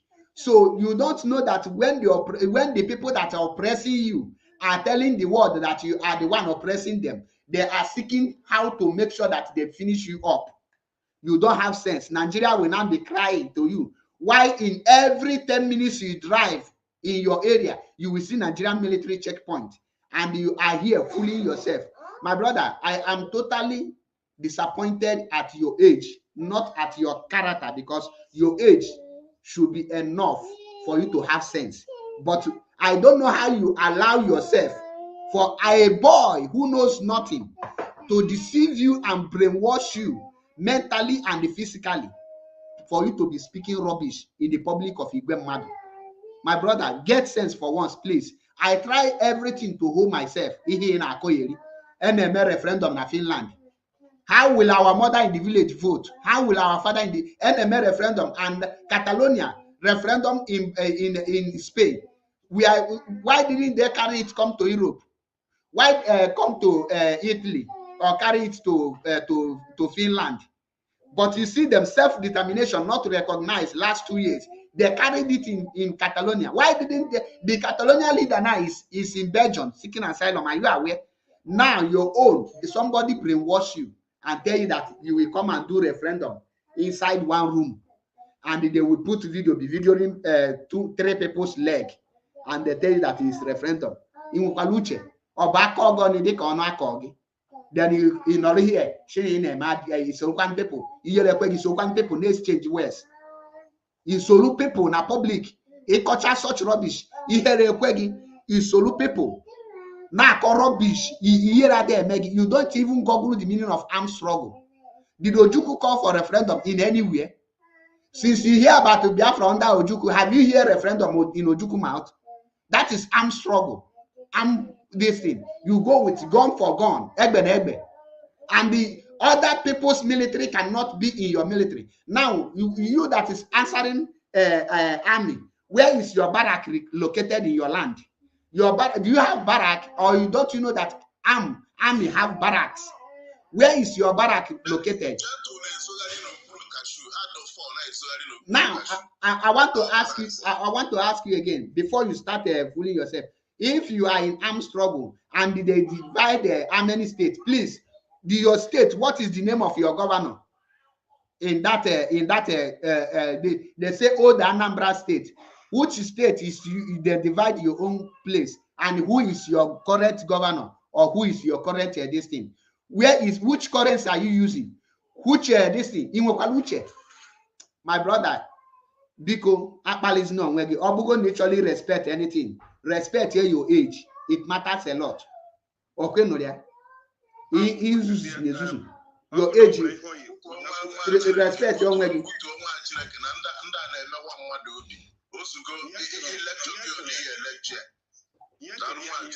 Now let us go to the next person. Mazudo, you have not taken your time to speak. You only ask questions. Please, you can go ahead to speak. But before we go to you, if Mazu Omeudo have question, can we give him the chance to ask 1 or 2 questions so that I will know if Nnamdi Akpochilie?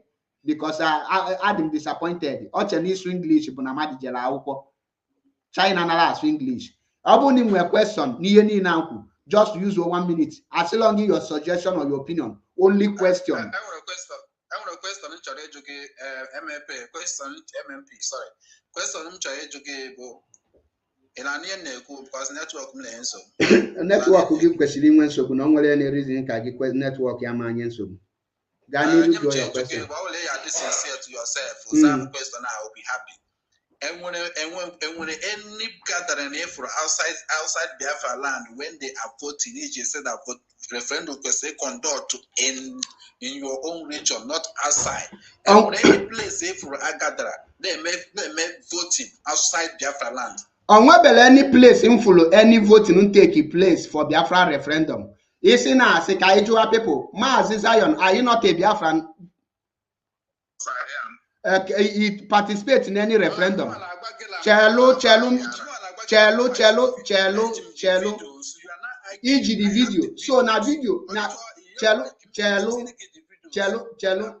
Actually need to go for question. Ofu question chale jogebu. Referendum. How many people name referendum or the whole community, the whole region name a referendum called Akpokota 5 people. In any video. Who are the Biafrans? Who are the Biafrans? You did not vote does not mean other people did not vote. So I voted. You voted online. And people voted on ground. Some people voted on ground. Some people voted online. My brother, now I put the reason AJ mother father some alosi. To be honest, no olden days so on no kita. Chelo.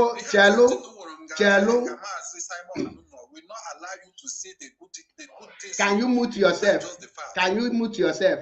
Referendum, how many months can referendum take place? How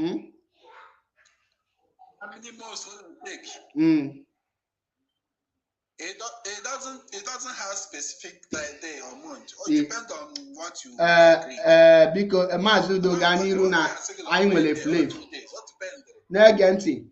Any person, if autopilot, 2 things may involve. The criteria for you to be an autopilot, for you to become an autopilot, 1, you must lose your sense of reasoning. That is number 1. Number 2, you must be talking like an idiotic element. We are not, point of correction. We are not autopilot. We are not government in. You must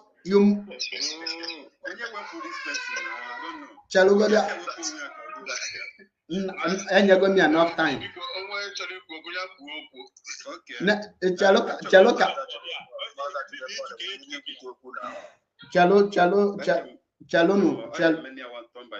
I am here turn by turn. After can name check criteria, you get you a autopilot. 1, iman with sense of your own. Number 2, you will be living in delusion. Number 3, onye lo nlo anya ahụ ọgba gị no reality kwete. You must not have asked any reasonable question. You must be sounding so empty. Number 4, you must be a chronicle liar. N'ebe ezigbote asị, afa gị ga-abụ ezigbote onye asị. The pure, once you have become a pure liar, you become an autopilot, or you become a follower of Gumi of Ibi. Mazi Udo, please go ahead. All right. Finally,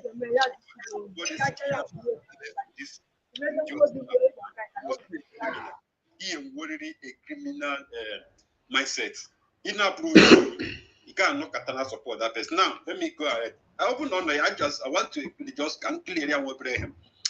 If anybody not into an armed struggle, it won't anything to do with referendum, because referendum do for they are not peaceful disobedience. Then we have peaceful disobedience. Civil disobedience. Which is what civil disobedience.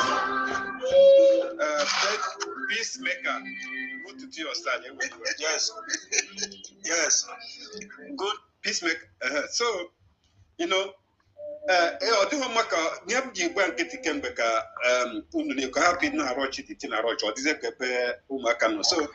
peaceful disobedience. That shows when you can Saint Marvel or whatever Marvel.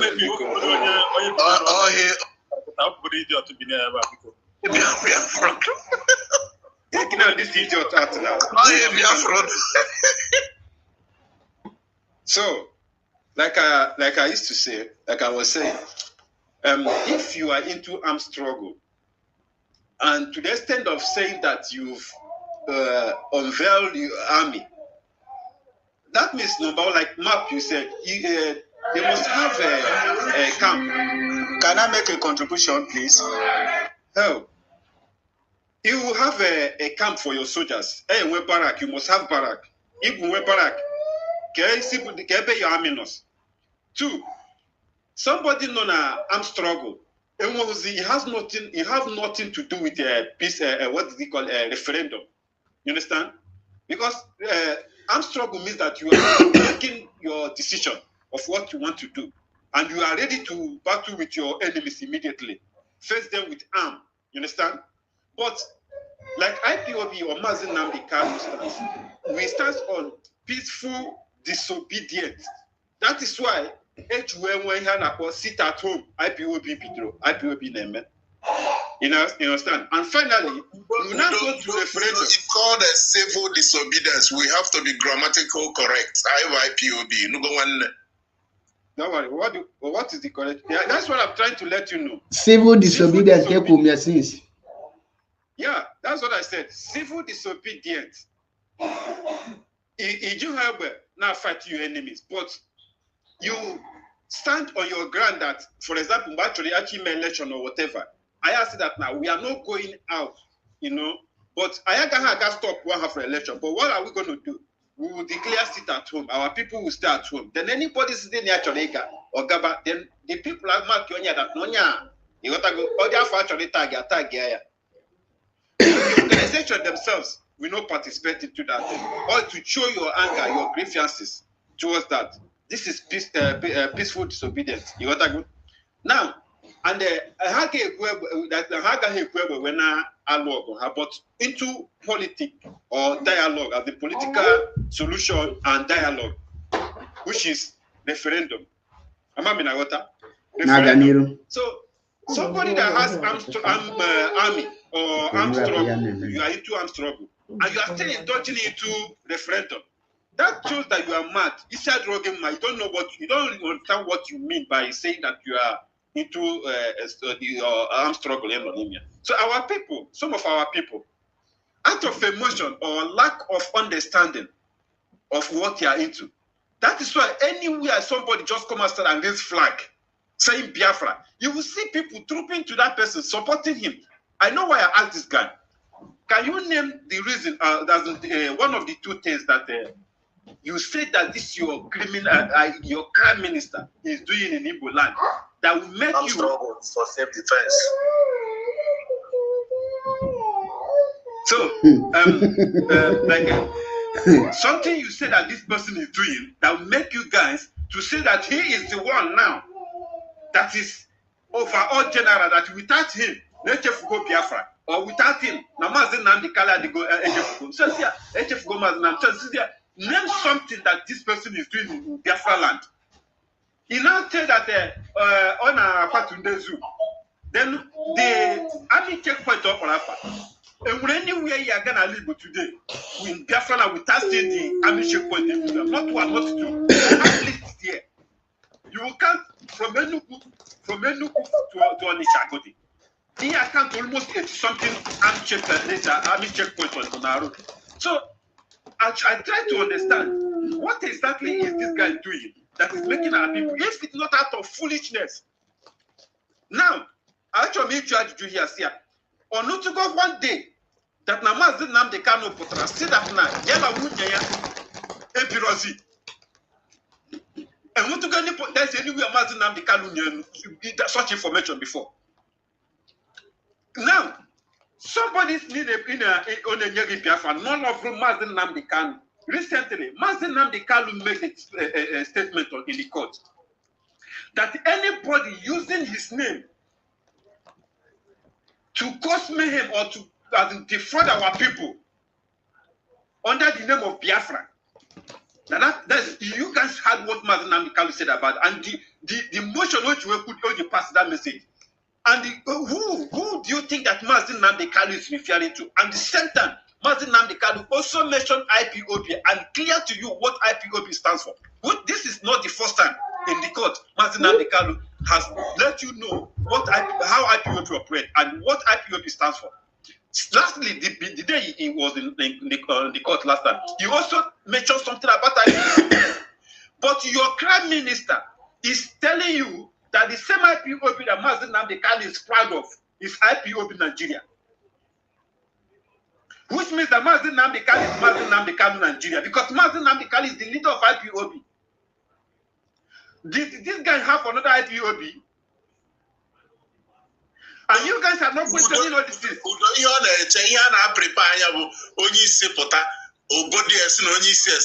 out. All the next thing.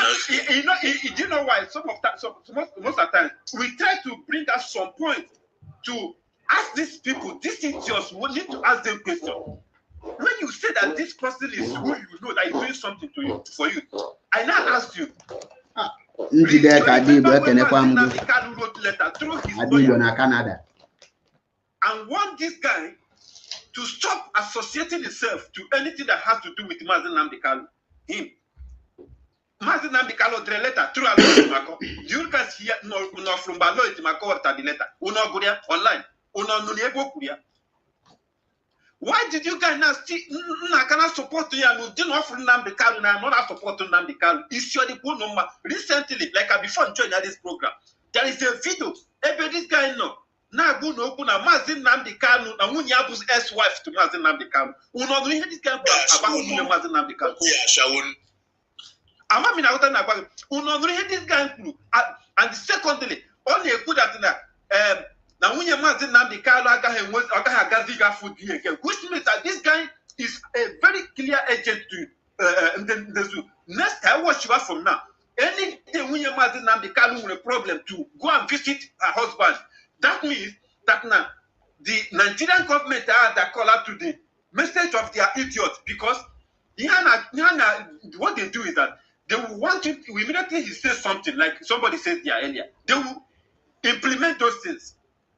He's not letting you guys to know that Mazi Nnamdi Kanu is no longer with his wife. That is Mazi Nnamdi Kanu on your jaw to her husband. And then Nogaha Gatika food here.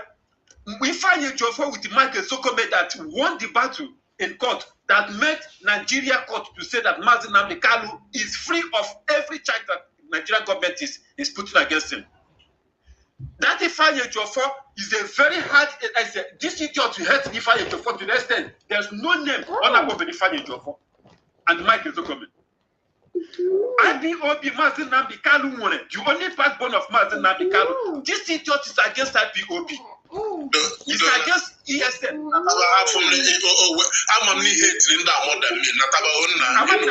It's against ESN. My brother. Every establishment of Mazi Nnamdi Kanu, this idiot is against him. It's against those things. But to condemn how you refuse, you also no love Nnamdi Kanu. But you everything that has to do with Mazi Nnamdi Kanu is destroyed by this idiot online. Only that's what they're against everything, and you people are supporting that person.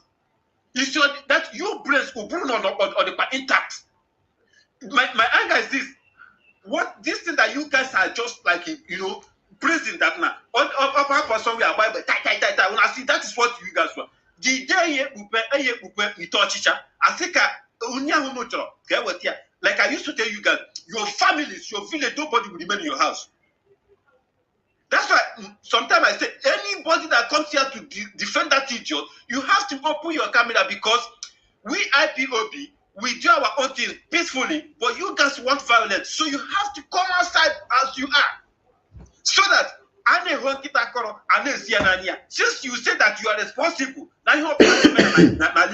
you have to carry that cross on your shoulder. Show us who you are so that everyone goes in there, we come to your house and ask you, guy, why did you do this? Because what you are doing is affecting our place. You understand?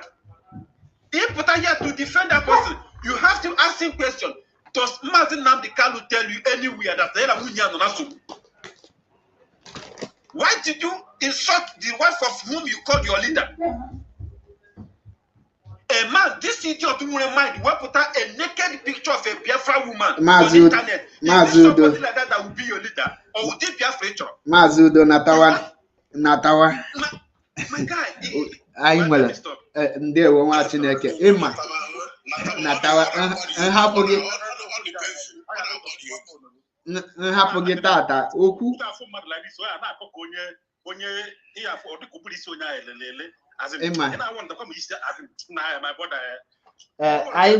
I'm well a new visitor. I'm a visitor na the other app.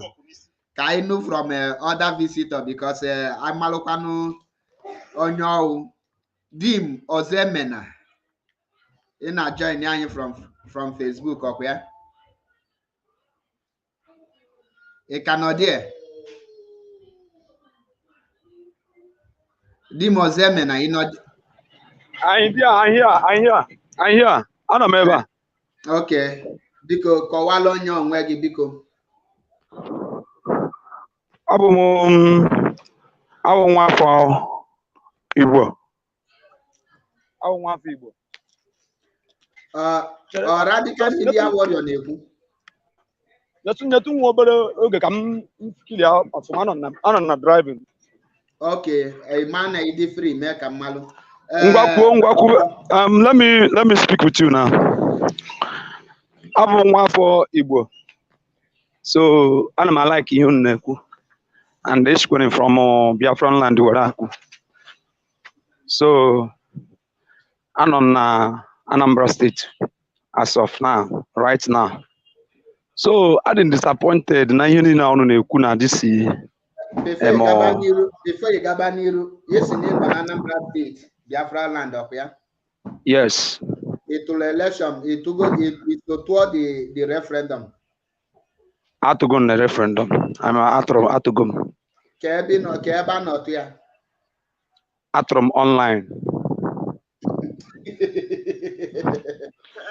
So I didn't disappointed. It's very good. Yeah, no, man. Let me tell you one thing. Only one on outside this. Only one on outside this. So where when you were because when you were.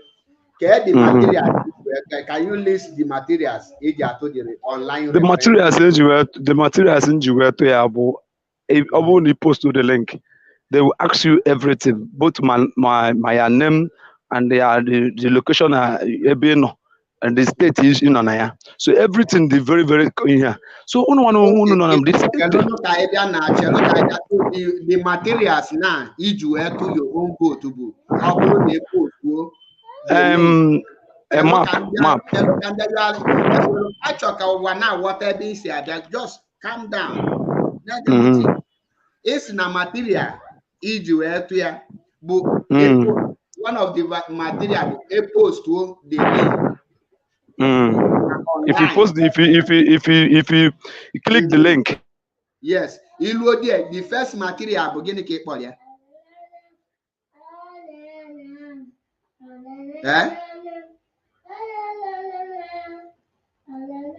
Unmute yourself. Imute onwe gị.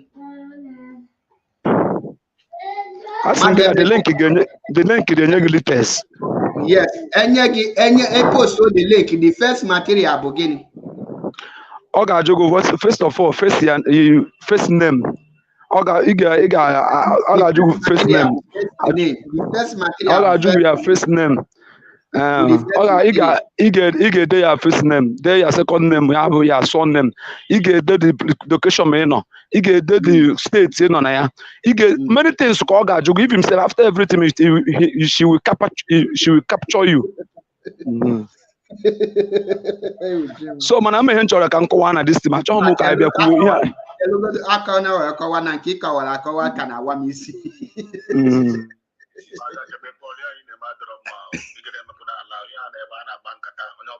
Onye anọ nchere anyị nọ na-ege m ntị ezudo anyị ga-abịa to you na-ege ntị.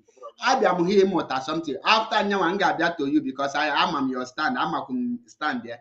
Mana like mụnwa chelu mutugodo onwe gị mutu onwe gị na ihe nwanne gị nwoke eze akịta na-awa m isi. Now the materials chelu na ihe njuri ya bụ ka materials uju toward the vote referendum, and according to now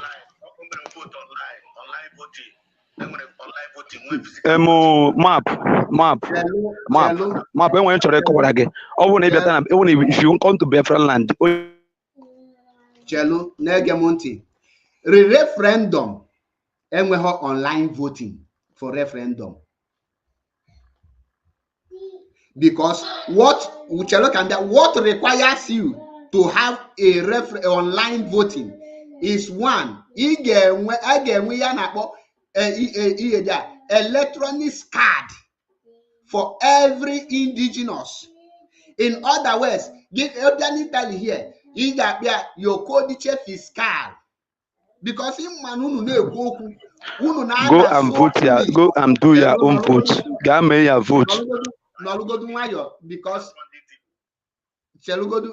you now,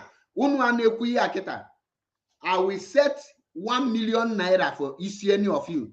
For one country around the world that consulted online referendum for their freedom. 1 million.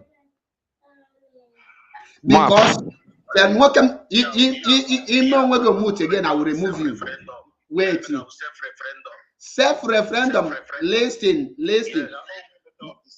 Chelonu, because what I call a self-referendum, Catalonia made self-referendum, I think 4 years ago, if I'm not mistaken. Everybody, the whole world saw it.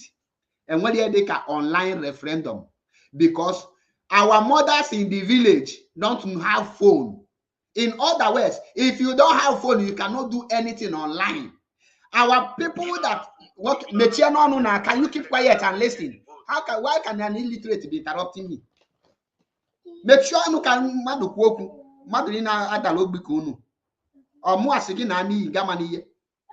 So come on, give them a blind argument because he is the uncivilized, you are uneducated. More can be absolutely come in argument. If one move to go to no moon first. I have never heard that woman you got that can have it. Information as in name of Nina to the referendum. What do he information if you're boogie? Listen.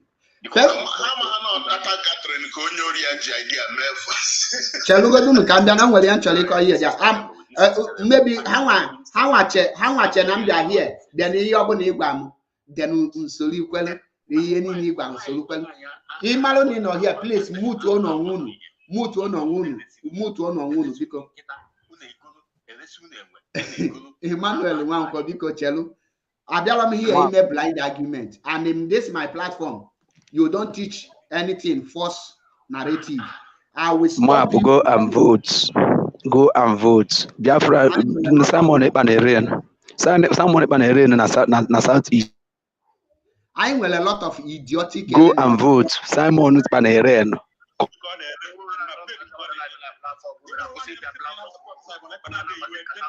Oh, Unu tell one after the other. If I no ask you to speak, if I no ask you to speak and they start speaking, I will remove you. Listen, Emmanuel Nwankwo, mute onwegi. If you are not asked to speak and they start speaking, I will mute you. I will not tolerate here to be rowdy again. We are here to lecture. And when you are lecturing, you must lecture with fact and figures. Or in a half general anime platform. Now,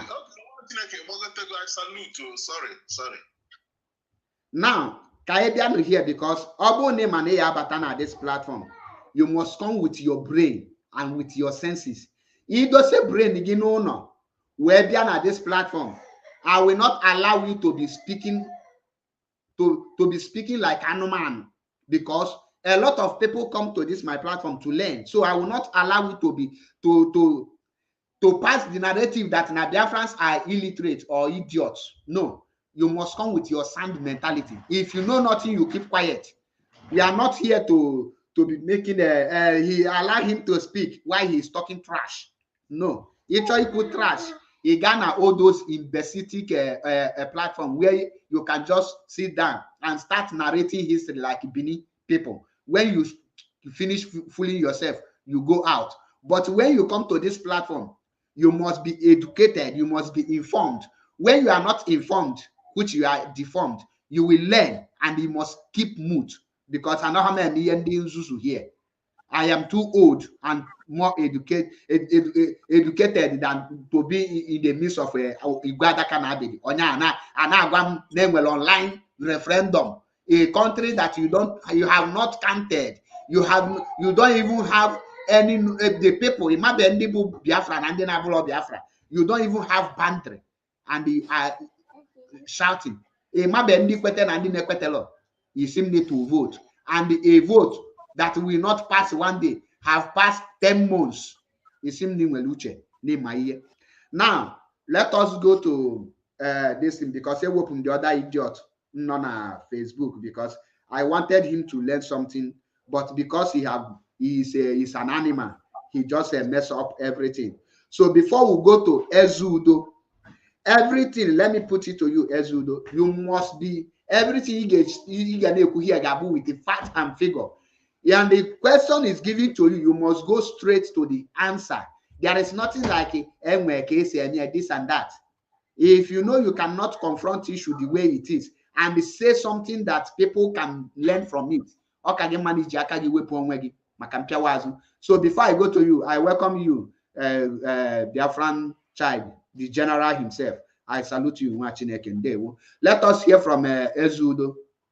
Ezudo, mute yourself. Yeah, I'm here. With all due respect. Am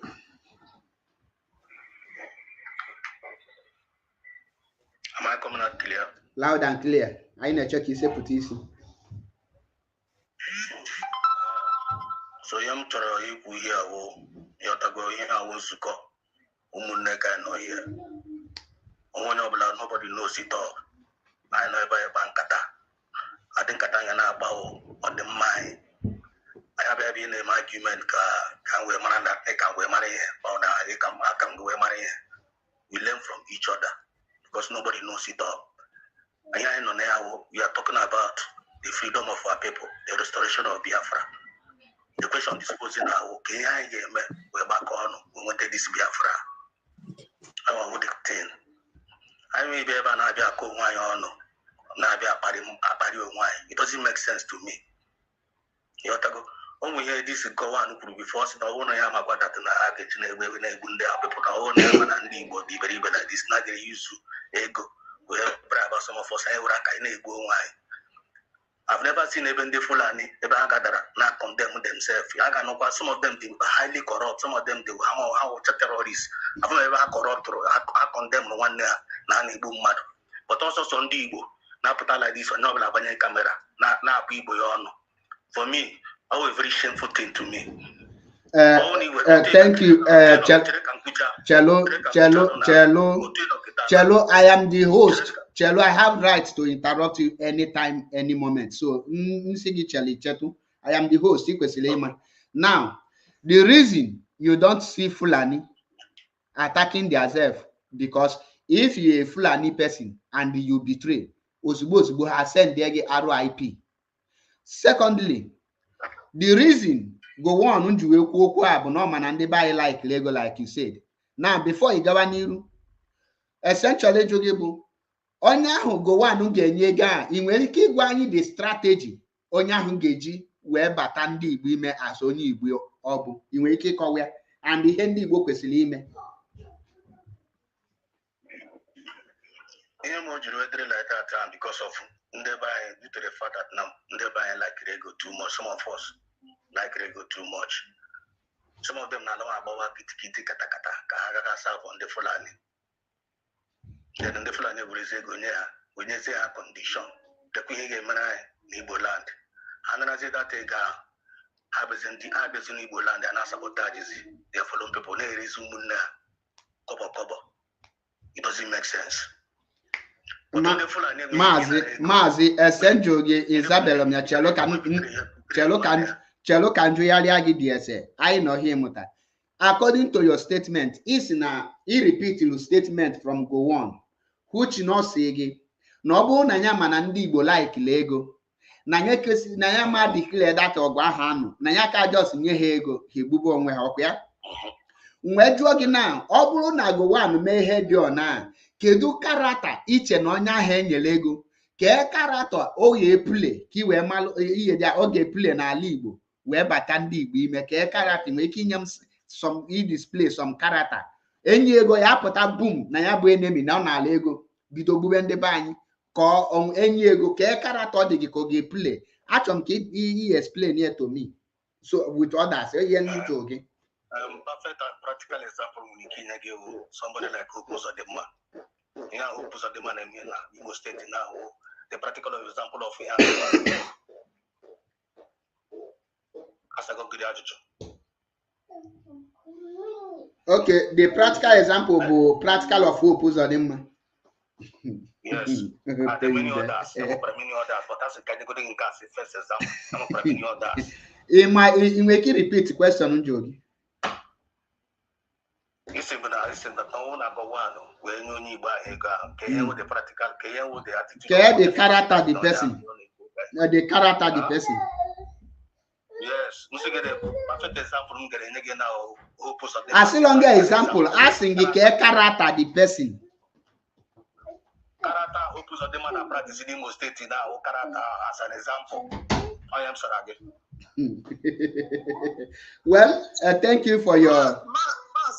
Mazema, please let me explain to him what you meant because listen one Gowano put to come and work under Gowano in disguise. The person will come like he's fighting for you. Honor Gabia like he's fighting for you is helping you to achieve what you want, and then he's penetrating because he is a scripted person. Honor Gabna out and get the one. Oh, who's on them is a governor. Our brother map is telling you an individual they planted. The person Gabna out on a role that you want to save you, but you don't even know that the general they were the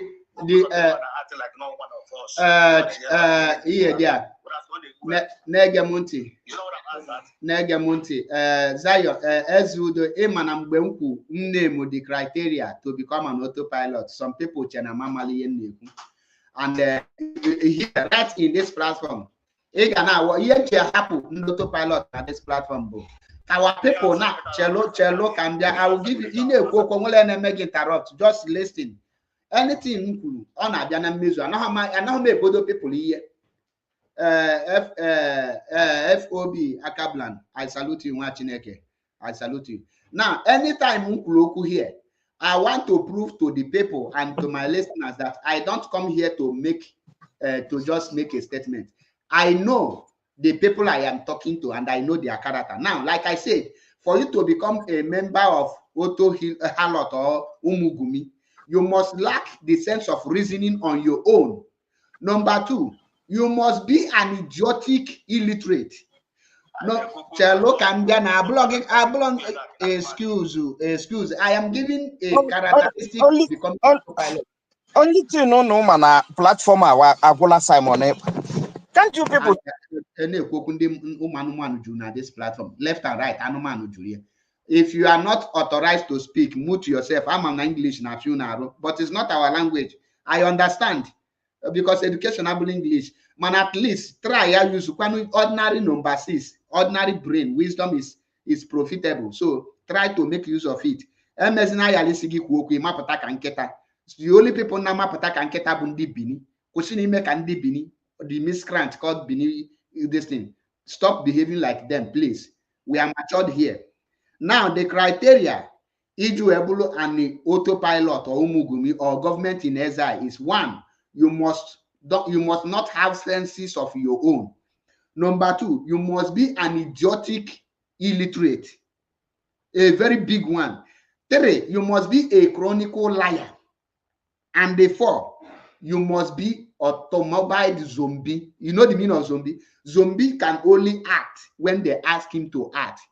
And they stop when they ask him. You don't have control of their own. That is the criteria. But if you doubt me, watch the people that will come here to claim an autopilot. Anytime they give them question, either they showcase their stupidity by answering another thing, disgracing themselves, or making mockery of themselves. We will see it in this platform. Now, having said this, let us continue with Eze Udo. Eze Udo, ka esi na ihe gowa n'ukwu wepụ, ka anyị gaa to ihe our brother nkwu, so that ka inye m the example. This brother is from Ebonyi State. His name is Dave Umahi. He said that he will form a parallel IPOB, people that will counter IPOB. Now, my question now to you is, if actually Dave Umahi formed that parallel IPOB, can you tell me how that parallel IPOB will be acting in order to get our people to follow them, and how he will be able to deceive our people? Can you highlight it for me, please?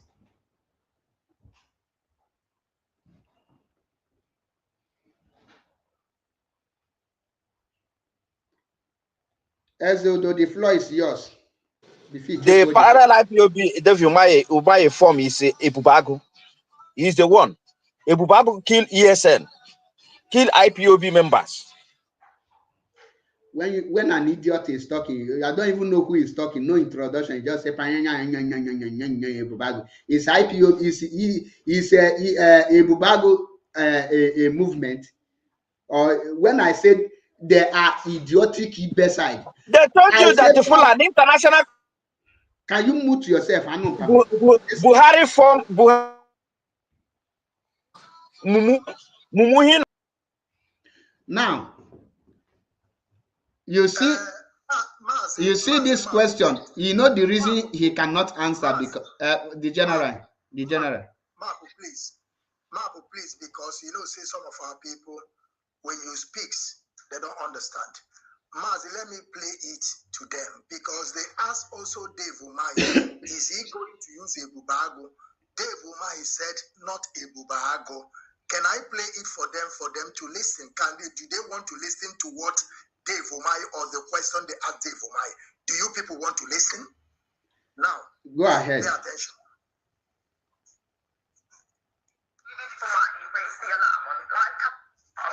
Stage, David Umahi raised the alarm on live television that new groups may emerge in the region to counter the secessionist agitations of the indigenous people of Biafra.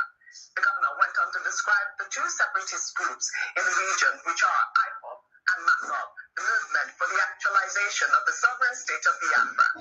The governor said MASOB had never issued threats in the region.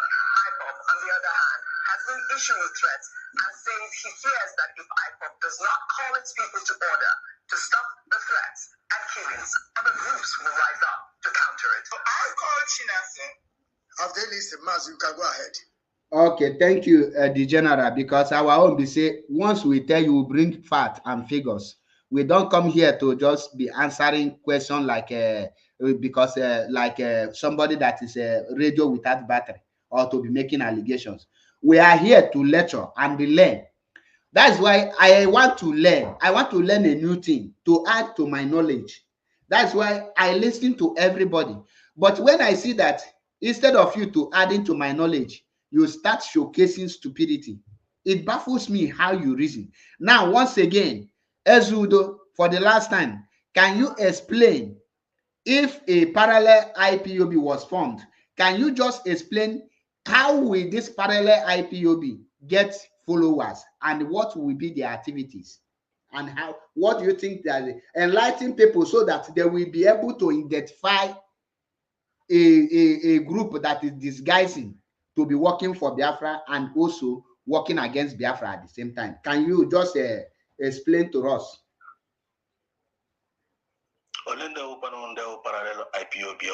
I said, give us intel, oh my Chineke. Oh my Chineke. Now, asking, asking to our listeners. Maybe Amalom asking, maybe now devil mahi create go that a parallel IPOB. We're saying now for one listing. Chelo, because he is again. I just check the question again. Now, the question Joginabu, Oblo na form a parallel IPOB. In Gekowalo, our listeners, the characters of a parallel people disguising to be fighting for people and working against them. That means the group in these guys just give you the characteristic how to identify something that is not real, something that is against you. Now the characteristics, characteristics can swallow Gandhi. Okay, listen one own parallel IPOB. That means when they agree, and the other IPOB name, when this was in amazing agree, in the other IPOB name, I have parallel disagreement. And he made the disagreement, when they say I believe from Konya name, those are saying I believe from Konya name. Then those they believe from Konya game against on that. They believe from Konya game against on that. The general Chelo now, the general Chelo Colandia, Chelo Colandia. Chelo Colandia co vindicate Yanumuna. Chelo Colandia, in my statement in here, Chelo co vindicate him watching Eke. Continue, ride on. As you do ride there on. The meaning of parallel, something the opposite, like something here. Parallel means some two lines on kind of side and kind of side. Parallel. Am I right? Opposite, yeah, like you said, opposite. Opposite of white is black. Opposite of good is bad. Yes, I am good now. Yes. Now I can't joke it. Do you understand that one? Now I can't joke it. Now the characteristic ejama nankano abo parallel to this one. Now character bụ ihe ga-eji wee marụ o ihe ejiri mara ndị a onjiri mara o ihe ndị a nga na-eme. That is ihe ha ga na-eme iwe marụ na ihe anụ ahụ parallel to so nke anụ a ndị nke na ihe anụ ahụ.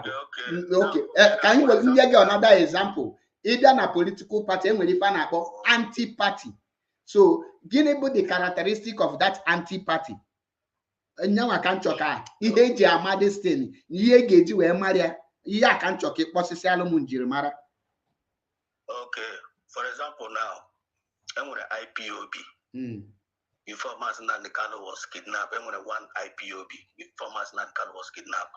Then after the kidnap of Mazi Nnamdi Kanu, and when they decided to see that now like is in the US in them. And when they said that their way agree on the hammer, has separate from the US, her support was a Simon Ekpa. And then the support of Simon Ekpa said that now one I like it, and the US Nana Jizoi, na the quiet na Samalekpa nona side care na chunke the highlight the way. The characteristics of how na kita now in the IPOB now has now peaceful. In the Samalekpa now say that now one how on to armed struggle. And the armed struggle on for self-defense. Then in the IPOB in the US Westimba, the armed struggle with that armed struggle they don't like it. No, they may bring something. I am out the parallel. Okay. Have I answered your question? In other words, parallel of IPOB now, Simon Ekpa, right? If I'm not mistaken. Parallel of IPOB now when they parallel of IPOB now when they believe in an armed struggle. Eventually, what now? Parallel of IPOB now, Simon Ekpa, right? Who believe in armed struggle? Yeah. Yes. Thank you. Now, the general himself, Imana nebe nanya moto, nna like iji my steering aka to avoid the nnukwu gallop. Now, the general, in will he repeat ilani, ihe devu mahiku, maka yours no get creative.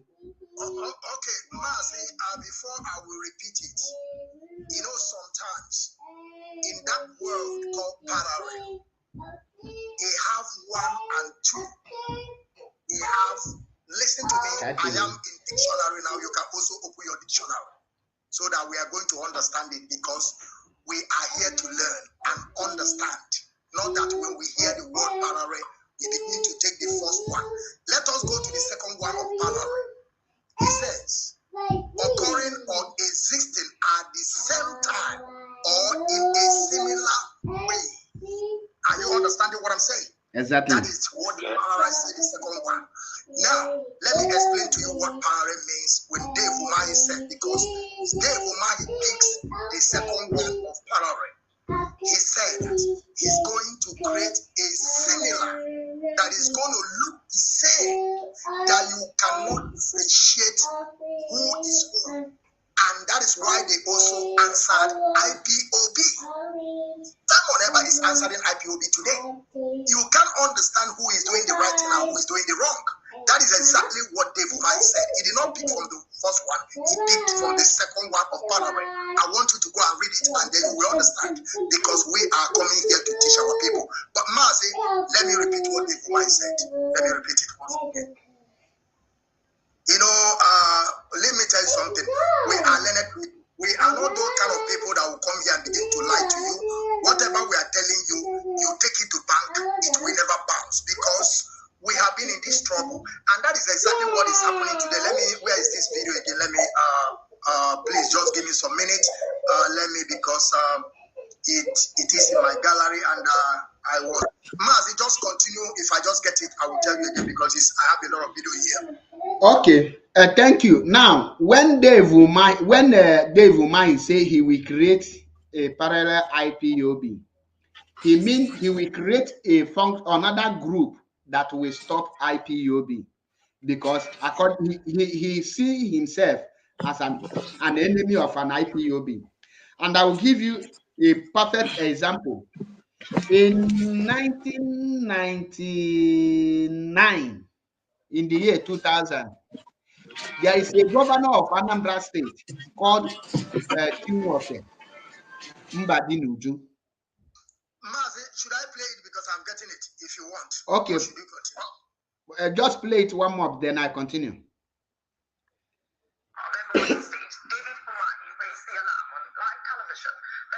May emerge in the region to counter the secessionist agitations of the indigenous people of Biafra.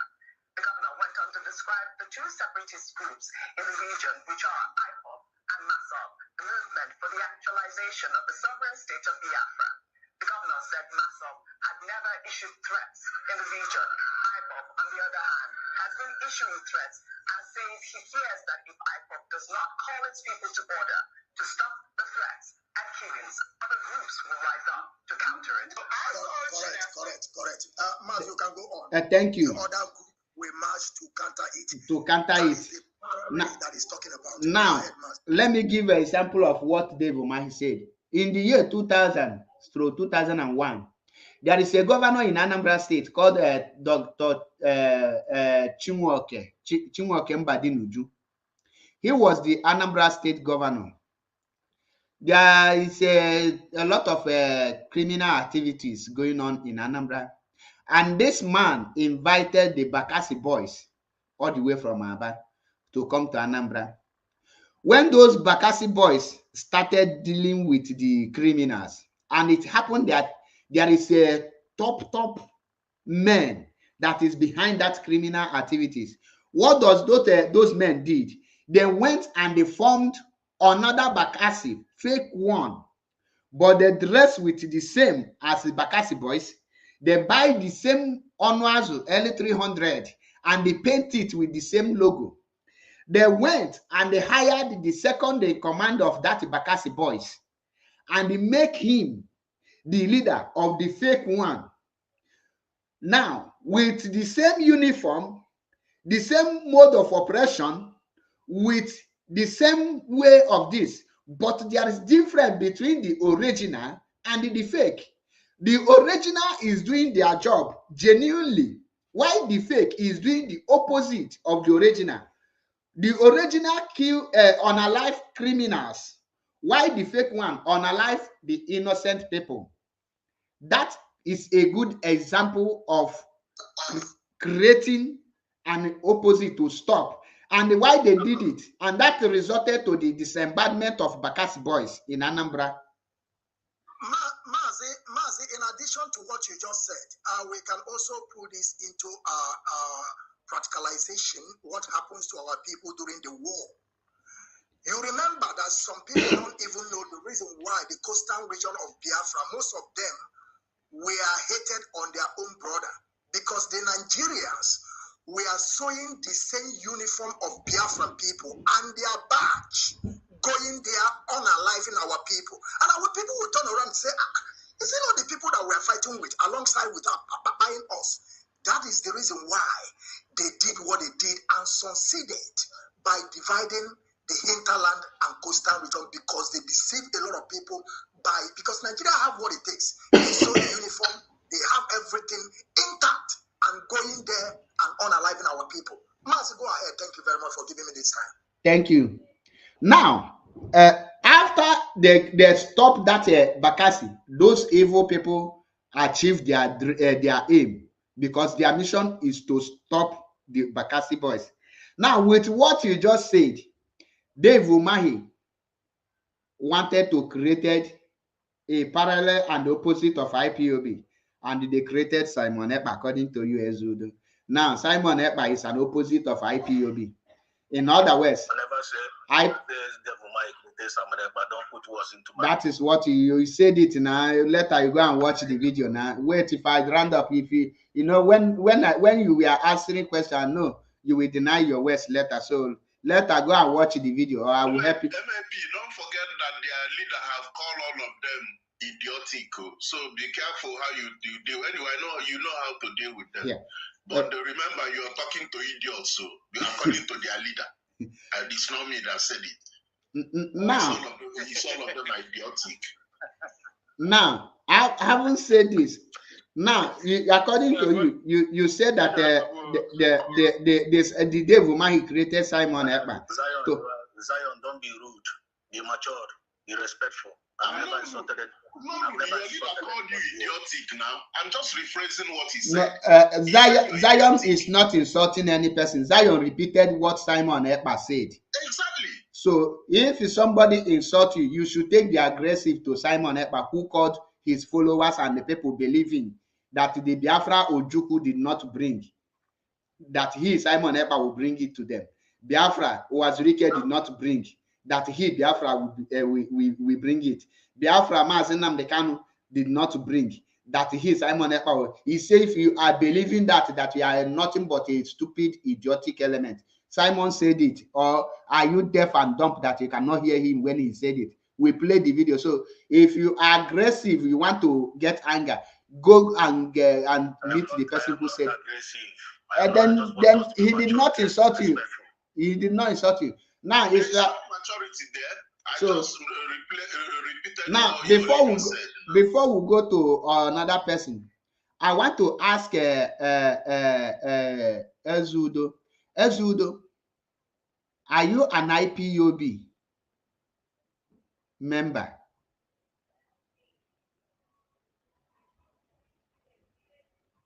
Hmm? What did you say? Eh? What did you say? I said, are you an IPOB member? I was an IPOB member before. Okay, you was. I get them before not be property. Currently, who is your leader? Mazi, hold on there. Mazi, hold on there, please. He said that he was IPOB member. Before. Yes, before. Which country do you reside? I reside in Malaysia. In Malaysia at this moment. Good. Yeah. Who is your national coordinator when you was an IPOB member? Who is your national coordinator? My national coordinator was. Don't lie, I have every of their name here. Okay. What is his name? Our national coordinator was Mazi Wachineke. You see now you see sometimes let us be sincere to ourselves. Mazi Obilo. You know Obilo? Mazi Obilo, he said? He's our national coordinator. He's our national coordinator. Mazi Obilo, you know Mazi Obilo? From Malaysia. You know yeah, Mazi Obilo was our national coordinator in Malaysia. You know what happened? Now, please let me tell you something. Let me tell you something. General, that you're dealing with habitual and chronic liars, so mind you. That is it now. Mazi, just hold on. I'm not a liar. If you can listen to me, if you are not listen. Let me tell you something. I don't want to use that word liar, but what you are saying is fallacy. Do you know where Obilo reside? I just brought Obilo to my to Biafran television. That was 1 week ago. Exactly. You are telling me that Obilo that is living in South America is now in Malaysia. Is it what you're telling me? Are you joking? Please, you can make caricature of me. You can make caricature of me. But what I'm telling you is what I'm telling you. Let me bring the video of Obilo here. What are you saying? On Biafran television, I just brought Obilo within 3 days ago. Let him explain to you. What are you telling me? You are telling me that I don't know what I'm saying or what? You know, what are you telling me? What are you telling me? Do you know that Malaysia you are talking about is Asia country? Obilo is living in South America. Obilo is in America, not in Asia. So how can Obilo become a national coordinator there? I'm asking you, can you prove it? Now, you know, wait. He want to say that it's not that Obilo. I have explained it because. Maybe the one you're saying. Oh, please. It's not one person that answer Obilo. But the Malaysia national coordinator was never Obilo.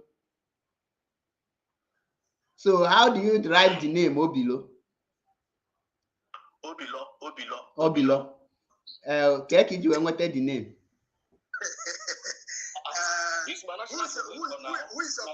your coordinator? Can you just listen. Even my unit coordinator, his name is Progress. Listen, let me tell you something.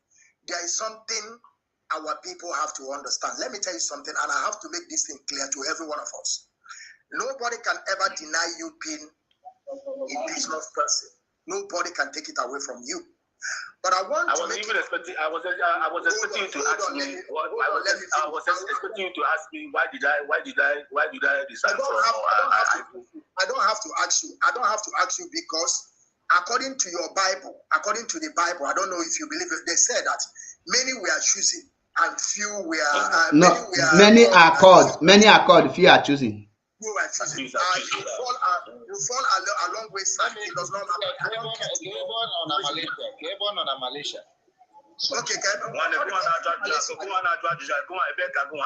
Wait,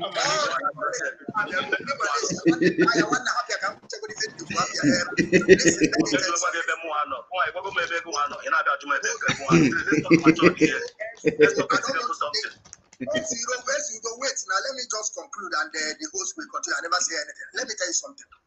Nobody can ever deny you being IPOB because IPOB means indigenous people. And you have to pay attention. Please don't take words into my mouth, please. But when you come here to lie, it's something that we are not going to accept. I'm not lying. I am not lying. Don't tell me I'm lying.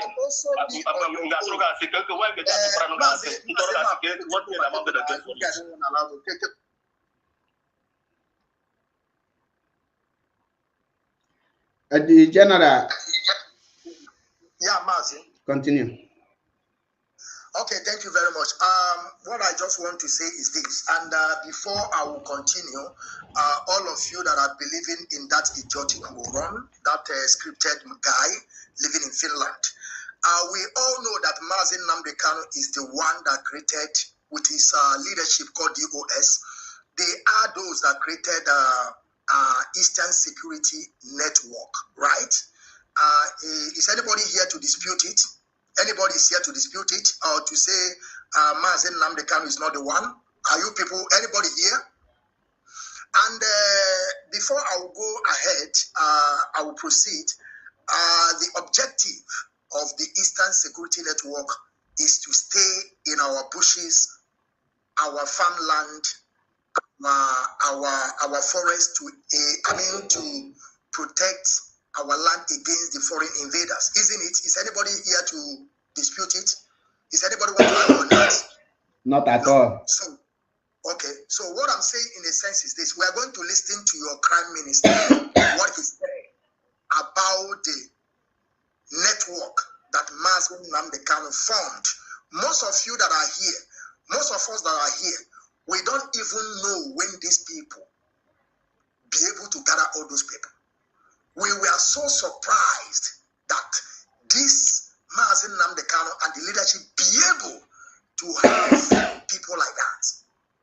And that is the reason why they were looking for him to capture him, because they could not believe that such a people can be able to assemble themselves, do what they have to do, and at the end, they showcase themselves. Now, pay attention to what your Prime Minister said about those that mazi Nnamdi Kanu created.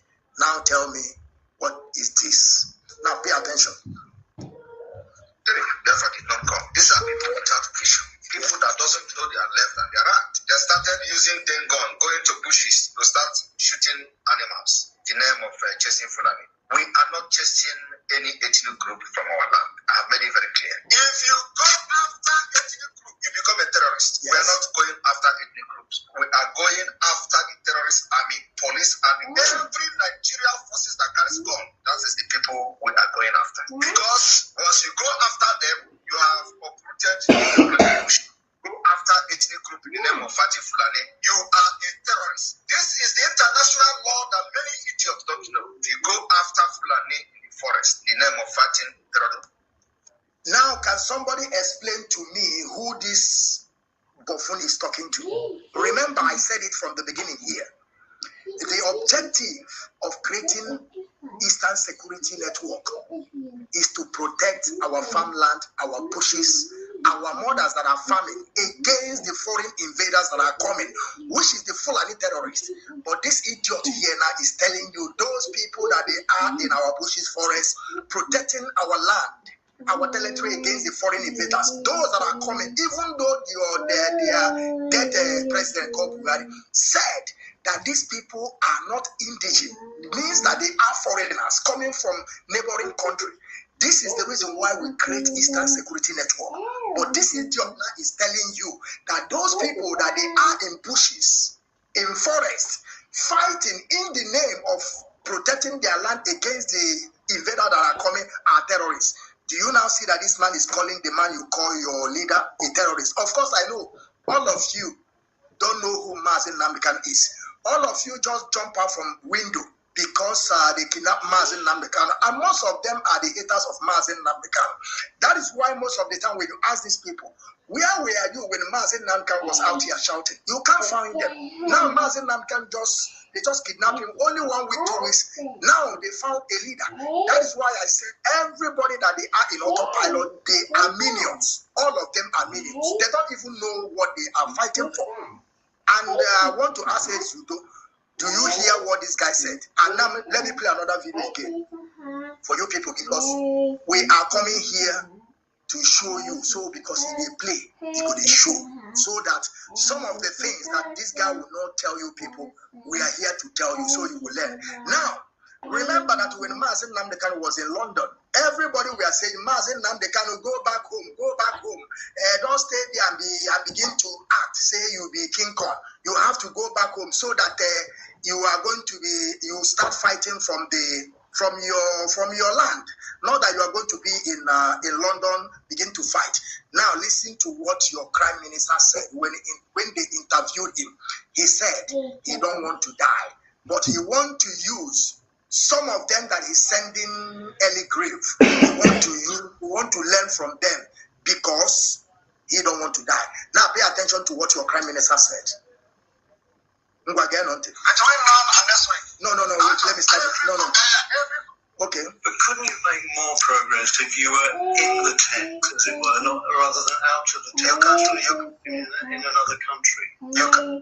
You're in Finland. Yes. So wouldn't it be better if you went back home and did the political thing there? You should know. You see, I learn from what happened to others. Okay. I don't want to put my life in danger because the country, as far as do you hear what he said? He said that he want to learn from what happened to others.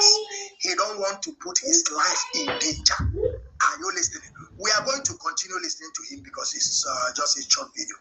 Concern does not exist. Any country that does not respect the rule of law doesn't exist. You scared you might be killed?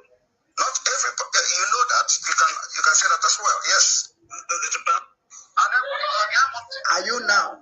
He said. The man asked him, "Are you scared that they are going to unalive you?" He said yes, because he wants to use what is happening to others to learn. Now tell me, which kind of person? I mean, somebody that have this kind of idea that want to use those that they have been unaliving to learn a lesson. He don't want to go there, and he don't want to buy, but he want to use you. Some of our brothers and sisters that have been buying every single day, we want to use them to learn. I just want you people to understand that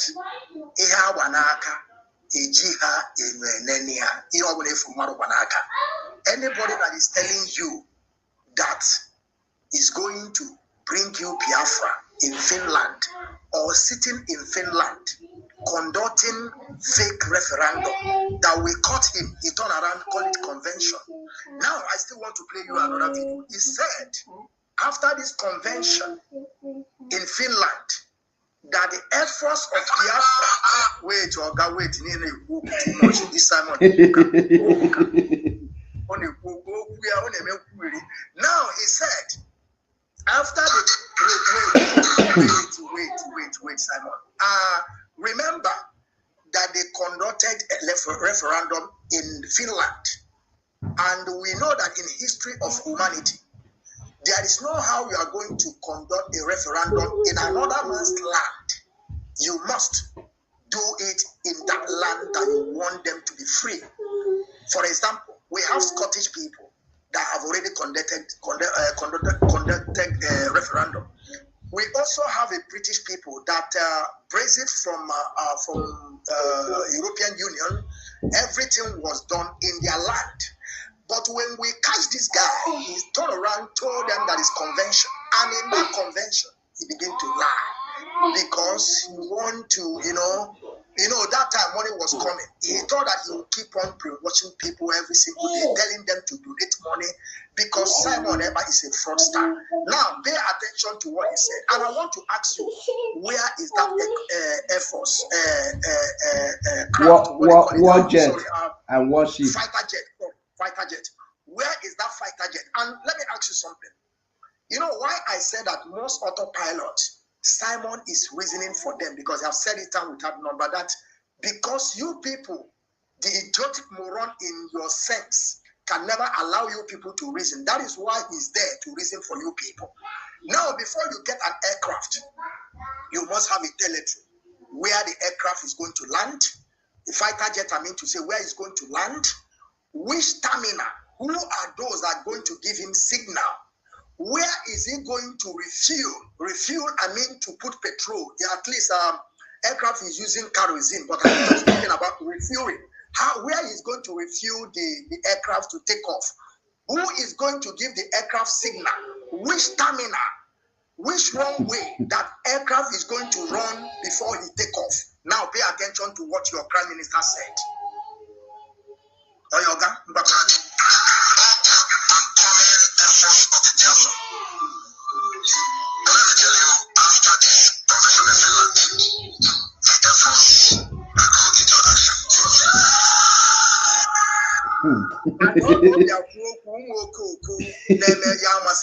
they begin to shout. Now pay attention. We are officially purchased aircraft. That means that they have already bought aircraft. My question now, where is that aircraft? Where did aircraft was anchored? Which terminal is going to take off? Who is going to give him the signal? Which runway that is going to run before he take off? Because I am working in aviation. I understand everything about plane. There is no how plane will take off. We are talking about not helicopter. He's talking about jet. And before jet will take off, he must run on runway. He must take off on runway. I do understand very well. Now pay attention.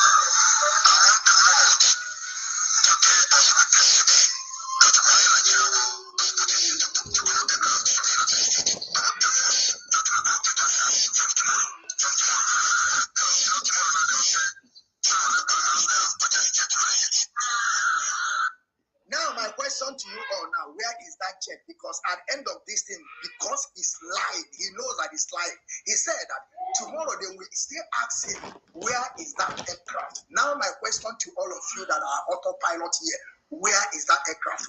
Mazi Apollo Ashebe, I will rest my case here. It's not only aircraft or warship. He also bought warship. No, wait. Before you will ask, the question will go to Ezudo, who is a member of Autopilot. Ezudo, can you answer that question, please? First of all, before I answer your question, I want to tell you something. No, leave that you want to tell me. Answer my question, then you go ahead and tell me.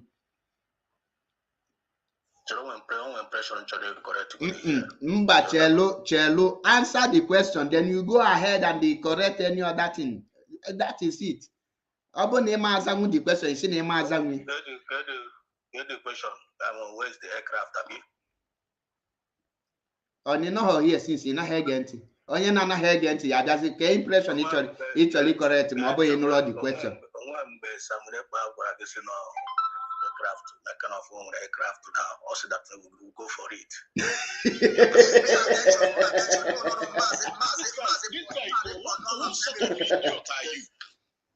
You heard him say now, you are denying it. Zion, probably he escaped. Let me repeat it. You know, we don't run away from debating. We don't chat because we have we have everything.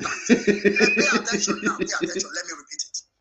And they wait for him to see one come now. I will tell our brother it's better he remove you. Now pay attention.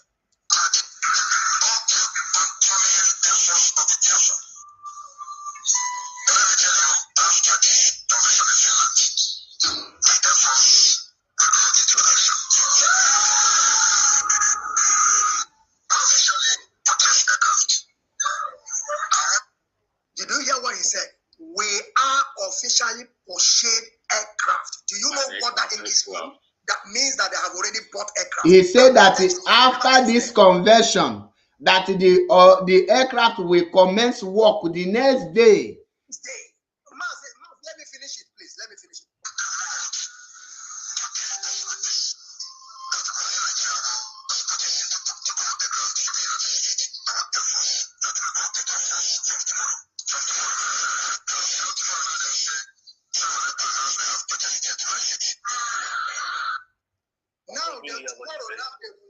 Simon Eber have purchased aircraft. Where is it? And they have told me that they have already purchased. Also warship. Don't forget the warship. Yes, I will bring. We'll also bring warship. Go ahead. So, Ezudo, before you go ahead, remember the 5 characters I say for you to become Simon Ekpa follower that you must possess. 1, in case you don't forget, and you have to prove it. 1, you must be senseless. Number 2, you must be chronicle liar.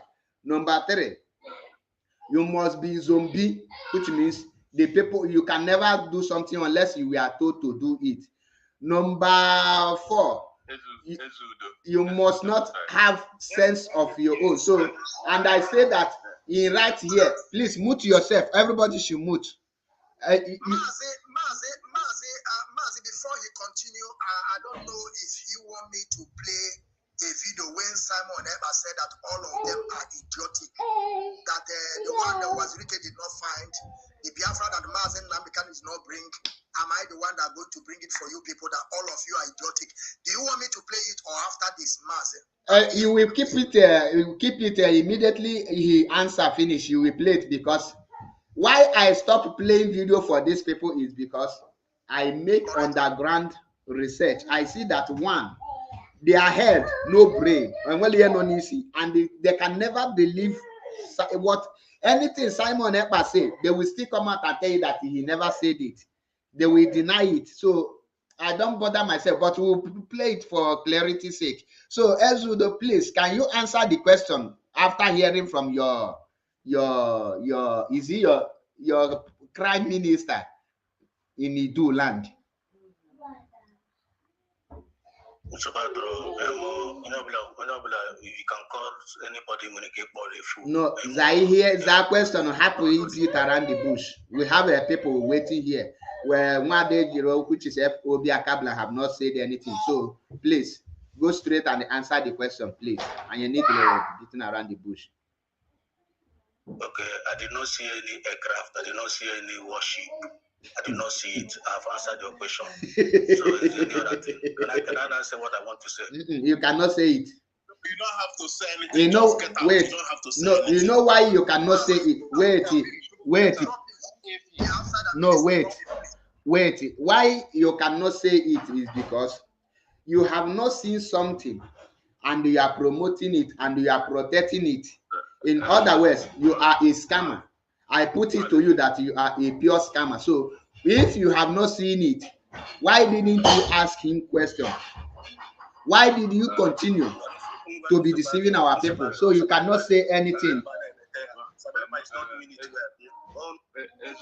Ezudo, only thing that I have to say here is this. Whenever you are following somebody, follow the person with your brain. Okay? That's the only thing I can advise you. You are my brother. I cannot call you something very bad, but follow people with your brain. Don't follow people without brain. And this thing that's happening in our land, this is very bad. It's not good for me. And that's why I'm saying this. You people that follow this guy, why you don't ask questions? Why? I don't know whether at least find a way asking question whenever he make program. Reasonable question. Answer. There is one question I want to ask here now. Let's assume now. Samerapa is not doing it well. Samerapa is the one question for. Why is it that Mazi Nnamdi Kanu have never come into the call and mention his name and condemn him? Wait, I will answer. Kanu doesn't mention people's name anyhow. Please, when question is given, you should allow one person to answer. 2 minutes. I'll now correct my brother from Malaysia there. 2 minutes. Okay, please. Okay. Who want to answer him? Okay, JB Franklin, go ahead. Number one, he's in Malaysia, and that's in Malaysia. And in my in Malaysia. Oh, you feel it? You miss it in Malaysia. Your fellow man, I need you go. Because as long as in Malaysia, I for any reason, he have a guy man like you. you cannot be able to identify your fellow guy now. That is number one. Number two, the Simon Ekpa is in a Nnamdi. If really need it, so Nnamdi Kanu from day one. Nnamdi Kanu will never give you a publicity by mention after because he will see you that once you mention that your name, only go do publicity. So you are now expecting to hear Mazi Nnamdi Kanu coming to the court to say, you all should want Simon Ekpa. Don't do this, don't do that. You do that. Even Nnamdi Kanu go to that place 10 years to come. He will never mention that name, Simon Ekpa. For example. So open if a true follower of I'm not an IPOB member, but Ote won't be the follower Nnamdi Kanu to know how he function. So give an nice IPOB member. It's a disgrace. Let me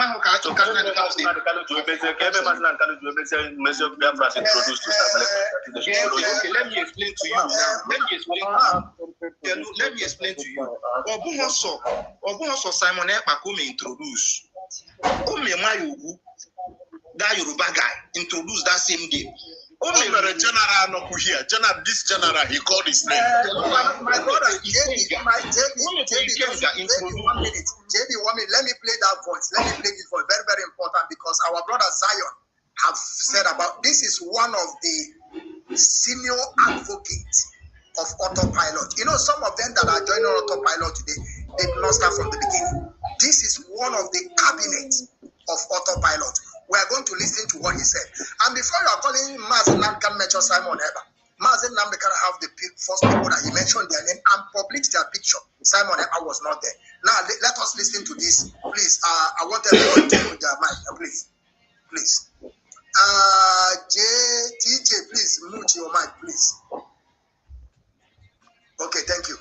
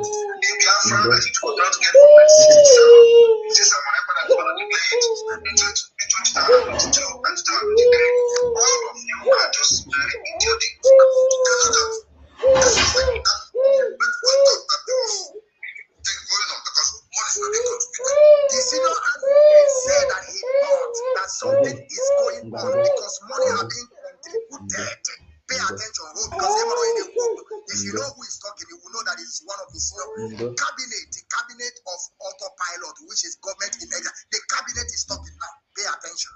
But when we realized that nothing was going to happen, we backed out and said, no, this is wrong. Now, those of you that came out to condemn us, you can see that the whole thing is happening. But he has told you that if Ojukwu could not give you Biafra, Rafi Wazulike could not give you Biafra. How do you expect him to give you Biafra? That's what he told you, that you are very stupid. That's what he said, you are very stupid. So, the problem is that you don't want to use your head to understand what is going on. You are just going to bed to sleep. Carry all your hopes and put on one man and say, I will sleep in Nigeria, wake up in Biafra tomorrow. How foolish are you? For America, in all their sophistication and knowledge, they still strategize a plan, a program. They plan it very, very well. Do rehearsals, and then they go at it. They have elite sport. They have the Marines. High quality trained people for specific purposes. They don't underrate anybody. But you will be there. You don't have anything. You underrate people. I tell somebody, I am going to bomb Afro Rock and make sure nobody comes out. That is not sure. So that those Biafrans who don't have understanding, yes, it's a person. Now you are popular. Oh, no, people, you can't do it. And because you don't have the arsenal, they take advantage of your careless talk to go and bomb our people at home and kill them. They take advantage of that and begin to find ways to delay Nnamdi Kanu's release. Because you talk anyhow, and it is your talking that is contributing a problem. Now, I know that every one of you have listened. Mazi, I will just, aside because please, if I not ask you to unmute, don't unmute yourself. Please, if I did not ask you to speak, don't unmute yourself.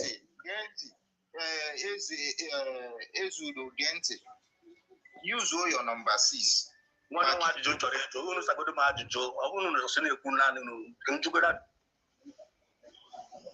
tell the only second now no go take fighter jet. If you go be individual and go fighter jet, not to talk of individual, he purchase warship.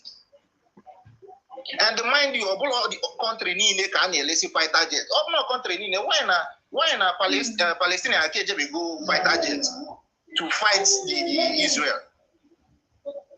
Why? Individual saying no go fighter jet, no go warship. JB, you're dealing with people who believe that Nnamdi Kanu wear special eyeglasses. Okburi na DSS dungeon. Simon Ekburu na Finland. Here, but now communicating. Smartphone. I'm not lying, Because this case from the day one. What I go? Quite all right. I'm not an IPOB member. What I go? Okay, Nnamdi Kanu introduce Simon. I follow this guy. Tell you, I must not be an IPOB member to understand and love Nnamdi Kanu. Exactly. Understand? So this man on YouTube, also na senior slug. I was kind of upset. See, look, Kafia, but Nelly man at that line. That day, now say on my comment section, now say call this girl off, call this girl woman because Nelly in a good year. We hear some suppose he put a public then he allowed the JB Franklin, just a minute. JB Franklin. If you put your head, use your head, put 1 and 2 together. You know, man, I only have plan behind it. And up until now, I still believe this useless guy. Dalurian JB Franklin, Negenti, Ian Jueba Kitika, Ezudo, Nolu here, but Achom Komota, Obugodna. No, well, anything no mota go do sense because sense is profitable. Sorry, I don't mean to insult you because on a tamanya anyalu that is on a form of funobi. A grown-up man ungafego age 18 years, but the person inability to reason by him or herself. That's in a form of fun. I am one of the people never Egam Niadiona and Jogese Izamia. I can follow you. And Simon Eba not support to be based on expose. Like those of you Nasi, Mazi Nnamdi Kanu, why did the Mazi Nnamdi Kanu mention Simon Eba? Obuni follow this program from beginning. Mazi Nnamdi Kanu work with Simon Eba based on his expose on Nigeria government. And the Mazi Nnamdi Kanu acknowledge his work. For example, he acknowledged a Biafran child work on social media because Biafran child, which is the general here, is exposing Nigeria government. He acknowledged the other runaway soldier, Ikago. He acknowledged him. He also acknowledged Ofe Togala, which is Adobe Biafra. He acknowledged Mayegu General. He acknowledged a lot of broadcasters. Me, as of that time, Ablome broadcaster. I am just an IPOB principal officer as of that time.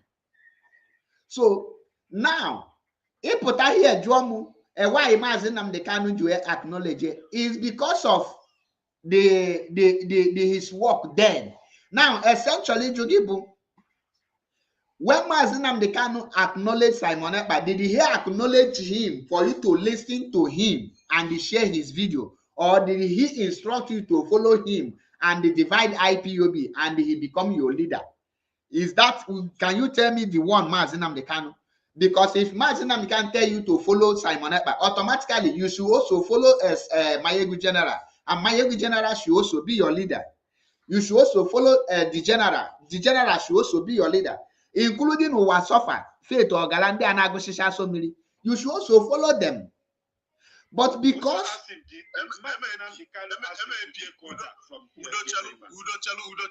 rephrase what our leader said. Our leader and our lecturer and our professor say, go and listen to Simon Ekpa and share his videos. He's bringing a new dimension in this awareness we are creating. Yes. Also again, this struggle. In this awareness we are creating. That is on the media. Now, thank you for that. JB, you go wait. You check on your tongue because Akablan came here before you, so she will speak after she. Then I will give you. But before then, yes, Madam, I salute you, Akablan. I salute you. Ezudo, I will only advise you as a brother, because before I am not a member of Autopilot, neither am I a government agency, but I support Simon Ekpa initial stage based on his awareness. I fight for him. I say nobody should touch him. Let him continue his awareness until he starts fighting mazi Nnamdi Kanu. I made a video on in November 2021. I told him, you can do whatever you want to do, but don't attack DOS and the IPOB. That once you do that, you will become an enemy of mazi Nnamdi Kanu. Now, Simon Ekpa started working with Nelly, and Nelly said that Biafra is dead. Biafra is no longer existing. Which Simon Ekpa confirmed that Biafra is dead. To Nwade Jiro here. She's here. Wait, I'm coming. You know, say Autopilot have a small brain. Mute yourself. Because end of the day, you will say you know here. Because you now be saying you know they here. Listen. Now, when I confronted Simon Ekpa, I asked him, you say you are working, because Simon Ekpa said that he never hear any place they are discussing Idu. He never this thing. And when I confronted him in his own platform, I said, you say you are working with Nelly Ofebu. Say yes. I said the same Nelly Ofebu say Biafra is dead. Biafra is a fraud. Biafra is a scam. You are working with him. On what project are you working for? He said, Nelly Ofebu will be lying and he will be covering it. Is he such a person you will follow live on his platform? And he let us say that he never hear Nelly Ofebu say that Biafra is a fraud. He said again that he never hear Nelly Ofebu preaching Idu. The same Simon Ekpa, who said that the combination of Idu and the Biafra is moving mountain, came out to deny it. You, that is an adult, you listen to all these things, you are still foolishly defending an idiot. My brother, does it mean that your mother did not give you a normal breast to suck, that he buy expired milk to feed you in a replacement of breast? Or you just wait, I'm coming, or that you choose to be you choose to disgrace your name, because this is a fake name. You choose to become a disgrace in the public by defending what you are seeing, defending the indefendable. Or can you tell me the reason why you choose to make a caricature of yourself? Because now they played you a Simon telling you that believe this, you are an idiot, you are still. You have the right to follow who you want to follow. We are all matured. Let us go to the next person. Akabla, you are welcome to the program. Please allow everybody to mute. Allow our sister to speak. Please, one after the other, one after the other. When is your turn, you speak, please. Introduce Simon Ekpa. Say, not when I praise you now, you go and misbehaving. When you start misbehaving, we will give you high treatment. You just grow their profile. Because it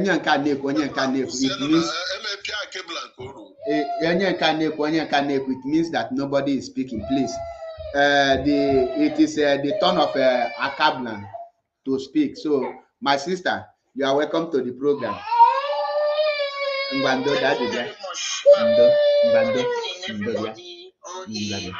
Almost here, Biafra. Oh, hey, the finisher and the destroyer. the man that named Simon Ekpa the Gumi of Idu.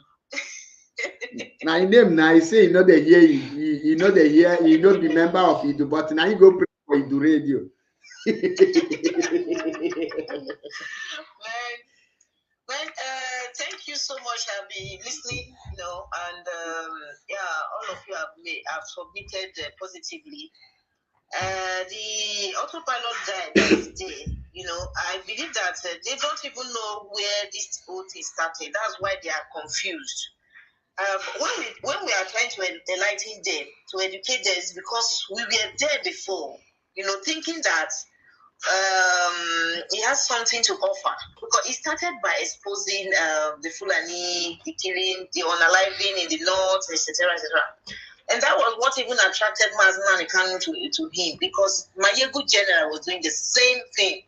So Mazi was mentioning names of people to follow, which General was one of them, Ife, Wasofia, Adobe, those ones they are no longer in the struggle anymore. Anyway. So, and Simon's name was mentioned, but sometimes I wonder how our people, a grown-up man, a grown-up woman, could go so low to allow his or herself to be manipulated by a nobody, somebody that is a low life. I know what I'm saying, that this guy really has nothing to offer. He's just taking advantage of the brain of the gullibles, the fools, people who have refused to behave like matured men and women. And anyway, when I say that some of these people following him, they are just people who are hunting for position. They just love to be recognized. They just want, because I know when initially when he was saying that, you know, he's going to give the US are not doing anything, that he's going to bring 3 months. It will take only 3 months. Mass will be out, because how desperate we were. Everyone were so. You know, we just wanted Mazi to be out. I was one of those that I was sharing his program, etc., sharing, and all that. And then when he started this autopilot of a thing, he said that he mentioned it in his platform. I remember vividly where he started. He did that when after the US called off the sit-at-home, the following week, Biafrans went out by themselves. They sat at home. They didn't obey the call off. So he came out that the next day, and he said, you can see that Biafrans still sat at home. He wasn't the one. No, nobody. He never said anything before they sat at home. They only decided willingly to continue to sit at home, because left for the US alone, they didn't want to call it up, but they had to respect Nnamdi Kanu's decision. So they called it off, and Biafrans continue to sit at home. This short draft came from nowhere and said the next day. You can see that Biafrans sat at home. This means that the struggle has entered autopilot. That was the first day he used the word autopilot. And I can remember how when there was a time he was doing a program, and I hopped in that program, and I was now telling him that some people, it seems that there are some, or we should start online, you know, conversation, like a meeting. And he said, oh, there is nothing like meeting, that we don't have meeting and we don't have a leader. That in autopilot there is no leader. This is what he told me with his own mouth. He said in autopilot there is no leader. So for me, I really believe, because I cannot have 2 leaders. My intention was not to have another leader aside Nnamdi Kanu. We're just seeing him as somebody that maybe he has something to offer. Let's watch what he has to offer. But he failed woefully. Now, let some of you that may not know him very well, where all these things were going on. So there was a platform I was controlling, the Costa Biafran platform, where you know. So we are doing a kind of, it's not everything we say in the public anyway. So this idiot, Simon, was aware of our plans, everything we're strategizing. And a day I had to call him to inform him that, yes, we have been able to meet with the people in these communities where the stuff is.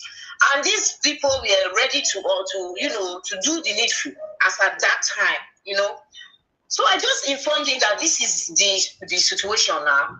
So it is very important that these people they want to speak with him. They want to, to have a meeting, a kind of to be sure that yes, logistics will be provided.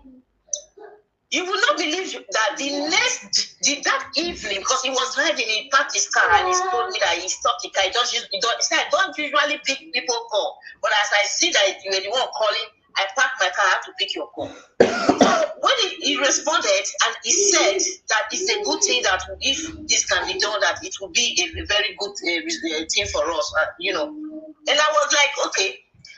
That same evening, he did a program. He blasted everything in the public. He started talking. We are going to pump the pipeline. We are going to do this. We are going to do that. These people, these guys, what is happening? What is wrong with this guy? Who told this guy? Why is he saying all these things in the public? I was like, what is wrong with this Simon? Something that you really want to do. Do you think you want to risk people's life or what? Or is it maybe you think that this thing is just a shy play, or you just need to talk, you just need to say things that will make people feel that he's doing something. Whereas he doesn't even know how we planned everything in the beginning. He was not aware. We only informed him because of logistics that he would let us see if he can be able to raise something. The next thing, he went on his platform and started talking trash. I called him after the program. Said, "Why would he say the thing like you want to? You are just trying to risk the life of these people. Don't you know that all this community, there are a lot of military everywhere? What if these people they are no longer these boys? They are no longer interested in doing anything because you have bastardized their efforts and all that." Oh, he said, he didn't know that it was he's not supposed to say it like that. Sometimes it's good to say these things, it scare them away. I said, no, you can't scare them away. I said, no, you have spoiled everything.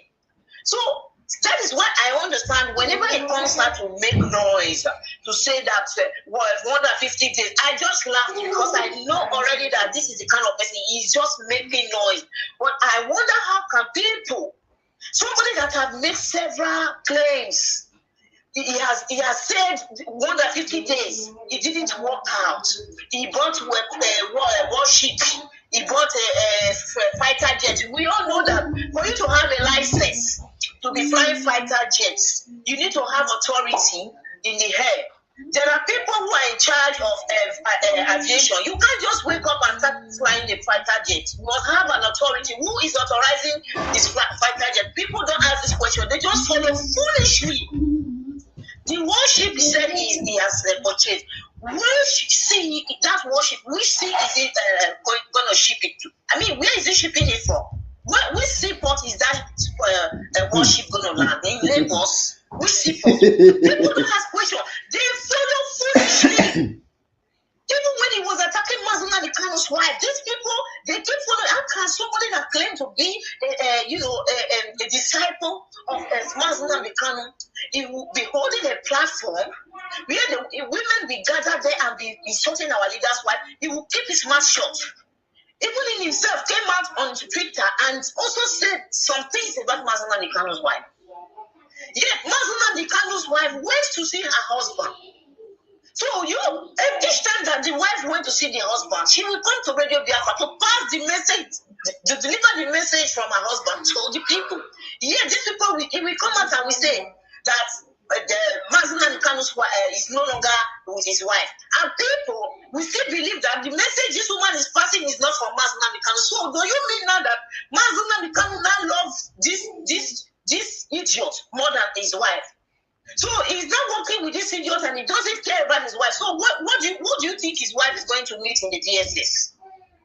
Who do you think his wife is meeting in the DSS? So everything the wife is coming on Radio Biafra to say is just making up. That's what they say. So for me, I just feel that something is wrong with the brain of our people. Our people are so desperate. Somebody said something here on this platform that when anybody can just carry the Biafra flag and you can easily deceive people. If you want to deceive people massively, carry the Biafra flag. You will end up deceiving gullibles People who are so desperate, who don't know how freedom is fought, they just feel that, oh, once you are carrying the flag, you are genuine, you give them to Biafra. They will follow you foolishly. That is what this guy, the advantage that this guy took. And of course, there are some people that followed him because of position, like I said initially, and some people who followed him, those are people who hated Mazi Nnamdi Kanu from the onset. So they have seen somebody that have come to destroy the struggle, the effort of Mazi Nnamdi Kanu. So they needed to be with him to help him to destroy it. The fact that they are working, I'm saying that they are working to restore Biafra, they continue to claim that they're IPOB. How can you be working outside the structure of an organization and you still claim to be part of that organization? Our leader's wife called them ectoparasites. Working outside the main structure, it is not possible. It's not done. A structure has been established as a freedom fighting movement. That structure is standing, whether the supreme leader is here or not. The structure stands. You have to be under that structure. You have to work according to that structure. For you to do things, or you want to come out to say that you are, an all-knowing, all-powerful, untouchable, that whatever that is written in that structure, or whatever that is governed by this organization, that you are not going to be loyal to it, that you are untouchable, you are, so it doesn't work out that way. It doesn't matter, even if it's a small organization. Every member that is coming in, you have to abide to the structure of that organization. This guy from the onset refused to be working under the structure of IPOB. So how can he, such a person, come out and tell you that the Mazi is his leader, and you still believe him that he's working for Mazi Nnamdi Kanu? For those who are saying that Mazi refused to call his name, it is a big letdown. Mazi has made it clear so many times, but this time around, he made it so clear. Say, who is that idiot that is using my name? Because I am here, they are taking advantage of me. Who is that idiot? Did you also hear when Mazi Nnamdi Kanu said that IPOB is standing tall? It is still confirming that the struggle in which he is the supreme leader is still standing tall. But there are some idiots who are using his name to claim fame, to commit all kind of atrocities in Biafra land. And the only person or the only people who are doing this is the person who gave himself that he is a prime minister. How can you be a prime minister in a nation that is not existing yet?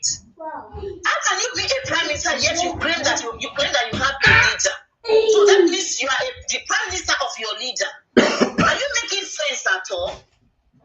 So this whole thing is that I just see our people. Sometimes I will be saying, now I understand why we are not respected. How do you expect the Yorubas to respect people who are running after this guy?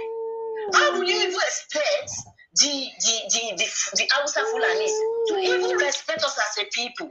If this somebody that just come from nowhere and start manipulating you, you run after him, saying that he's conducting a referendum in Finland, when Biafras are in Biafra land.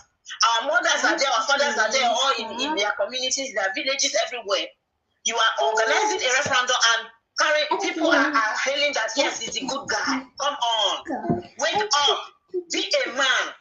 Be the leader of your conscience. Don't allow yourself to be manipulated. It is manipulation that put the black race where we are today. We believe so easily.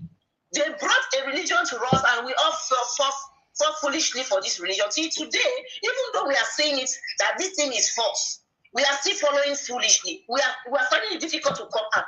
What is there that is difficult for you to see that this parallel IPOB that David Maye promised that he's going to create, and he has established it? What is there that you cannot see?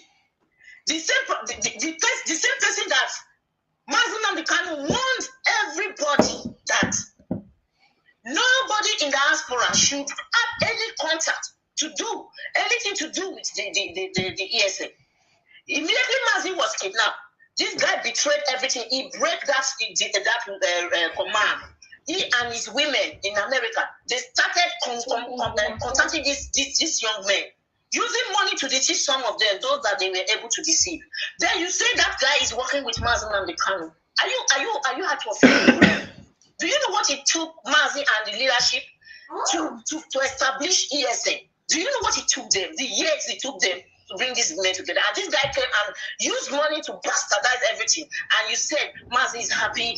He doesn't want to call his name because he's doing a good job. That means you don't even understand the supreme leader. The man you call your supreme leader, you don't even understand what he stands for, what he's doing.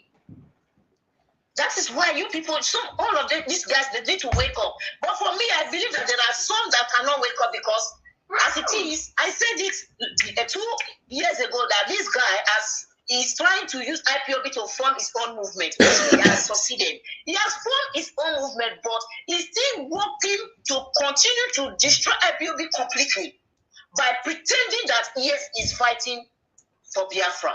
If he wants to fight for Biafra rightfully, like the journalist in Finland told him that, why don't you go and fight, be in the forefront.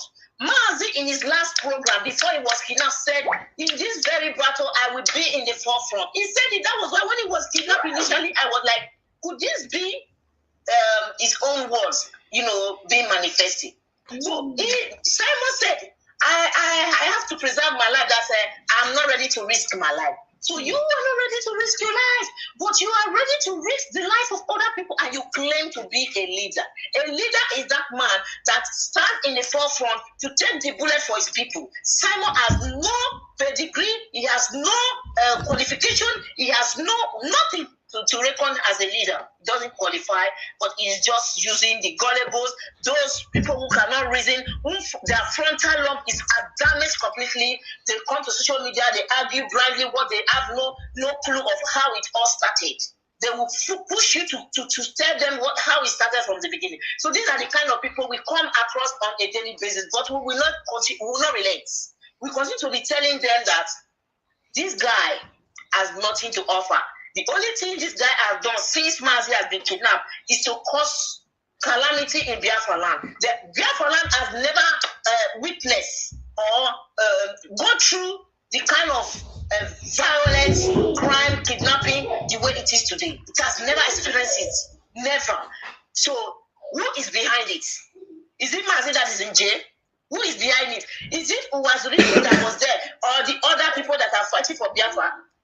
Are they behind it? The answer is no. Who is behind it? The person that came recently claiming that yes, he is fighting, is the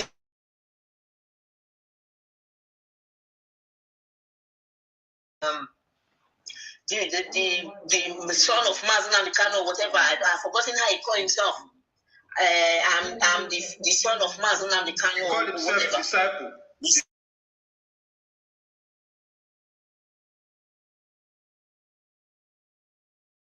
Everything contrary to what Mazi stands for. He challenged the very structure. He challenged it.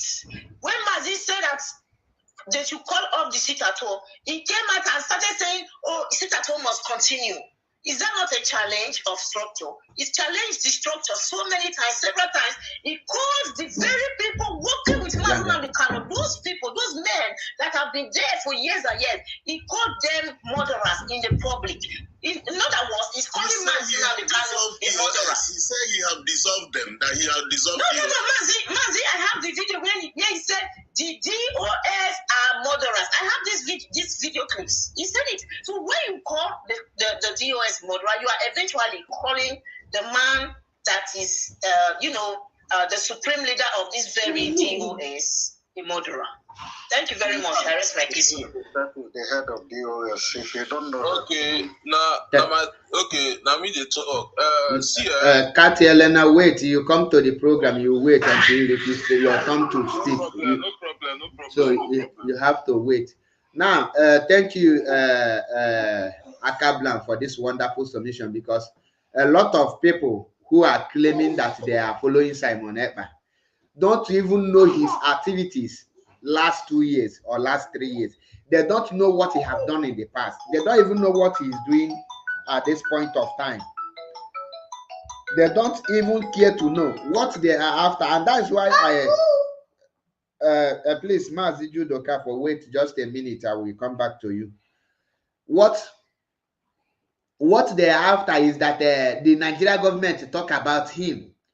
I want them to understand this thing. If I send you to go and penetrate somebody or go and destroy something, and I know that you are going there in disguise, do they expect me to come and tell them that I was the one who sent you? It's like when an enemy send a spy in your house, then the same enemy will come and be telling you, this person is my spy. You will chase him out. That's why I keep on asking them. If there is somebody who is working in disguise or to destroy, what is the character of that person? One, they will disguise themselves. Two, they will pretend that they are fighting for you while they are finishing you. And that is why the guy was unable to answer, because you know that every answer he will give will show that they are working against Mazi Nnamdi Kanu. If you come out and criticize some certain things you don't like in the movement, it is understandable. It's not working against the movement. But when you oppose, you become a stumbling block. You start sabotaging. Automatically, you become an enemy. And that is what the idiot called Gumiof is doing. So when you see them, why we are trying to refresh their memory or to give them a little bit flashback, is for them to know that we don't wake up and start talking about something or about him in this way. That something led to something, and that we must allow them to know it. Having said this, before I go to the next person, which is TJ, this thing, we have a caller on the WhatsApp. Please let us listen to the person, and he will be very brief to say it. Mazi Judo Kafo, you can go ahead. If I'm gonna look down, I'm here. Ndewo. Yeah. Ndewo, my brother. Am I coming out loud and clear? Yes, you are coming out. Yes. Thank you, Mazi. Ndewo. Thank you, Biafrans around the world. My name is Judo Kafo. Judo Kafo from Agbo. Agbo, they is Nioma, and Nioma is Biafra land, and Nioma people are Igbo people. Exactly. Thank you very much, Paul. Thank you, my sister Eju, for your wonderful contribution with all the things we talk. You see, about this Ikberima of a thing. First of all, Dave Omahia tell the world that inside IPOB he will create a fashion. And that is how Samuel F are coming. And the thing where they pay me pass for all. When I get small, I read that the wise men came from the east. But now I see that a lot of people from the east are foolish. This man called Ekperima, I will not mention his name because it's irrelevant. Last year conference in Finland, he told them that Biafra government has just acquired a jet. That starting from tonight, Biafra a jet will be flying. And these foolish people were clapping. He lied to them that 150 days Biafra will come. Again this year, Biafra is coming again. How many times is Biafra coming? So Biafra comes every year. I don't blame anybody. When Ekperima started, he started with charm. All those things where Ekperima they do, not charm they use. It's not ordinary. Even his girlfriend Nelly Opegu even said that Simon is using charm. Simon betrayed our leader Mazi Nnamdi Kanu. Everybody that our leader have dealt with, it's only Simon that he told, don't allow the devil to enter you. Exactly. I want to ask the foolish one that is following Samuel Ekpa. Why is our leader wife not going to Samuel Ekpa to broadcast in their own side? Why is she broadcasting in Radio Biafra? It's because the husband have told her that Radio Biafra is where he belongs to. IPOB. And that is what our leader said. Our leader have sent numerous message, numerous parable. Recently, you hear what he said that anybody that is using IPOB to commit atrocity,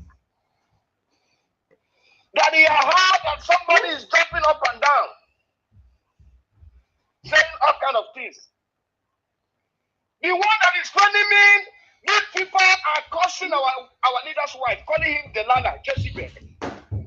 How can you tell me that Judo Kafo is your leader and you are insulting my wife? And when I come out, I will say, thank you very much. You say you are following me. You are my disciple. But you have insulted my wife and said a lot of things to my wife, even told the world that my wife was pregnant by your mom. That my son is not my son. My son belongs to John Paul. This is the person that you people are following. Prime Minister in Finland. This man has visited the world in his palace in Finland. Today, he's in America. Tomorrow, he's in Germany. In Germany, in his living room. I have never seen this bastard in the airport flying. Going to, he will on computer and say, I'm going to Africa. In his room. He's in Africa in his room.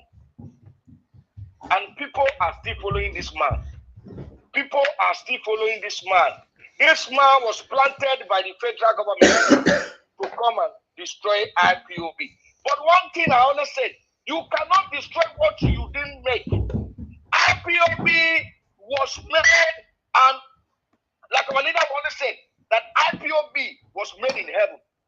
You can only try, but you cannot. You cannot.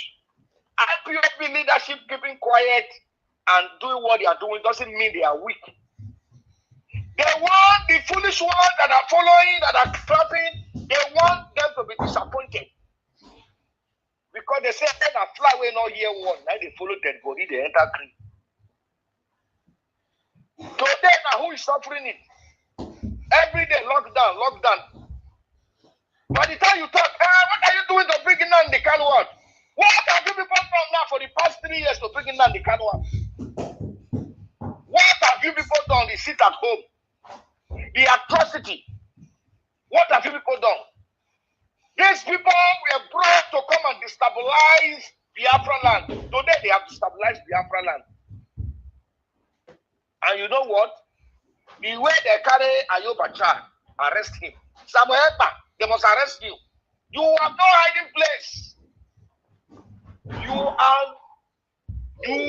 You know go get hiding place, Samuel Ekpa. They will capture you the way they capture your master, Ayaba. And nobody will come for you. Nobody will come for you. See all those who are talking in Biafra land, a Biafra Liberation Army. Somebody will go in the bush and put a radio, put a cassette, a tape, something that he takes, where they are doing a Chinese movie, shooting gun. This is Biafra Liberation. You don't see what ESM is doing in the bush, chasing the cattle. Your own will be in the bush, put recording this thing. Where they Chinese movie, they shoot gun for Chinese movie. This is Biafra Liberation. Who is deceiving who? You can't say there's no more ESM. ESM have been dissolved. TOS have been dissolved. You are not a member of IPOB. You are dissolving IPOB. You are not a member of ESM. You didn't from ESM. You say as of today there's nothing like ESM. It's Biafra Liberation Army. So those of you that are still following Ekperima, continue. Our leader have said it in court. Our leader have said it indirectly. If you are waiting for him to call Samuel Ekpa, he will never call his name because Samuel Ekpa is still relevant. And why don't our Nnamdi Kanu mention his name?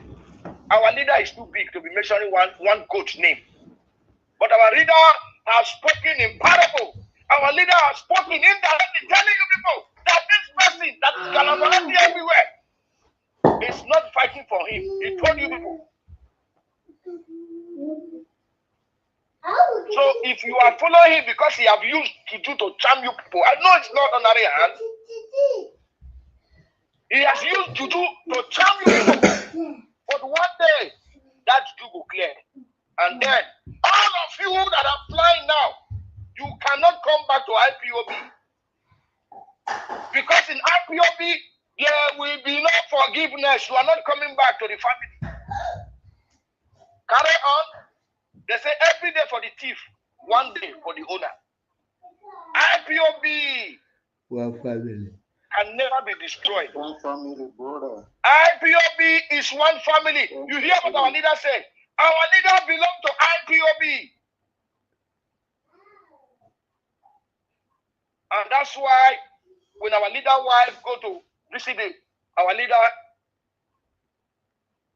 in the dungeon, they will pass a message to his wife. His wife will come to Radio Biafra and deliver the message. So you that is thinking that the man is fighting for our leader, it's time you use your tongue to count your teeth in your mouth to know that not our leader has no business with a Perima. In fact, our leader is regretting spiritually now more. Why did he even talk to this guy? What did make him for this guy to interview him? And our leader is regretting more in spirit. That man, our leader, is regretting. Why did he allow Samuel Ekpa to come and interview him? Why did he even come to that Samuel Ekpa?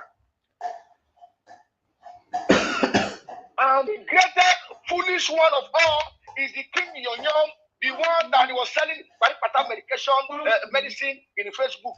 Is the most foolish in-law that I've ever seen.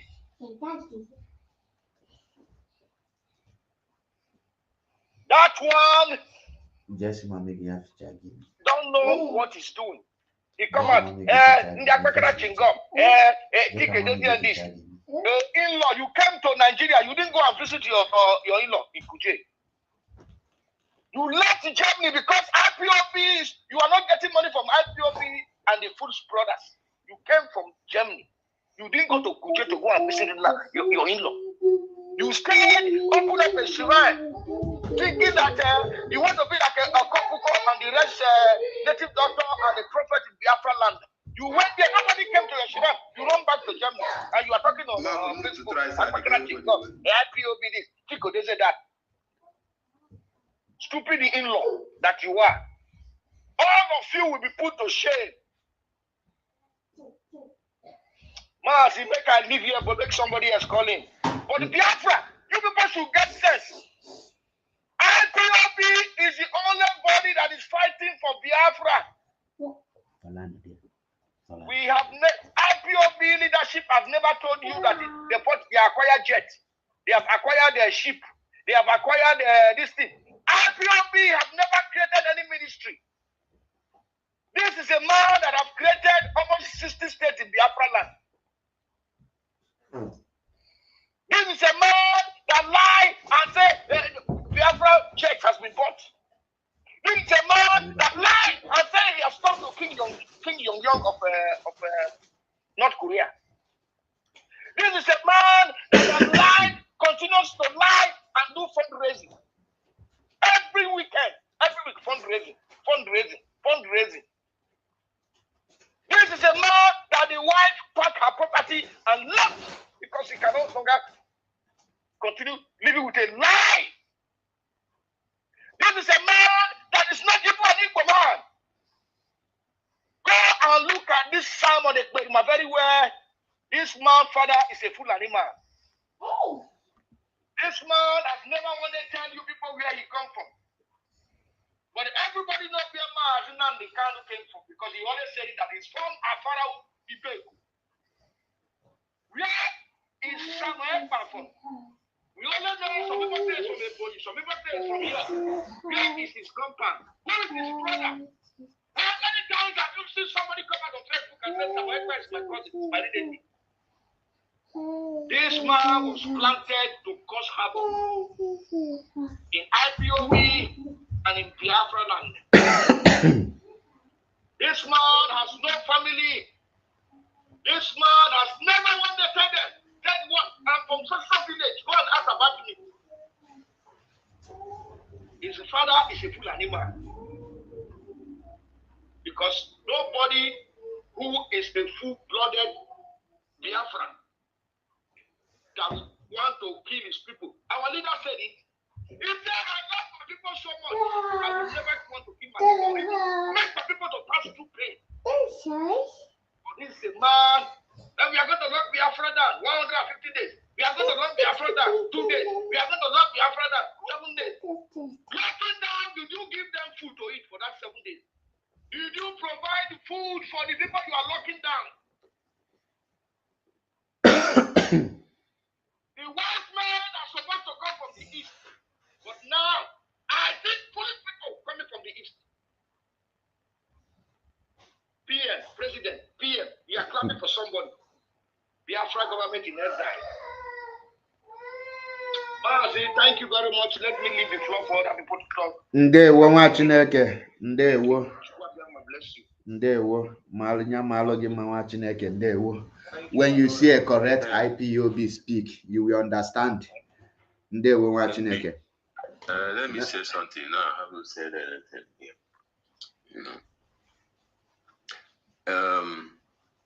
You see, all these things we are talking about here. It's so important that we are keep on talking about it for people who have ear to hear. And if you don't have ear to hear, you can go and do your thing. Why I'm saying all these things is this, that because the thing that we are seeing in our place, sometimes I shed the tears for people who are asking questions. Why Nnamdi Kanu haven't come and say Simon up and never is not with me or something like that? Please, I think there is a day that Nnamdi came to court and said that nobody is working for me on my behalf. I think there is that video is still. Somebody should bring out that video to show these people, like somebody like this as somebody, that nobody is on my behalf fighting for me. You should watch the video. And Nnamdi Kanu also said, the fighting that I'm fighting is not to kill my people. It's to set them free. He doesn't kill his people. He came to save. He came to save, not to kill. When you are telling people to stay at home for 1 month, don't you have conscience to know that the people that you are giving 1 month have to eat, have to do things in order to them to have a food on their table? It doesn't ask questions. It doesn't ask all these questions. Your own is that they're going to lock down 1 month, 2 months, 3 months. For goodness sake, people that follow this man, for goodness sake, you should listen. You should think. You should think. Think, brother. Think, sister. Even if you cannot listen, don't you use your eyes to see that this guy is not for you? Even if you cannot see, don't you watch? My dear brothers and sisters, at least you people use your brain to do something for once. In Igbo land now, everywhere is killing. They come out and kill innocent people. Use on alive. They come out alive people. They come out and snatch people's car. They come out and do so many things. Is it all about fighting for the Biafra we are talking about? Yeah. You are unalive somebody. And they are telling you that this guy is an Igbo man. He says he's a Bubago. How? How is a Bubago? Stop what you are doing in Igbo land, please. You have to stop. It's not fighting for freedom. It's not fighting. If it's that way, is a way to fight for freedom. Please. We don't need that freedom, please. We don't need the freedom, please. The other day, you came, I saw the one video where Simon come to say that mazi Nnamdi Kanu have divorced a queen of mazi Nnamdi Kanu. For goodness sake.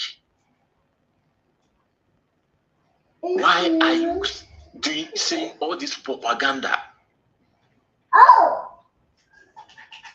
Is it the way to fight for freedom? People that follow this man, please, I'm begging you people to reason. Wait. You can't be there watching these things, all these things that is not true happening, and you cannot ask questions. Even that the time that he's doing program, don't you ask questions? Don't you ask reasonable questions, strong questions to this guy? Or you just watching him whenever he finished talking, you will clap, and this guy went away. Why are you doing this? No question to ask. Even when mazi Nnamdi Kanu was doing program, he would tell you, ask me strong question. I will answer you. Ask me critical question. I will answer you. Why don't you ask this man question whenever he come out and do program? Are you afraid to ask question? I'm asking. Are you afraid to ask question? Yeah? Are you afraid? You should ask question. Mazi, Imana, I know here is to enlighten people. We are not here to lament or to be doing this and that. We are here to enlighten ourselves. So, because then I got to the next person. Oh, onye brain guy, you question. Onye brain ya no autopilot or ya question. The question is chocolate. Somebody get play video. He get play video here. You have to or never argument. Pushing that noise. Because he's damaging a lot of things. That's only what I can say for now. Thank you, Mazi. Ndewo watching again. Ndewo. Let us go to TJ Lead B comedy. Ndewo watching again. My name is actually Chukwembeka. I'm an actor from the Shedok region. I am directly from Oboy State, and Oboy State is a Biafra land.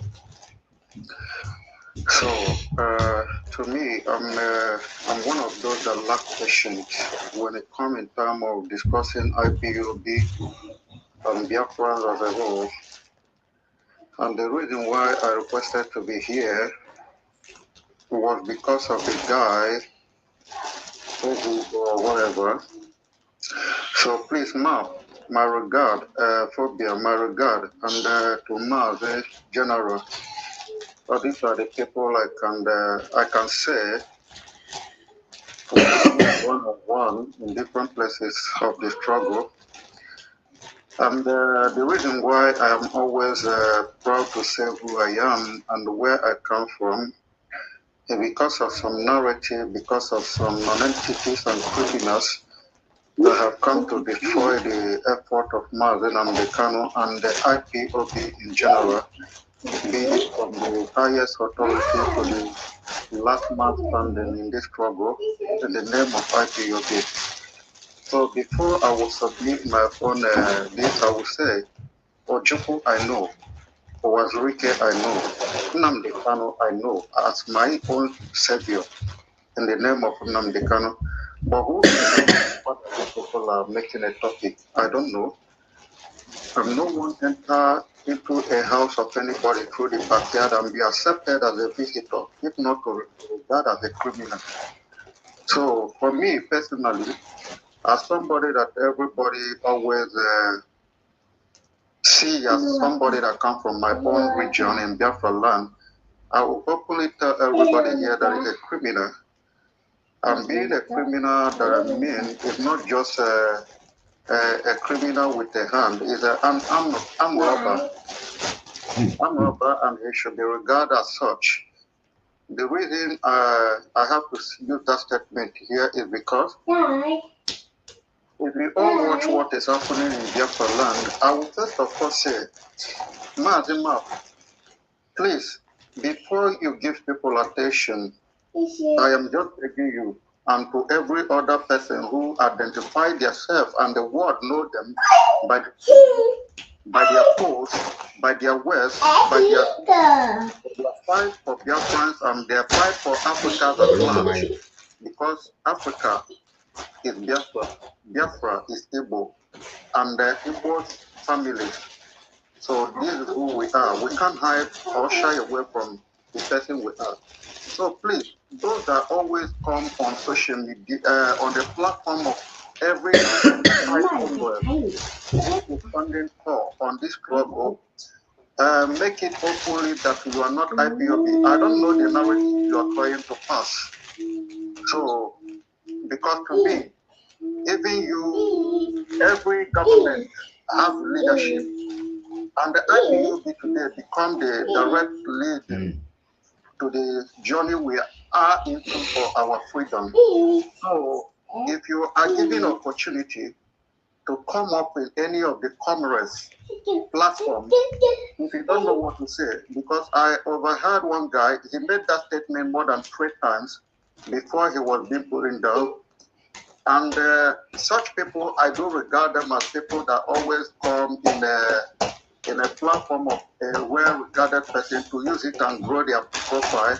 At the end, some will be doing what they like, just like Ansema and the wounded civilian, who were once people that talk about Biafra and talk about Igbo.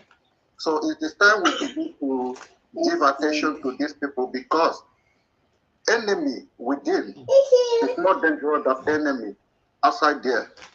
And Simon Ekpa and his allies are enemies within. That is why you all see this attention. So be given to them. The attention is not given to them in a very good directive, but we all are hearing it, and we will still come up, make it openly. Yeah, you are Biafra, you are not IPO. I don't know the message you are trying to pass, because if you are not IPOB and you come up to say it, you are directly autopilot. So it doesn't matter who you present yourself as. So asking questions in order to make yourself relevant.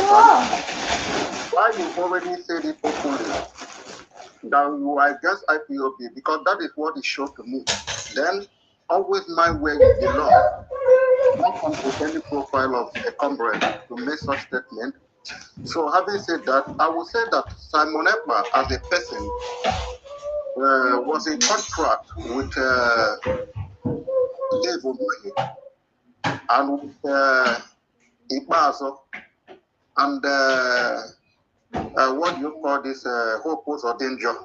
These are the people that he is in contract with. And that is why you all see this no election in Biafra land towards that election. And I will put something that I would like to use to convince all of you who are blindly following him here. If all of you who do visit his profile, you will know that, you will notice, and I know you will declare here that you do notice it, that most people that are always on his platform are the people I have seen as chameleons, always telling him to ride on just because they want to do everything to turn Igbo land, which they have mentioned, and Biafra territory into a no-go zone. That is the work they are using Simon Ekpa to do. As somebody who have that opportunity to gather recognition from our leader, that you people are always pointing out. Always watch his platform. If you're one that is still finding it comfortable to go there and listen to him, always check the people that are always coming there. You will see a reasonable human being there. The people you always see, always praising him on that platform are Yorubas and Benis. Sorry, if you are Yoruba or Benin, I have to make it open because it is too much. Few of the people that you can see bearing Igbo name there, both in his social media, in Twitter, in WhatsApp, in Instagram, on TikTok, and every other social media. Just monitor this thing, I tell you. You will always see them by their name. If you see 20 people on that platform, know that 15 of them are these people that always want to turn Igbo and the Biafra territory into a war zone indirectly, trying to paint mazi Nnamdi Kanu black and obstruct every of his effort.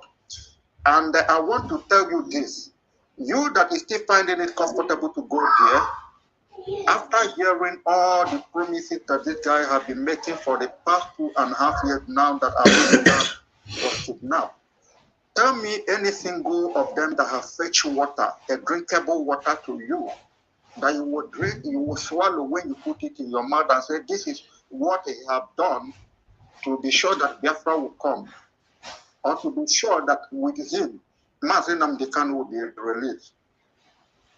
Because you can give account of all his promises and all the rubbish that he has been vomiting to know that this is a contractive word that is being used in. He's a content creator. He's just a normal social media person creating his content to enrich himself. And nobody that is doing that and casting out massively that would like to leave it. This thing become his work on social media, plus the money he collected from politicians. I want to tell you this by giving you a very concrete evidence in the world.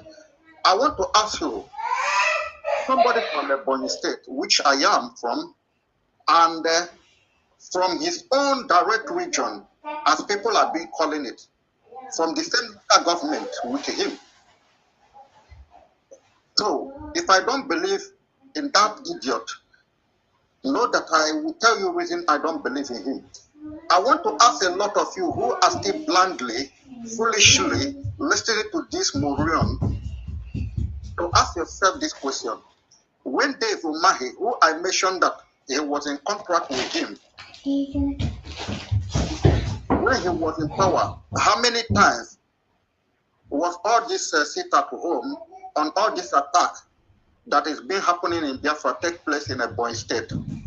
I want to ask you people that question. Wow. Nobody would like to burn his own house. The reason why you see all that is happening in the Imo State, in contract with Hope Uzodinma, is because of how Hope Uzodinma came into power.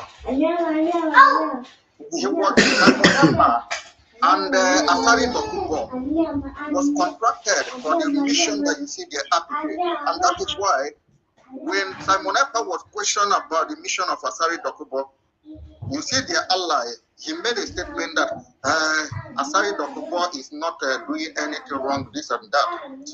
Wazwike wanted to take part on that journey, but Wazwike later the camp. That is why you see their enemies. So, Asari Dokubo, I want to ask you people, in the time of those Ebubago, during the time of Hope Uzodinma and God to take over power, which this Ebubago was introduced. I want to tell you, who are those people in the pilot of Ebubago? Are there not people that Asari Dokubo turned to the private military today? As it was noticed all over Southeast, as it was noticed in every territory of Biafra.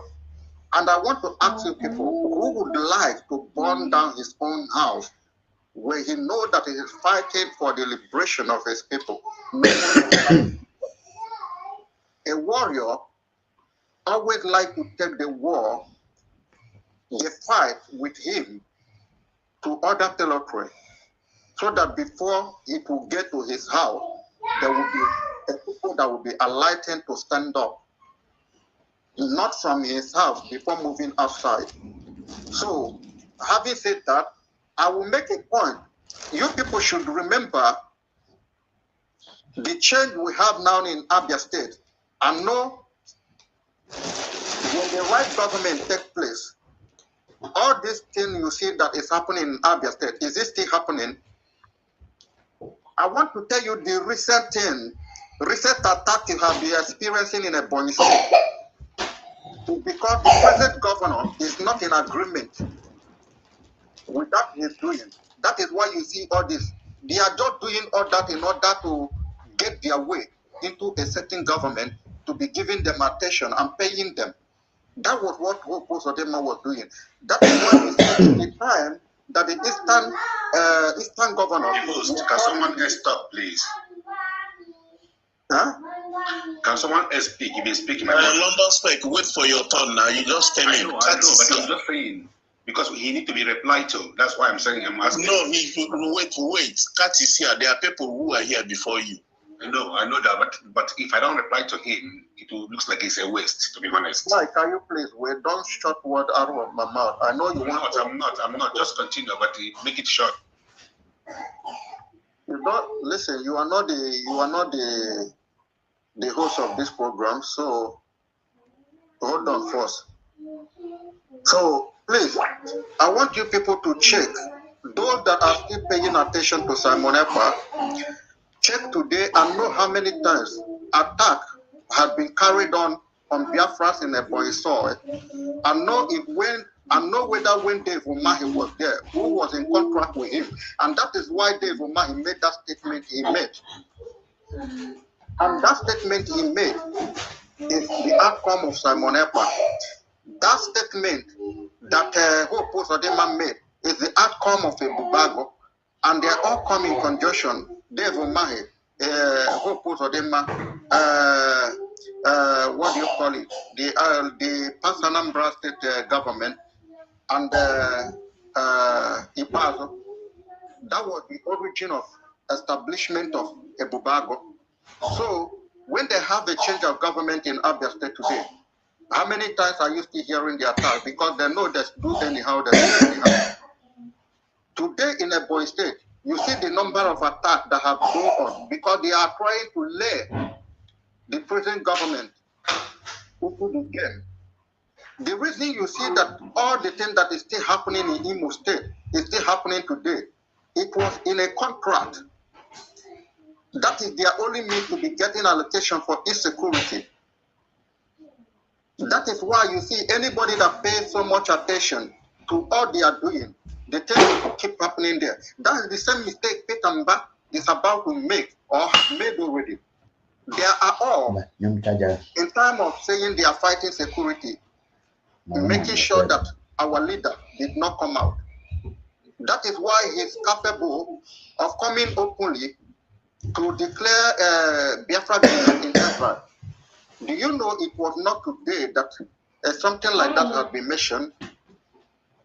Are you people still remembering our document minister, Azad Waise, the one that carried file all around? He has done something like that before. Tony Nnadi. Are you people still remembering that? So, for those of you who are asking, why didn't Nnamdi Kanu stay?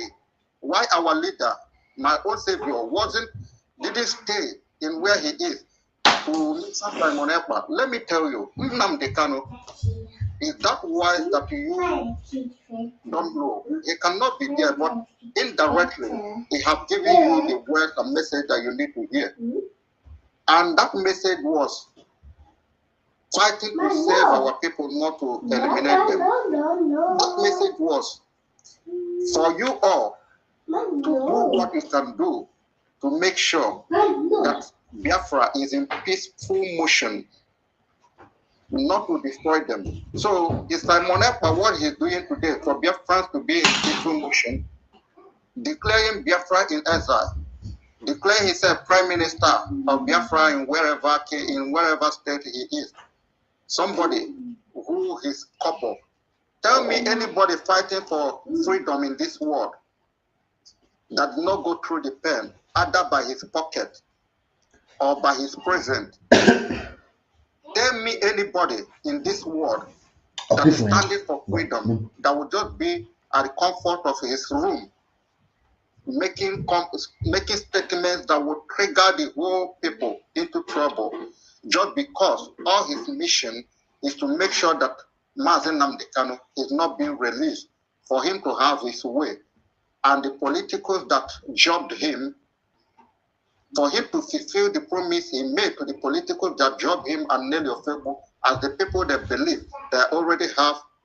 So I want to ask you, if mazi Nnamdi Kanu, despite what Uche may for, who we know and even regard when he was there, if mazi Nnamdi Kanu didn't come openly to mention him or condemn him, despite all he's doing that you all are seeing that is wrong now, but praising Simon Ekpa, you all believe Uche Mefo is getting it wrong now. Somebody that was there very righteously doing the work until the devil entered him because he was being paid to do the job with him. So they are all for money. Simon Ekpa is not even anywhere in the struggle at all to say that mazi Nnamdi Kanu will measure him. It's just like others look after in social media. That was why the attention was given to him. The attention was not given to him and the people of Biafra alone. The attention was extended to other nationalists. People from Kenya, people from Liberia, people from Zambia. There are a lot that the attention was brought to that show interest fighting for Biafra. So this is what you people need to learn. And if there is nothing to hold water you can drink from this guy, ask yourself, all this threat, sit at home, no election, do this, we'll bring fighter jet, we'll bring worship.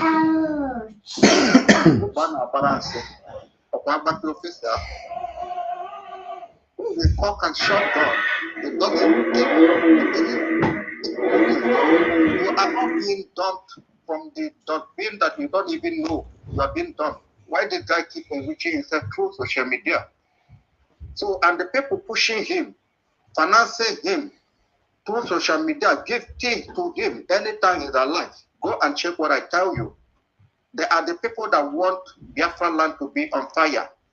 We used to regard, our people used to regard Eastern region as a whole, as most peaceful place where people can come to relax until these certain people come up from this political elites, as they call themselves, to the people their job that believe and use them to bring IPOB down. Listen, IPOB is a mountain that cannot be shipped from each town, and our leaders have made it.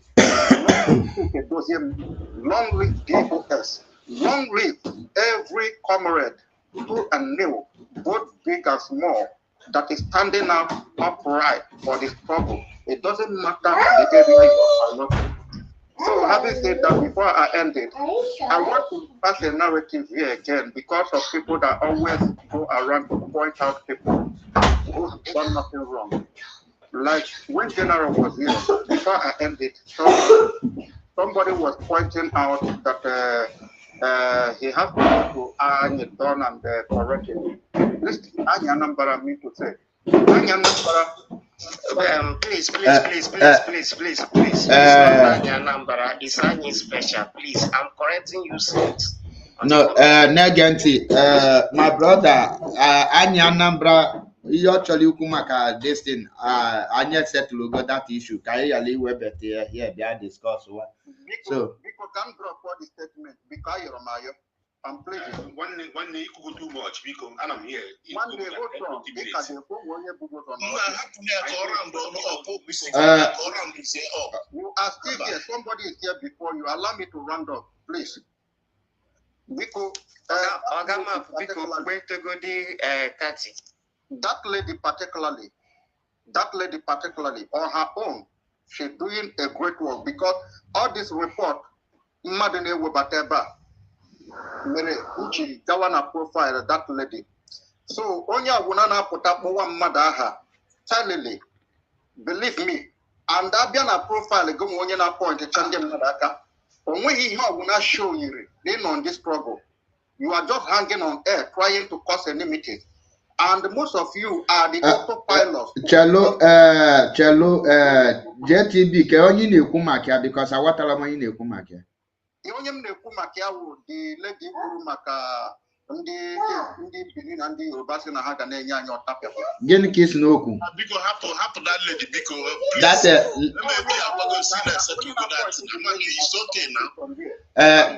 JTB Dalurian make go your comment, and I was in that platform where that issue come up. And I say something which she understands. So I don't think that she continue because I'm not a Macan at the platform. And even after Campo there, I know he booked the issue again. So that issue was settled immediately. And he make clear like immediately has many topic of the day or met here. So Kai Obuno a man of blood that very day. So my brother happened that area because she corrected it, which anom there so long I call I was there. About them there, I could there. So my brother Obuno will anything no good danger. The lady take recollection, don't have one on her own side. So on her cover. One person may watch and balance and use. So I was that area take where time. I got straight to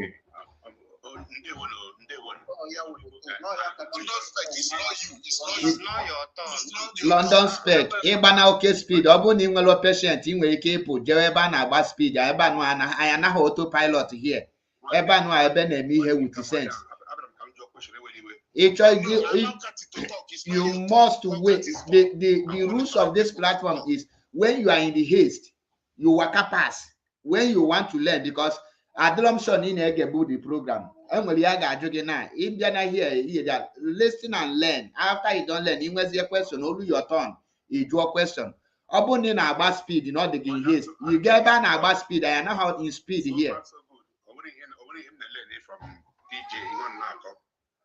Then let's go to, I think Cathy have been before. After Cathy, then don't blame me because Cathy, go ahead. Okay. IPOB. One family. IPOB. Here now. You know, sometimes I don't blame more. I don't blame most of our brothers. They misleaded. You understand? All too much of propaganda cause Rihenila. You understand?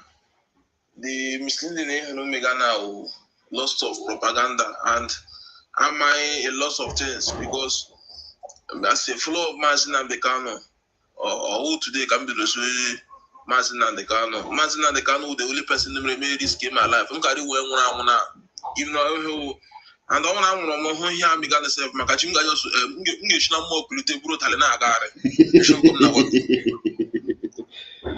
Because all the very painful. You understand? It's so painful. But I greet you, Agama, because the women I'm gonna try my best because some of them are coming and I'm trying to give them some reasons. And even physically self, I will tell them because you know all these things happening in this the propaganda the Nagi Jagaga is so strong. We all that propaganda we are confusing the gullible ones. So now those gullible ones I try to recall her because most of them will do to match Nnamdi Kanu. Naga and the Jimash Nnamdi Kanu upon you. Oh, Ishigina or Inilo Mega Odriana. Oh, imagine Nnamdi Kanu go to know that they are there. And most people so that you now maka mazi Nnamdi Kanu can the mother ya. You understand? They do not claim no na makwa sikli any le basara mazi Nnamdi Kanu. So yeah, one of the propagandas now go jakaga. Why those people, those ones now they go level, those ones the why is it is so calculative? Amarala himigada. You understand? The most important thing there will your platform now as the teaching her things matter. I'm grateful for that. And also, Twitter, and you go here. You follow this Twitter. Let me just say, oh here, Mama Anya, Mary, come to Twitter. And which someone as in I met up person before me like me investigate so I'm on Twitter. Was it yesterday? If you remember that screenshot, man, that Twitter, him when their followers both the liberation but all time now they post but then I say one of the warriors and they may have a post na that Twitter. So I'm just going at Twitter, man who commented that person making. Now that comment who make it say now for some of you guys saying that once mazi Nnamdi Kanu is free, that Simon Ekpa will hand over everything to him. You understand? No wash. Now he can no imagine that the Kanu but not join the Simon Ekpa into the government. As in that kind of mazi as in India hidden agenda, man,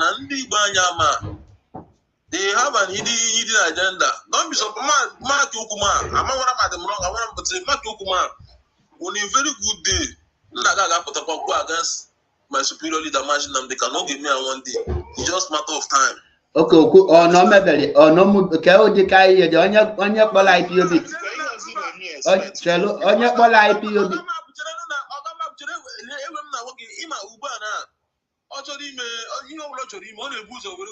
Oji our leader na to ima ona ma hebe na TikTok na Twitter onya ji na imagine na the Kanu we na eme things this so bad honestly na try one can't you get let me tell you something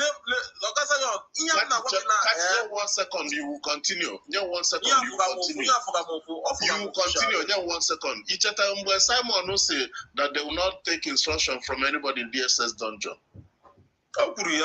Imonye correctly another statement. Oh, Dave Umahi said no fight Mazi openly that he will lose supporters.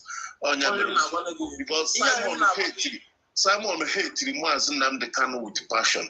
Maria today. The reason why he hates Mazi because of he America for a mother na Germany. Now go on. Sorry, go on.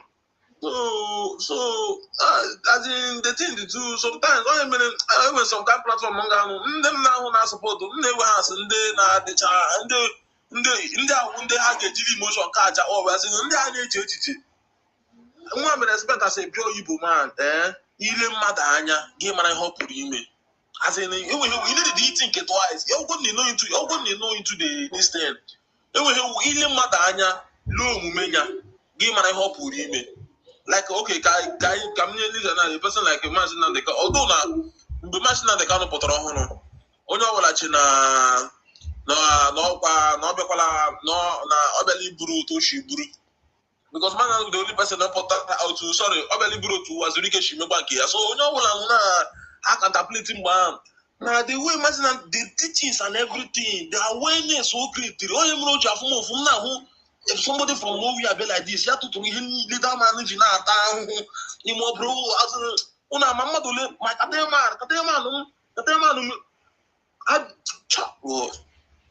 kuru obara my katema na gbagbo ya na protest kuru ya kamadu just ji no ni Russia I need the Miku because some people you just now. Ndewo mazi. I need the label. It got too emotional because I tell this platform. Maybe Chetewe or Tiwe na Simon and Megan. We are here to enlighten people. His activities are nothing more, not to be. So we must continue. We must continue. Having said this, I want to make this very clear to London Spec. Ebanua, London Spec is not a name of person, neither a name of human being.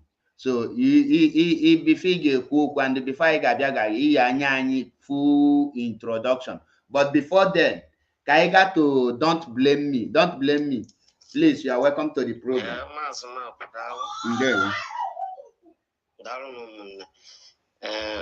Ihe nji gbagote bụ mgbe ahụ na-ekwu ekwu na-afọ foto ka nsị ka mgbagote ndị ajụchara ya obere ajụ maka na ịma ọ na-abụ sometimes ụmụ ihe ịma mfukwudo ebe m kwuru okwu ya na ịma mfu ebe m mere anybody attack about it ihe m kwetara n'ụwa bụ agụcha ọsọ agụọ mine.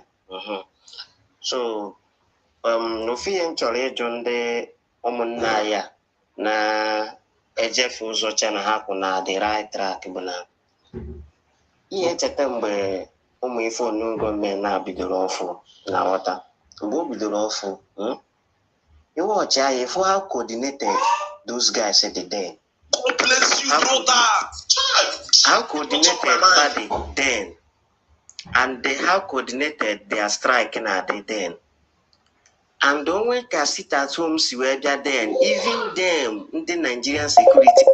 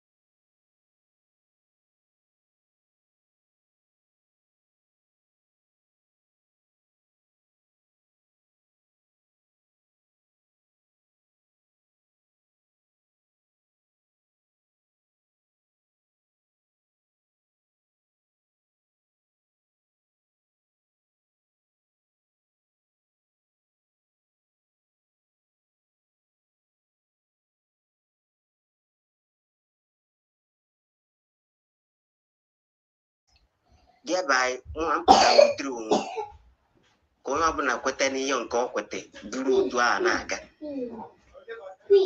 So, Oyabana Chijiri, you no government of Potam by baby and I schools.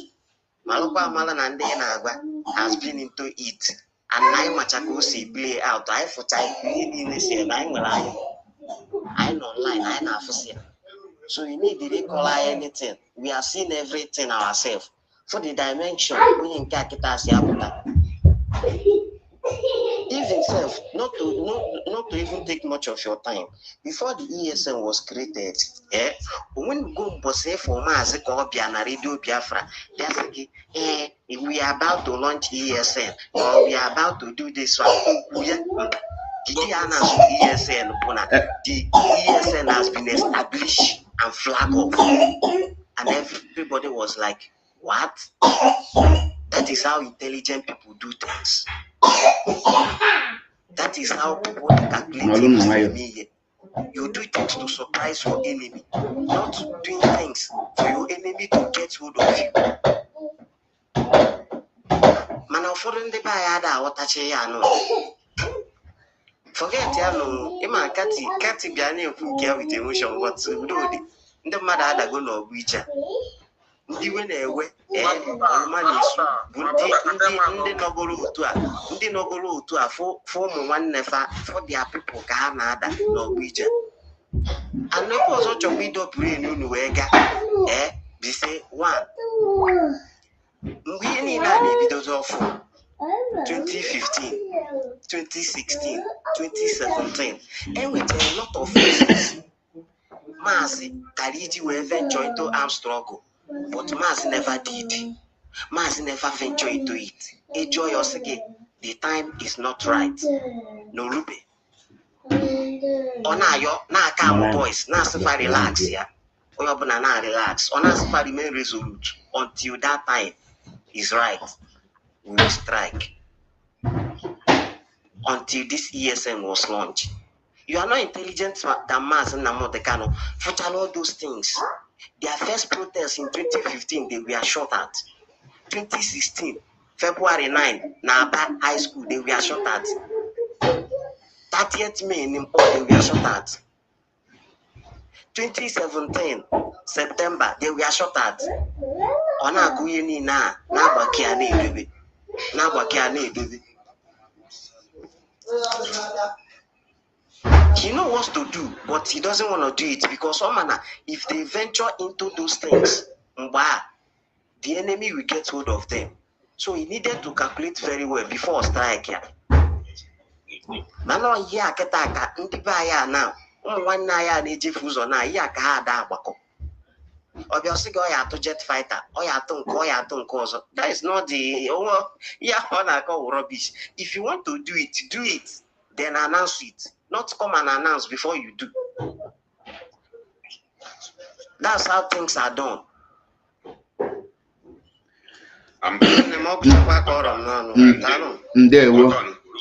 London spec. Obulongo abu the moderator here. Go abu the last person to here. On which gatherer.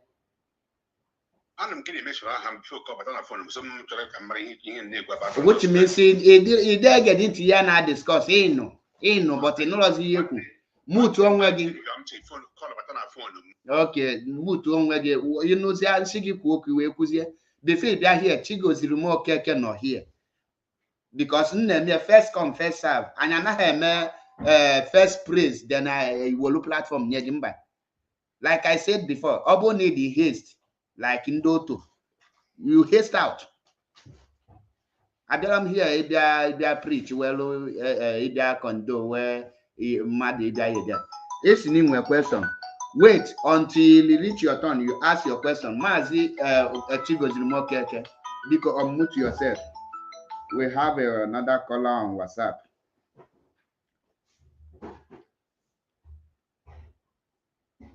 Chigoziri, are you there? Or Kai Blues or Natonya on our WhatsApp? Just 2 minutes. Because you're not go before so yeah, bien kenke. Mazi Chudoka, for you have called before. Please make Kenya very snap, please. Yes, Mazi. You don't say anything when it comes to Biafra and your program. It's very, very interesting. I always want to contribute. Exactly. One thing I want to tell all for small Biafran IPOB. We should save all the videos of the payment. From the one to now. Let us continue to save them, the ones we have, and save it because when our leader come out, we'll begin to post them on our pages. So that because he's going to deny you, you see most of all these things he has said right from the beginning. He will say he never said that. Oh, he never said this. He never said this. It's a lie. We know. Like me, I have seen thousands of videos we made, but because it's no longer come on Facebook now. It's on Twitter. That's where you post all this nonsense. What the one you post on Twitter X, I record everything. So I want every IPOB, every Biafra, go and look for all the broadcasts and keep it. Because when our leader come out, those are the evidence we will use against Autopilot. All the lies, everything that is said against our leader, how to connect to destroy Radio Biafra. First target First was Radio Biafra. Second was finance. I don't blame Ekperima. If I say this now, people, I blame our DOS leaders. They created the factory that Samuel came to. They created that space that Samuel used to come into IPOB and do all the damage that he damaged. Because if our DOS was on Radio Biafra every day, all these things would not happen. They waited so long, and while they were waiting, Samuel was doing damages, was coming online every day. Radio Biafra was too silent and too cold. That is what created all this Samuel today. And all the people, all the gullible sheep that derailed from actual mission. There was no voice that was speaking in the wilderness like our leader. Our leader was always every day, 7 p.m. But after our leader was kidnapped from Kenya, Radio Biafra just go mute. Radio Biafra go mute. Nobody else. Mazi Judo Kaf, I will not allow you to be talking nonsense what you don't know. Which mute? Maybe you're not tuning in. What do you mean they go mute? Don't you know? Like that, me. Hello. Not It was cold. It was cold. Be corrected. It was not like every day somebody was coming out and most of these people. Mazi Zion on mute go down wagi because na try you on mute to give your talk where malam ya name my phone. On mute to go down wagi. Most of the people you are talking about, they are not listening to Radio Biafra. They are only online on the internet. You should know that. You understand? Radio Zion, unmute yourself and try. So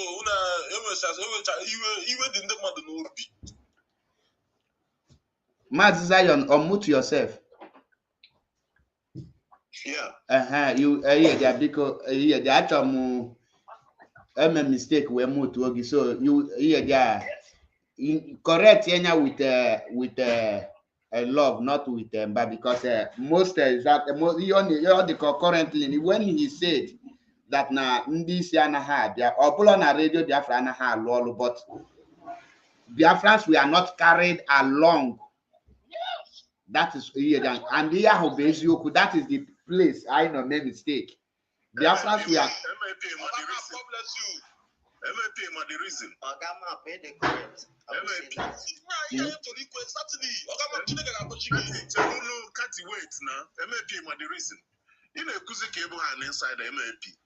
Nigeria attack our radio station. 8 years Jehopu. 18 years Kana Bogari. I want people. And before we hate you there, okay, not a good instruction. It's most of the time, DSS, I'm a quick away. Mazi, I know Kwezioku here, but I am Madam Blito this thing. Mana, the truth remains that Biafrans are not carried along. Listen, when you are leading people, you must carry them along. The moment you fail to carry them along, you will expose them to the enemies, and the enemy can harvest them at any time. So, 1 minute.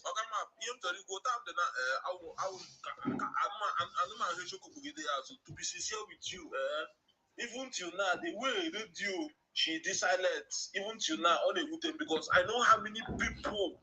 In Southeast, how many souls already are bro? I mean, sometimes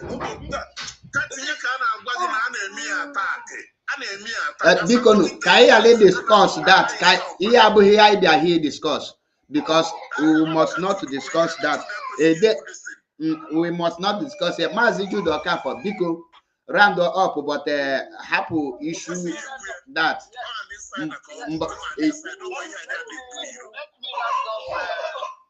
Ngarando up Machineke. Yes, because have to say truth the way it is. Exactly.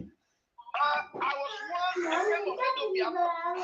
one If it's not Chibia. that we need to hear from the leadership. I'll call from the leadership Yeah.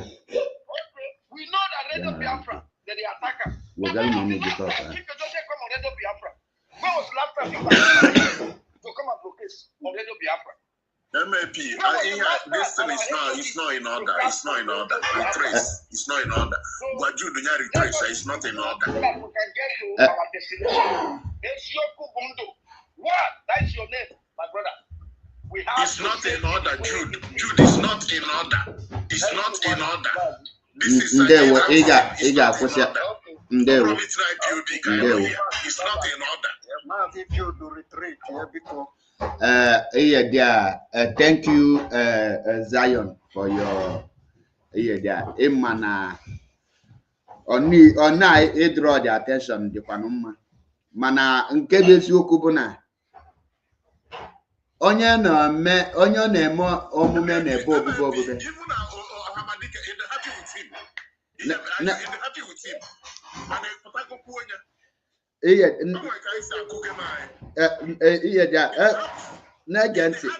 Negenti, why we are addressing some.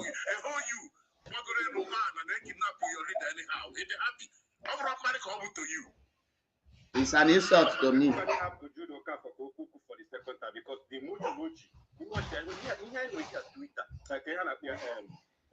TikTok and the email behind the city here. I'm telling you, we have to talk the very same thing.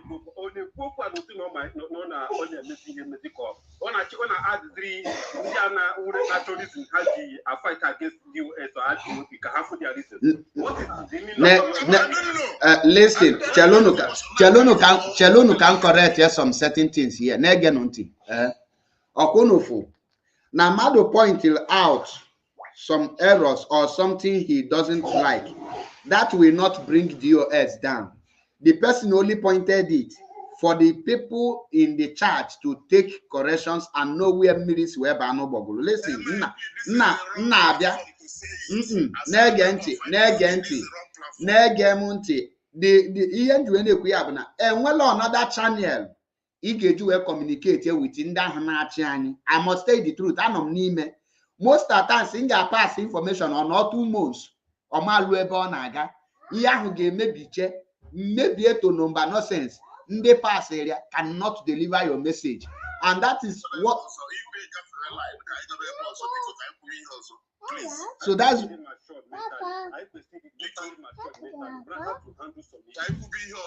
exactly. Kaiga to Mazi Chigozrim. Okay. Then after Mazi Chigozrim, okay. Then we go to London Spec. Kaimalo Iyahana Nyokunobi. So Mazi Chigozrim, okay, can watch it right on. Okay, thank you very much. Can anybody hear me? Loud and clear. Okay, thank you very much. Let me just chip in on the side before my submission. I must say that as a regular caller of Radio Biafra, which I know, not good or I'm not happy with him this night, but let that one be apart. Let me start by saying this. You see Simon Eberime and his gang. All of you, if you are ardent follower or listener of our platform, both Twitter, Facebook, and other places, you will know that there was a time Obasanjo talk about this Simon Eberime. That when Simon Eberime will take care of lead Biafra aggression, that he will be more brutal. It's kind of emotion, and I was asking myself then, what will happen to our leader when this guy will take lead of Biafra aggression? What is it that will happen to Nnamdi Kanu then? Then I keep that question aside. This should be 2016. Obasanjo put that post. So that one will be apart. Now, let this Olongo men come. So when Olongo men first come, they were doing great. Even the past two matches and do what they want to do, what they wanted to do and do. So then on Facebook and both on Twitter, Janjaweed and Afonjas were telling us that look, this This python we are feeding now will come to swallow us. The python that we are feeding with the call of no government will come to swallow us, and we tell them that Biafra's pattern of doing things are not the same with Janjaweed or any other you understand?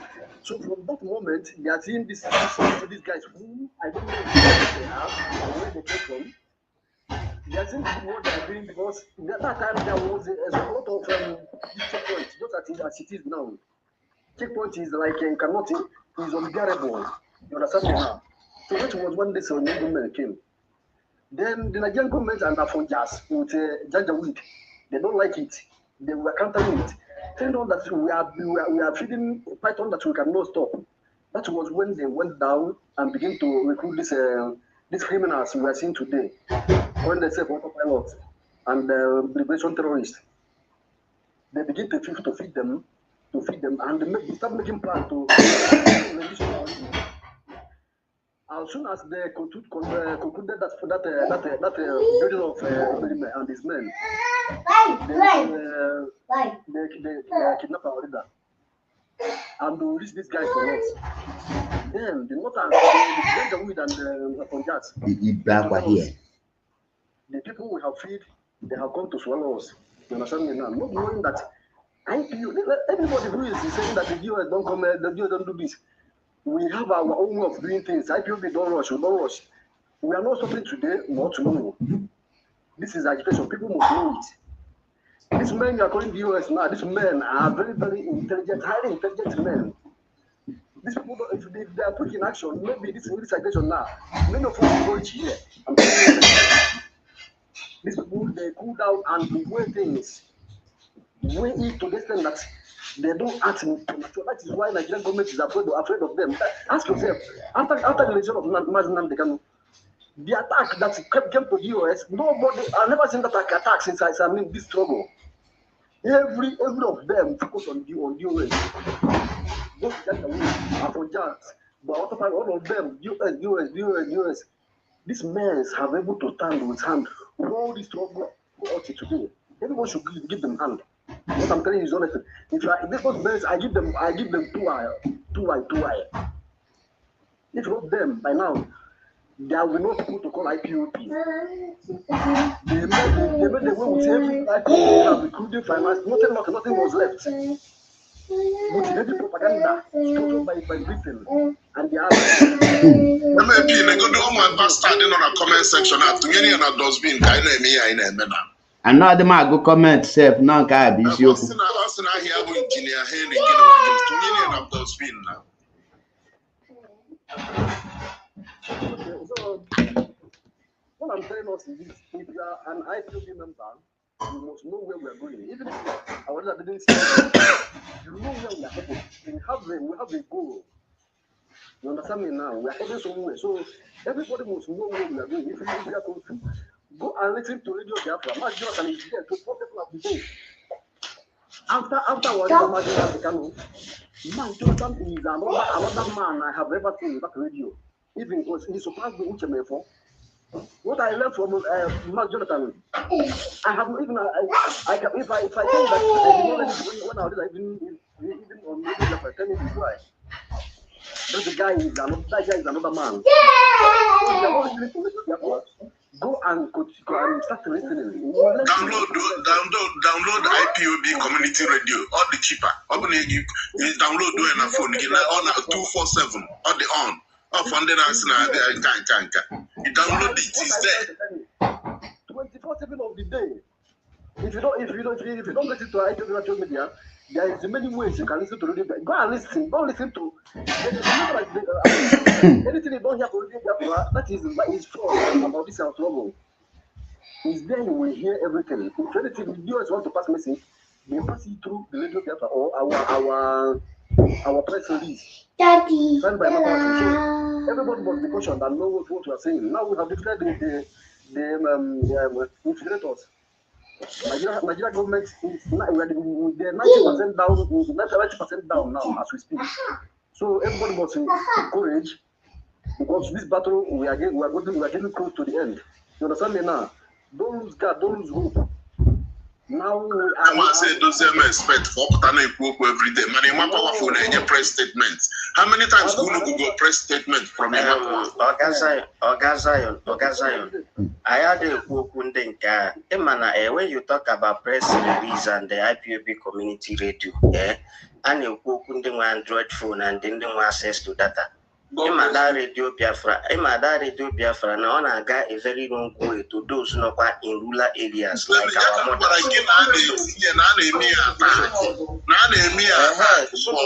I know me few, but as is not the matter like they have a press release and whatever. I want access to it.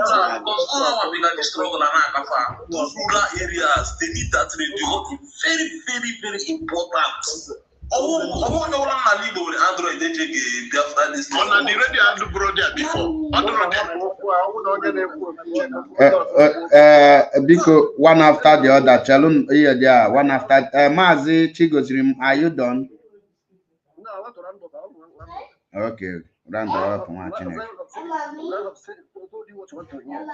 Our radio is on attack 24/7 of the day. If not done Facebook, they're attacking it. You know how much? You know how many billions of dollars the general government spent to deploy radio Biafra? You think they talk to them? They went to Israel and bought our satellite. Not to pay. Go to the company, but they bought the whole company, and Israeli company. Mazi announced it on air. Bikonu, and I tell here, Nagano Monte, this platform, I anime Kwezioku here, and the facing reality can they face here. Negenti, Neganunti of ma.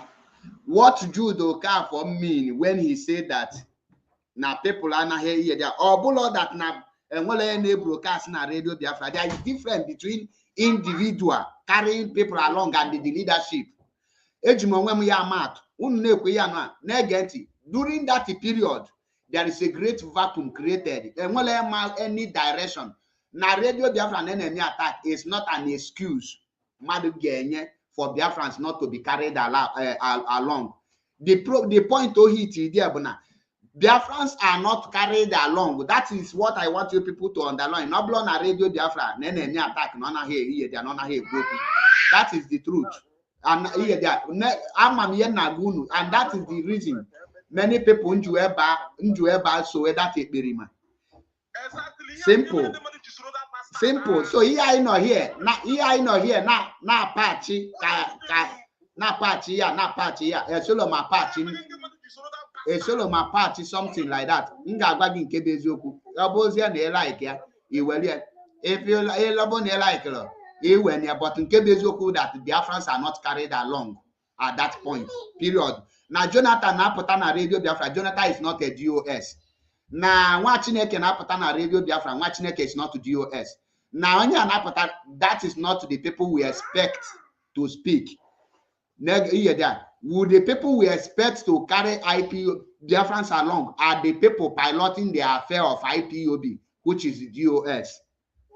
And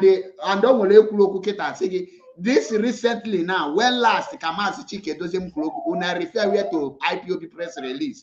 And may follow IPOB press release. That press release I need now. Getting a press release. How many of our grandmother on our village here press release and begin the name of the press release?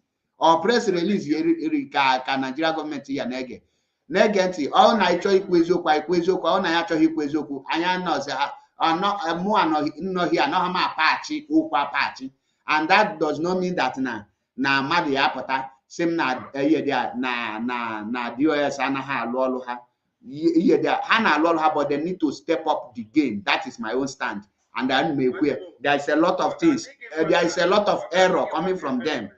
Having said this, every day. For can you get example? IPOB were head of Directorate of State. When last God rest IPOB? When last? When When last Kamazi Chike doesn't put address IPOB? Kedumbe address last. That is my question. that first time made you imagine Nnamdi Kanu, I couldn't know today the thing she never flow in by all by him respect the thing because when you imagine Nnamdi Kanu that first one, it was going on in Southeast every day could go imagine every day everybody. This last one, but I mean, and the thing in the middle, so I now, Cheluno, Zion Cheluno. Oh, before I actually get to the next person, Mano, Cheluno, Ajum question, well, actually, is here. Now, can happen here, but the only thing Charlie go now, Mazi court, which day so, on Wednesday.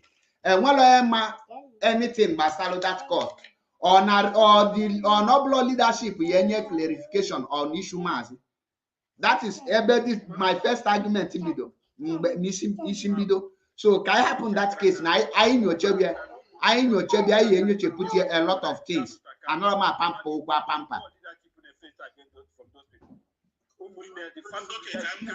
Can I move on over here there because Muaman no here. She not at protect here na here. If we so cook here, all the London he make correction. Simple. They need a correction that area. You know there. They won't. Let us hear from London Spec. May we know you and who you are.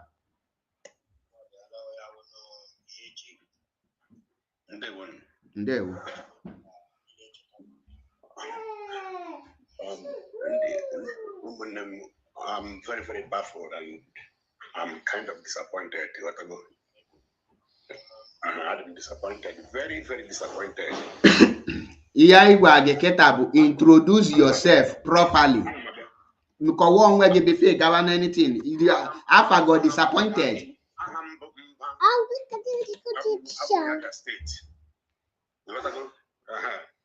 It's from other state because in London. Okay, and all somebody, all one of my friends, I have a belong in the link. Same Namga gave him one woman about one of our struggle brother, which is Samuel Legba. Okay, now number one, only him to equal them. Oh, you don't do one at all. Okay, be no here. Eh? Okay, be no look, but okay, be no here. Nazo, Nanampo.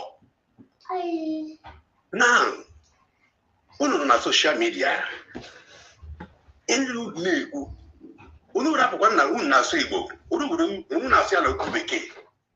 Kandana, no, Luna, Nebu. Mankewu Otto, Mankewu Samuel. We know who the leader is. Who is the leader? Who is the leader? Chemba, Negamunti. Chelo, listen, Gamunti. Aboni, Mana Juga say, when you that is how we will know. Name my Hineku. Abona stop working each of you any man obliges you. Now I seek Egypt because I seek an crime, my crime on issue. Ezioku na hurry na relax young wagi or no about speed. Okay, what time? Who is the leader? Now, who is your prime minister? My brother, I'm not a member of IPOB. You are not a, then how did the Nnamdi Kanu become your leader if you are not a member of IPOB? Now, let me tell you why. Because I believe so much in him. Yet you believe in somebody does not make the person a leader to you. Listen, there's difference between a leader and mentor. And listen, cello. Negamonti, in on my platform, and this platform I hate Lassie. Listen, I come down. Listen, Negamonti. My brother, in a jail in the Bozi, that in other words, you are a member of Hanes and the Bokia. Cello, Negamuti, in a jail in the Bozi and the cello, onion a Josie Quishiri Maki, Tino Kumopatano. Listen, onion a Josie Nama Hockage. Okay, Nezena and a jail in the Bozi. Cello. Actually, made you guess it. London Spec. I am not the onion I already get it. Obula contribution. Negemonti. Now this platform I will rules and regulation. Mba nyelonge time. Enyelonge time. Obula nyege time. E kobi na bakamoto. Let me listen. If they are here, ya in we here confirm discussion.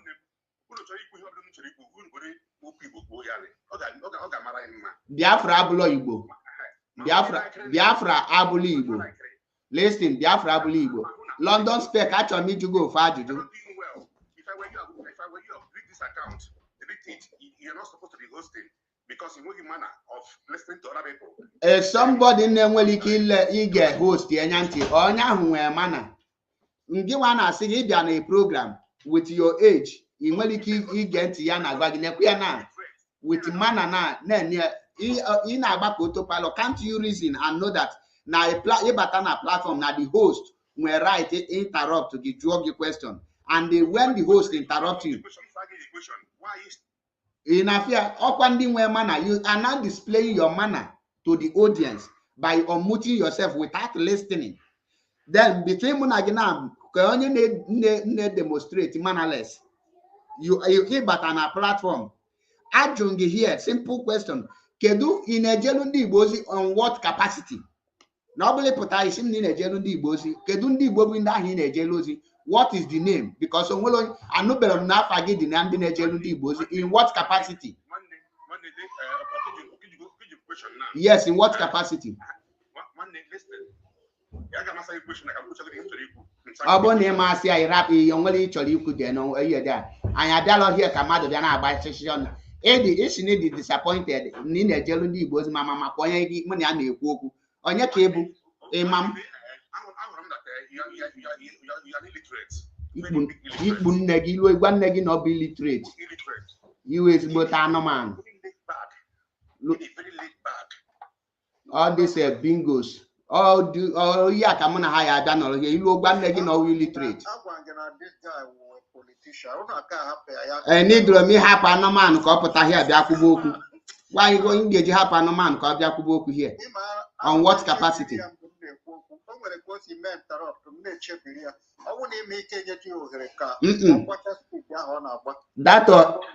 that ohere ka mama if onye ma ihe inye ohere enwere ebe na mmadụ amaghị ihe ọ na-eme ifu a Nigerian government agent sị na ya bụ ọnụ ejelu ndị Igbo ozi on what capacity omalo na-ege ntị na listen TJ anọrọ m enye mmadụ chance ka onye ahụ bịa commit a lot of trash.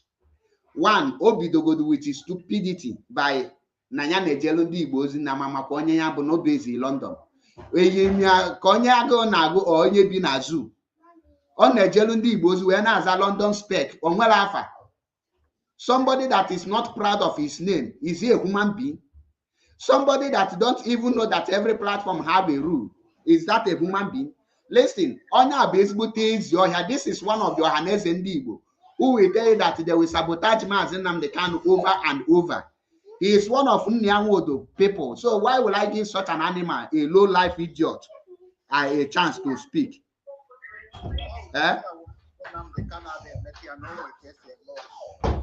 Then Opota here singing I be disappointed. Why not be disappointed? All the question be disappointed because most of them only question here and I cannot once you cannot answer question, I cannot allow you to speak because once you finish vomiting rubbish, you will just log out. Then what will now happen? So onye na-abata here, since ọ bata here ọ na-agba speed, over speed. Ịjụ ya na gịnị bụ ka the achievement ka all the ozi ọ na-ejelu ndị Igbo. Our sister Amaka anya Anambra nwere problem na Canada. As onye na-ejelu ndị Igbo si ka ebe the press release in respect of our sister. So a petition in a Jelundi Igbos. These are the betrayers of our Igbo. These are the people. How many of them publicly stand there for our sister on the Jelundi Igbos? Mbaishim, you remember when we couple all this idiot no London Nebonsi agadi nwanyị pụta na my platform ọnwụ gịnị ka ya na-alụ na London ọmaghị okpoche nsọpụta oyiri isi agụ n'eko na ihe dị a ịmaka onye mbụ ọ na-alụ gịnị ka ọ menwu n'ihu anya ọ nọ London. I don't just know. This bastard kpọrọ onwe ya Maazị Omudo ịnarụ akwevra ashawo nne gị ahụ iru ejesi na o nwere empty brain o ịnarụ ịfụ ashawo nne gị ahụ bụ HIV Cheke bụ ya na-eji nwayọ Zion Rydon TJ ọ dị ka bata this platform ọfụ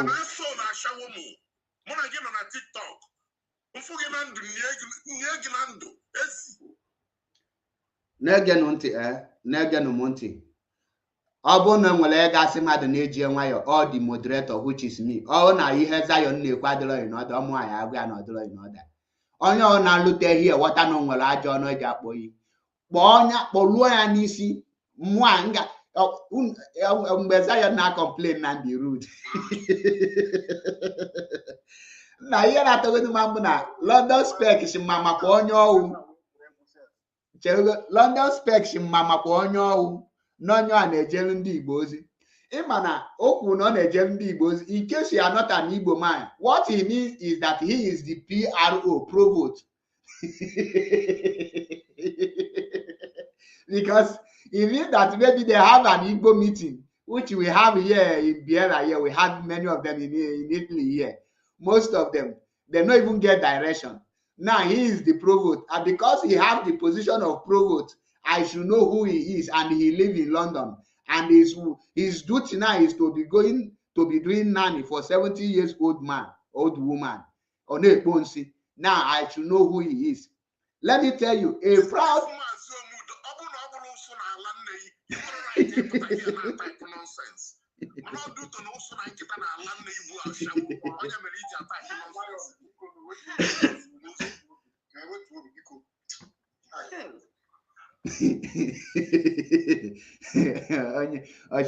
So I know sitting home.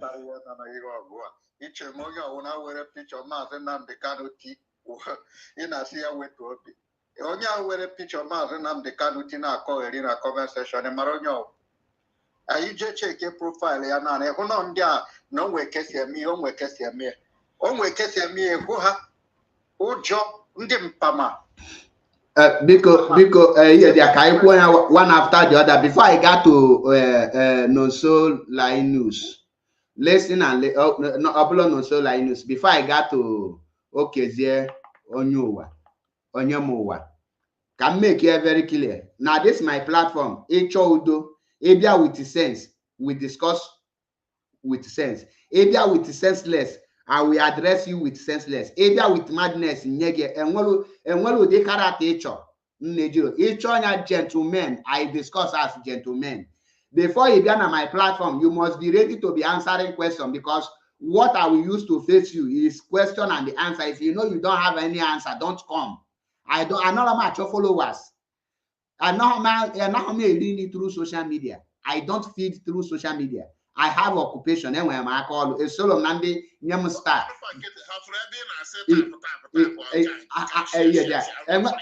And well, I'm time, ma'am. Yeah, people devote to their money, just to propagate the message of Biafra. So onye bịa na TikTok na-abịa na my platform tee na nso na ndị ji social media elili mba abịara m ihe ịbịa chụwa ego ndị ego ama m ka eji azụ cryptocurrency ndị ewere ego chụọ ego ka ndị Igbo ji achụ ego ihe ajụrụ m ọbụla Biafra ka m ji achụ ego enwe m other things enwe m aka ọlụ a professional welder na Europe here ka ahụ emelọ m welder na banyị nọ n'Europe here ka m nọ gaa the school when meche the school made this then the chairman they are here come there shake give me star, give me gift, give me this, give me that, gift me, hey, give me lion, hey. Onye agụ ada bụ freedom fighter. Good evening. Mazi Chelu ka I got to this thing. Can address here that Ozundo mbia here because all na address obi amadi mma. To be honest, that Ozu nwụla nsi na ya bụ London spec. Na-ege nụ m ntị, onye ọbụla fọrọ ya na London wụrụ okwute ma gbuo ya. The reason ju ekwe ya bụ na these are the people na-etinye violence n'ala Igbo. These are the people mgbe maazị na ya ha nwa na-asị gị na maazị bụ ajọ mmadụ na maazị na-askata Igbo land. The moment they kidnap maazị, they now hide under oto iberibe. Bido na-ezuzu na-agagharị na-achọ ndị ebe ha ga-destroy ya IPOB. One, ị na-asị na ị na-ebu onwe afọ Igbo, ị nwere ike ịza nwa afọ Igbo. Okay, ibi na London, afa nna gị bụ London ka afa nne gị bụ spec. Then ị bụrụ provost. Our sister Amaka nwere problem na Canada. As onye ahụ na-ejelu ndị Igbo ozi na London, wa nwere ebe anyị fụrụ unu pụtara na-eke press release regarding of our beloved sister Nwada mara mma wee nụchite eri ọgụ. None of you do this. Ị pụtazie here ị bịa ịgwa m na iwe oji ozi n'ala Igbo. Now ka m jụọ gị, where were you when court discharge and acquit Mazi Nnamdi Kanu? Where are the Igbo group in the London? Ke statement unu till today Ohaneze ndị Igbo is not anywhere to be found. You na-ejelu ndị Igbo ozi mana Ohaneze ndị Igbo bụ ha nwale Mazi Nnamdi Kanu are one of those who contribute to it. Ke the impact of Ohaneze ndị Igbo in Igbo land. The pandef na azọtalụ ndị South nke ha. Arewa Youth Elders Forum na azọtalụ ndị North nke ha. Yoruba elders na ndị Yoruba nke ha. What have you achieved as an Ojozi ndị Igbo and the Igbo in general? Are you not the confirmed a slave and the idiotic element in this world? All these kind of people unu folk na ha na-ekwu okwu, unu asịsị na m take it easy or allowed such an imbecile to talk. Those people ekwesịrị ịdị mma ikwu okwu. Ndị a kwesịrị ejide ha ewolu this thing jack moto sụọ ha n'ime ọnụ, sụọ nya kpii n'ime ọnụ, ọnya ka enwe injury, everlasting injury. Anụmanụ maka na ọ na-ekpo nsị na London. Ọgụ abụ onye isi kpowere nsị. Ọ na Ohaneze ndị Igbo ekporo nsị ihe bịa ikpochie nsị pụta ihe bịa na-ezuzu ezuzu. Kee your achievement n'ala Igbo. How many investments ka ị nwere n'ala Igbo? Enugu Onitsha Express Road for more than 50 years. Go maybe. As onye Ojozi Igbo, what have you done? Second Niger Bridge, ka ihe dị agịnị kunu medie. All of you are born fool, bastard in all of unu. Ebịa zuzu ezuzu. Mkpọna na gbagbukwe gị. Ichere m so na abịa ezuzu ya, ebulu batrị gị nọ n'ọmụ aka ebulu batrị ya. Nkapịa dịka gị. Nonso Linus. Onye nọ n'ime room ya wụrụ onye na-ejere ndị Igbo ozi na London. Biko Nonso Linus ka I know from you biko. Okay, Mazi, don't do onye ọbụla. Ndewo. This our brother Nkwoku. Mụ na-anọgọgọ na platform Methuselah Zion. Zion don't take shit from people. Biko nwere ike eme onye ọbụla na-ede ihe na-adịghị mma, you just block that person. Biko, you avoid the moment that had what provoked to all these things, so they're necessary. And that, you know, this kind of guy that I hear now, that all the one forum Methuselah, I don't know the mother call. Oko kuna mudad I'm surprised. So because I know that him when the timbalan la kwaya, kill whip ya from out. So because my platform guy like on Facebook, you will have a lady. I know people like follow you. We got family follow me on Facebook. I share your proof and I share your life on Facebook. So because we're running the mother, I am under with that POD.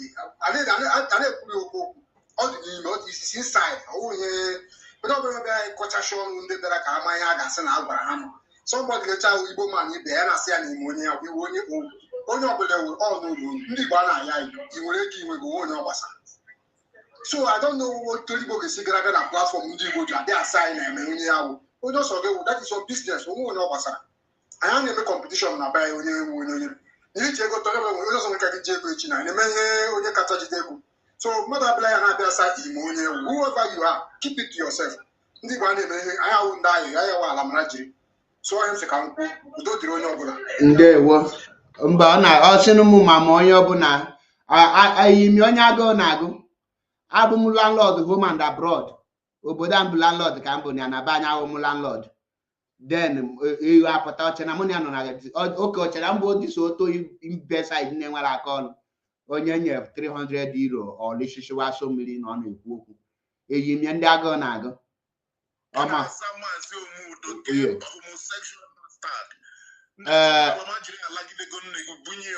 Maazị Omudo ịkọmentị one thing here again na blọk gị to be honest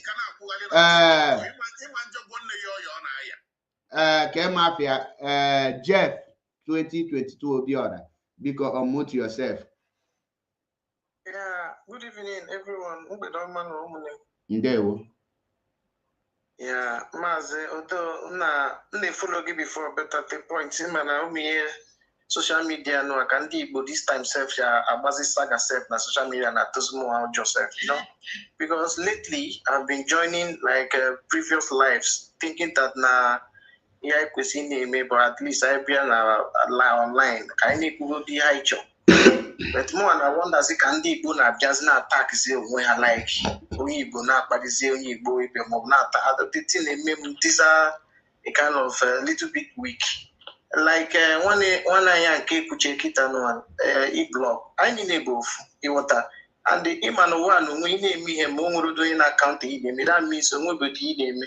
O kwesịrị ka onye a ga na blog o nwere ike inwegodo more space onye bịakwuo ihe niile bụ ka otu anyị ga-esi wee mee ka ala anyị dị mma ọgwụ you know so ka I read this not so aggressive like my brother Zion. I've been following Zion as well because on live meet and even I Anambra I've met with him one like that in various lives like that so nyaka mmadụ eji wee bata here kpaliozie Zion na my platform ịchọzie ka mgba Zion nkịtị ka ọ ghara ịkpali onye no I'm not in support of anybody insulting Zion no. What I'm even saying is that like that's what I'm saying because a lot of people are watching us. I'm a on the book because lately all the meaning and people check on something no. Rapupana Munagi so I know go here the Benin and the Yoruba. Okay, from the name autopilot. I work on Mundi Yoruba na Benin more than demo. Yes, I did discriminate. My autopilot, my DOS, my POB, more bright POB, better when you need help on make it with my brother, Negamunti, that statement, Zion Cello, Neganti, Jeff.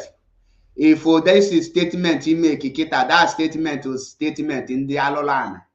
In Negamunti, Obonina no MAP is Yokubundani, what about the reason some people just na hanaha what my own bona mona gi we kai na eri likita na ato na achi ibido nzuzu iche na ina ezuzu because of closeness e dey with me na mama agwa ga immediately ikuru ibido nzuzu agwa ngi na ibido bukwa nzuzu yes I say okwu ga akita ihe ahụ bụ okwu ndị na-ama chọrọ ebe ha kwụ akwụ listen one thing na agwa people another any person put on a social media say gị na ya na social media wee na-akpa nkata ihe ga-eme na social media onye ahụ adịrọ serious number 1 onye ahụ just na-ejisive onwe ya number 2 onye ahụ just na-echesi cloud number 3 onye ahụ just chọọ ịkpala ego ọ na-achọ social media money number 4 onye ahụ chọọ ịdị famous one thing onye ahụ na-enwelo in him or her is 1 onye ahụ adịrọ serious in life 2 onye ahụ emilio well for the people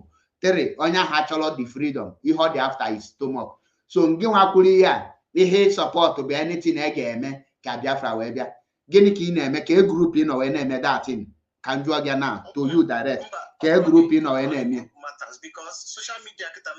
ese ka njụ gị based on your statement isi na ị na-support anything ya eme nya ka njụ gị anything ahụ ya eme ka ndị ga-eme the anything ị na-support. What I'm even saying, map, people can work with my own style. Idiot Mazi for Mazi Omudo. I've been doing it for the past 3 years. Or Ipunegi can never talk with or even now for the past 3 years.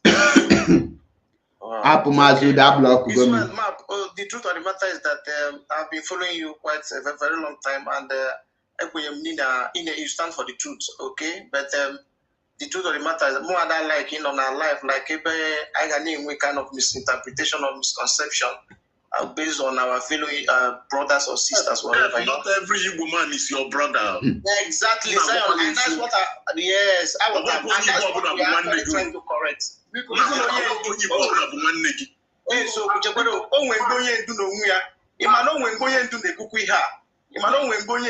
this thing that landing the most of the days so itself they are touch there.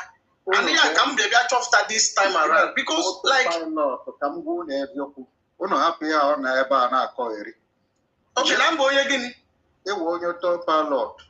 okay, thank you. Bye bye. Map, thank you so much. It's okay. It's okay. And then what? Neganti, chalone one after the other, one after the other. Negano Monte. Or for any person a potasigi, Nemwele Benyaku, Niena ya support of anything.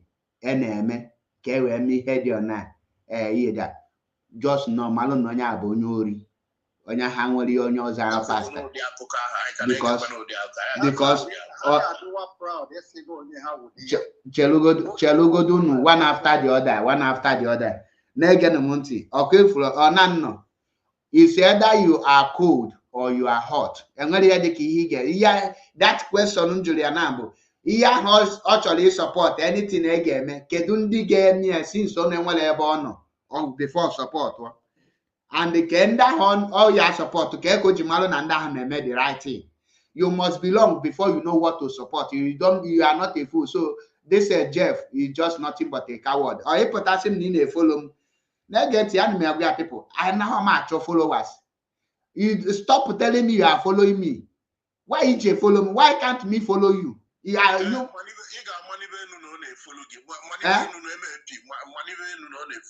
You simply follow me, Kishim Kona. If you follow me on any mego, Abona be follow me on any mego. You put I hear sim no well be tag and yes, Kunyego Febe, your Kuluna Sabo. Simple. Ganiru, I am not to large. Because get the PM, Biafran PM, keeping a Finland, get one up then, get one at DT, more Spain, more Canada, Thomas the Saga talk, get one in the Biafran shock. I know had to have talk with up Biafran the same with Martin US, next year, February 30. Ekum now when they ba wicked manahana here go see this Linus no so Linus ba wicked onye funano na pali anolo na North South Korea onye na no na pali anya nolo na Germany onye na ebo kunye eyeglass mazi Nnamdi Kanu kunye eyeglass hana bebi ni bankaka hana be kuwo onye je Venezuela ke pụtara na ihe na-ajụ ụbọchị ya dị Italy ọ ga-abịa Italy through Zoom na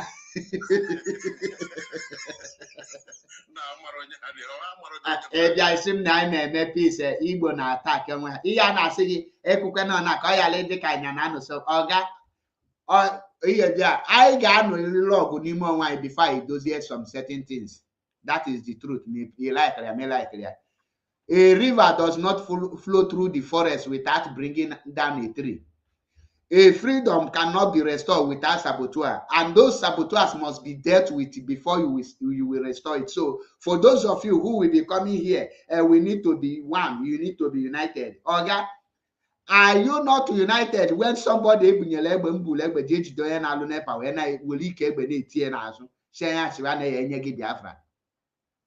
preach lolia in the name of Oshigino Idu Akanon?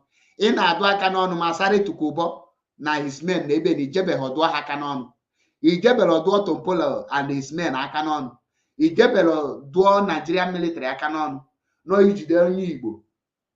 Ito bi hakanon. Ibo anya ala idenishim na ine peace. Listen. Abiala amarakwam iye dia akonyeji bia here Nigeria so bia. Be iye dia onefom anon for peace no lokwa akọ bụ na iji. If other guy is Pruna, you know, he actually, I'm not to autopilot, I'm not their behavior, not each idea creep away. So, you know, when you say, London is an atros, so the Kedumoni Sikurudiokua. Oh, to has a creep in. First identification habu. Others say no more than they are so because so hard drawn up proud of autopilot. Negative. The reason how much we identify na autopilot. You go me before. Na 2022 kam meria age me nya isi. Na enwele ni autopilot ga pụta na my program. Sim boldly na autopilot. Na ya ma ihe ya na eme. You must start with denying. And here enwele ihe mkwu here. The criteria for you to become an autopilot: 1, you must be senseless. You must not have sense of your own. Number 2, you must be a chronicle liar. Number 3, you must be zombie. Zombie, they must push you before you say. And number 4, you must be a stark illiterate. You must be a stark illiterate. That is the criteria for you to become an autopilot. And here now, check ending in here defending you for that. That's why you shouldn't have Mado potassium Nnamdi manaless man. On a platform, the blues of observe all the rules of that platform. You follow it. If we are without taking much time, Biafran to back and them go okay. What the quala? Nah. Although one of the background, I just want to add one or two things, but when you become Aguachaloku, in the land, a police area, or Semba, my dinner, but my neighbor who did a roman, even Papu, or wedding, a leaf away Papuia weeping, or wherever was Yab, or look away, or we don't send the Metusela. Unciana, Google, Simon Eba. Not that in the game, you are going to send again your WhatsApp as well. I'm not the guy. Another exactly 10. Fish Eba Anketa Neri. Eba Anketa Neri. Exactly, yes. Okay, number give you. Number give you, your number. Yes, I will write you. I will write you now. Okay. I'm part of the process. I can the buy na Lucas na okay see me. I'll put a kuche me first with kuche me for during 2016, right? Or 2016. I'm a model of Tanilo. You know, Banaba. Oluze mgbe metụrụ aka nke ahụ nsogbu which is ife gbasara ụka no nwere ka esi eme wee pụta even in fact on nearly self ilesi this struggle pujelu ma of which nyanwa no onwe ya mana na his own distance na afụ nyanwa ga-ata nyara nke ya aka njọ owe gene n'ọga n'ụzọ before onye nke wee bịa sabotage which m kụziri the other day. Sabotage is the worst thing game as a human being. Normally, everything sabotage, but don't allow yourself to be that instrument. And the more on your own level, and I go, especially the real umuchinek, the real ones, and I go, just you see, he will whoop the brain again. Because here, and I go, that zombie, is keep again, I'm talking to top pilots, and they one day IPO remember, because so many men no age, young one day do agnostic, now what touchable if I name. So, and I agree, personal for you. Now, we give for you to reason with common sense. And don't even when a question in Biafra, I be Nnamdi Kanu put that. And I may Nnamdi Kanu put that Kunyana program metal. If what I will still say it, here my reasons. Biafra, Mambia with Nnamdi Kanu put that. Eh? Amambia. Because now, go when you go, you shall wait for now. Oba, how can you be a human being like this? No matter when you have any identity, when you have anything to say, or worries you not cheer, and the work is you cheap and mocha. Each of Biafra, the money can hold to go to the thing that Belaji and Chiazo. And not autopilot because they are too religious people. They hold on to it so much, and they talk Biafra. No Biafra man. Only way Biafra gets when you face the truth. And the Bible says you can make no pono. Man, if I open them, and you go on the Bible, what is you 1 and 4 for now? But that is the only way. Which them will other way around. So I go here, but on a Talibani chairman, non go Ibo, Rango, Bosi. Now, Ijeli Igbo, make sure that Ozi in Ijeli Igbo that is well known, and you must be under this umbrella of this movement with all certainty, or based on all certainty. In fact, here play go sentiment. Let your sentiment be against your tribe. Can play always offensive? Because so they go make that defensive. That defensive reason why Ndile Binumis blood other people. Nando cockroaches can see from nowhere when attack this struggle. Okay, so I go just will hope your channel about here. Like over no someone no moke. PM on Bicon. HM no young one can TC ego. Man not going to release it. Now will be now a financial secretary. Now treasurer. Now about Kevin about this intelligent officer. Now one on a Kenafa that room in the Pentagon. Now a Pentagon officer. Now I control everything. So I'm more about so we are still together. Don't want Chineke. They won't want Chineke. Oku Kali. Mano one after the other. Oku Kali. No. Kai got to Mazi go see if Mazi no there.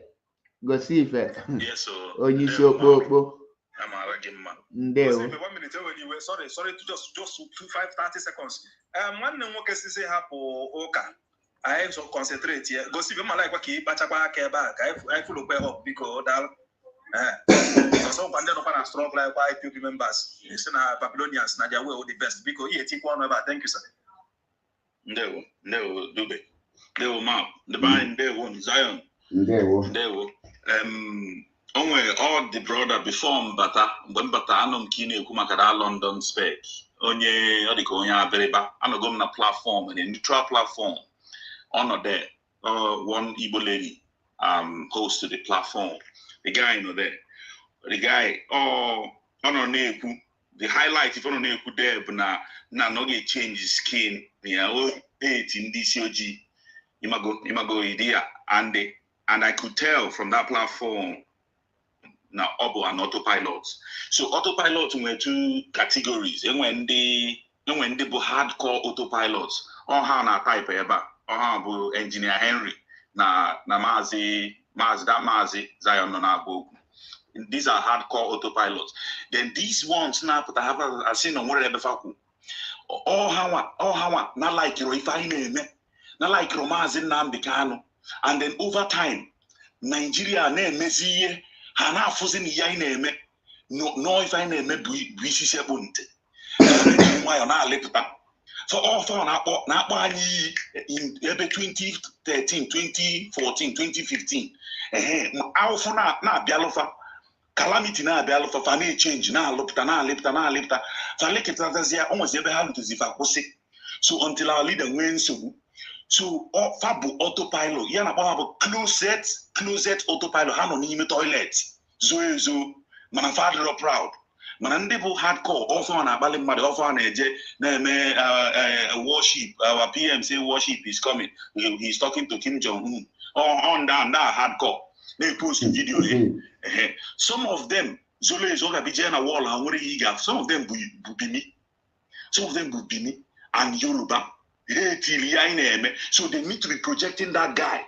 They understand that guy means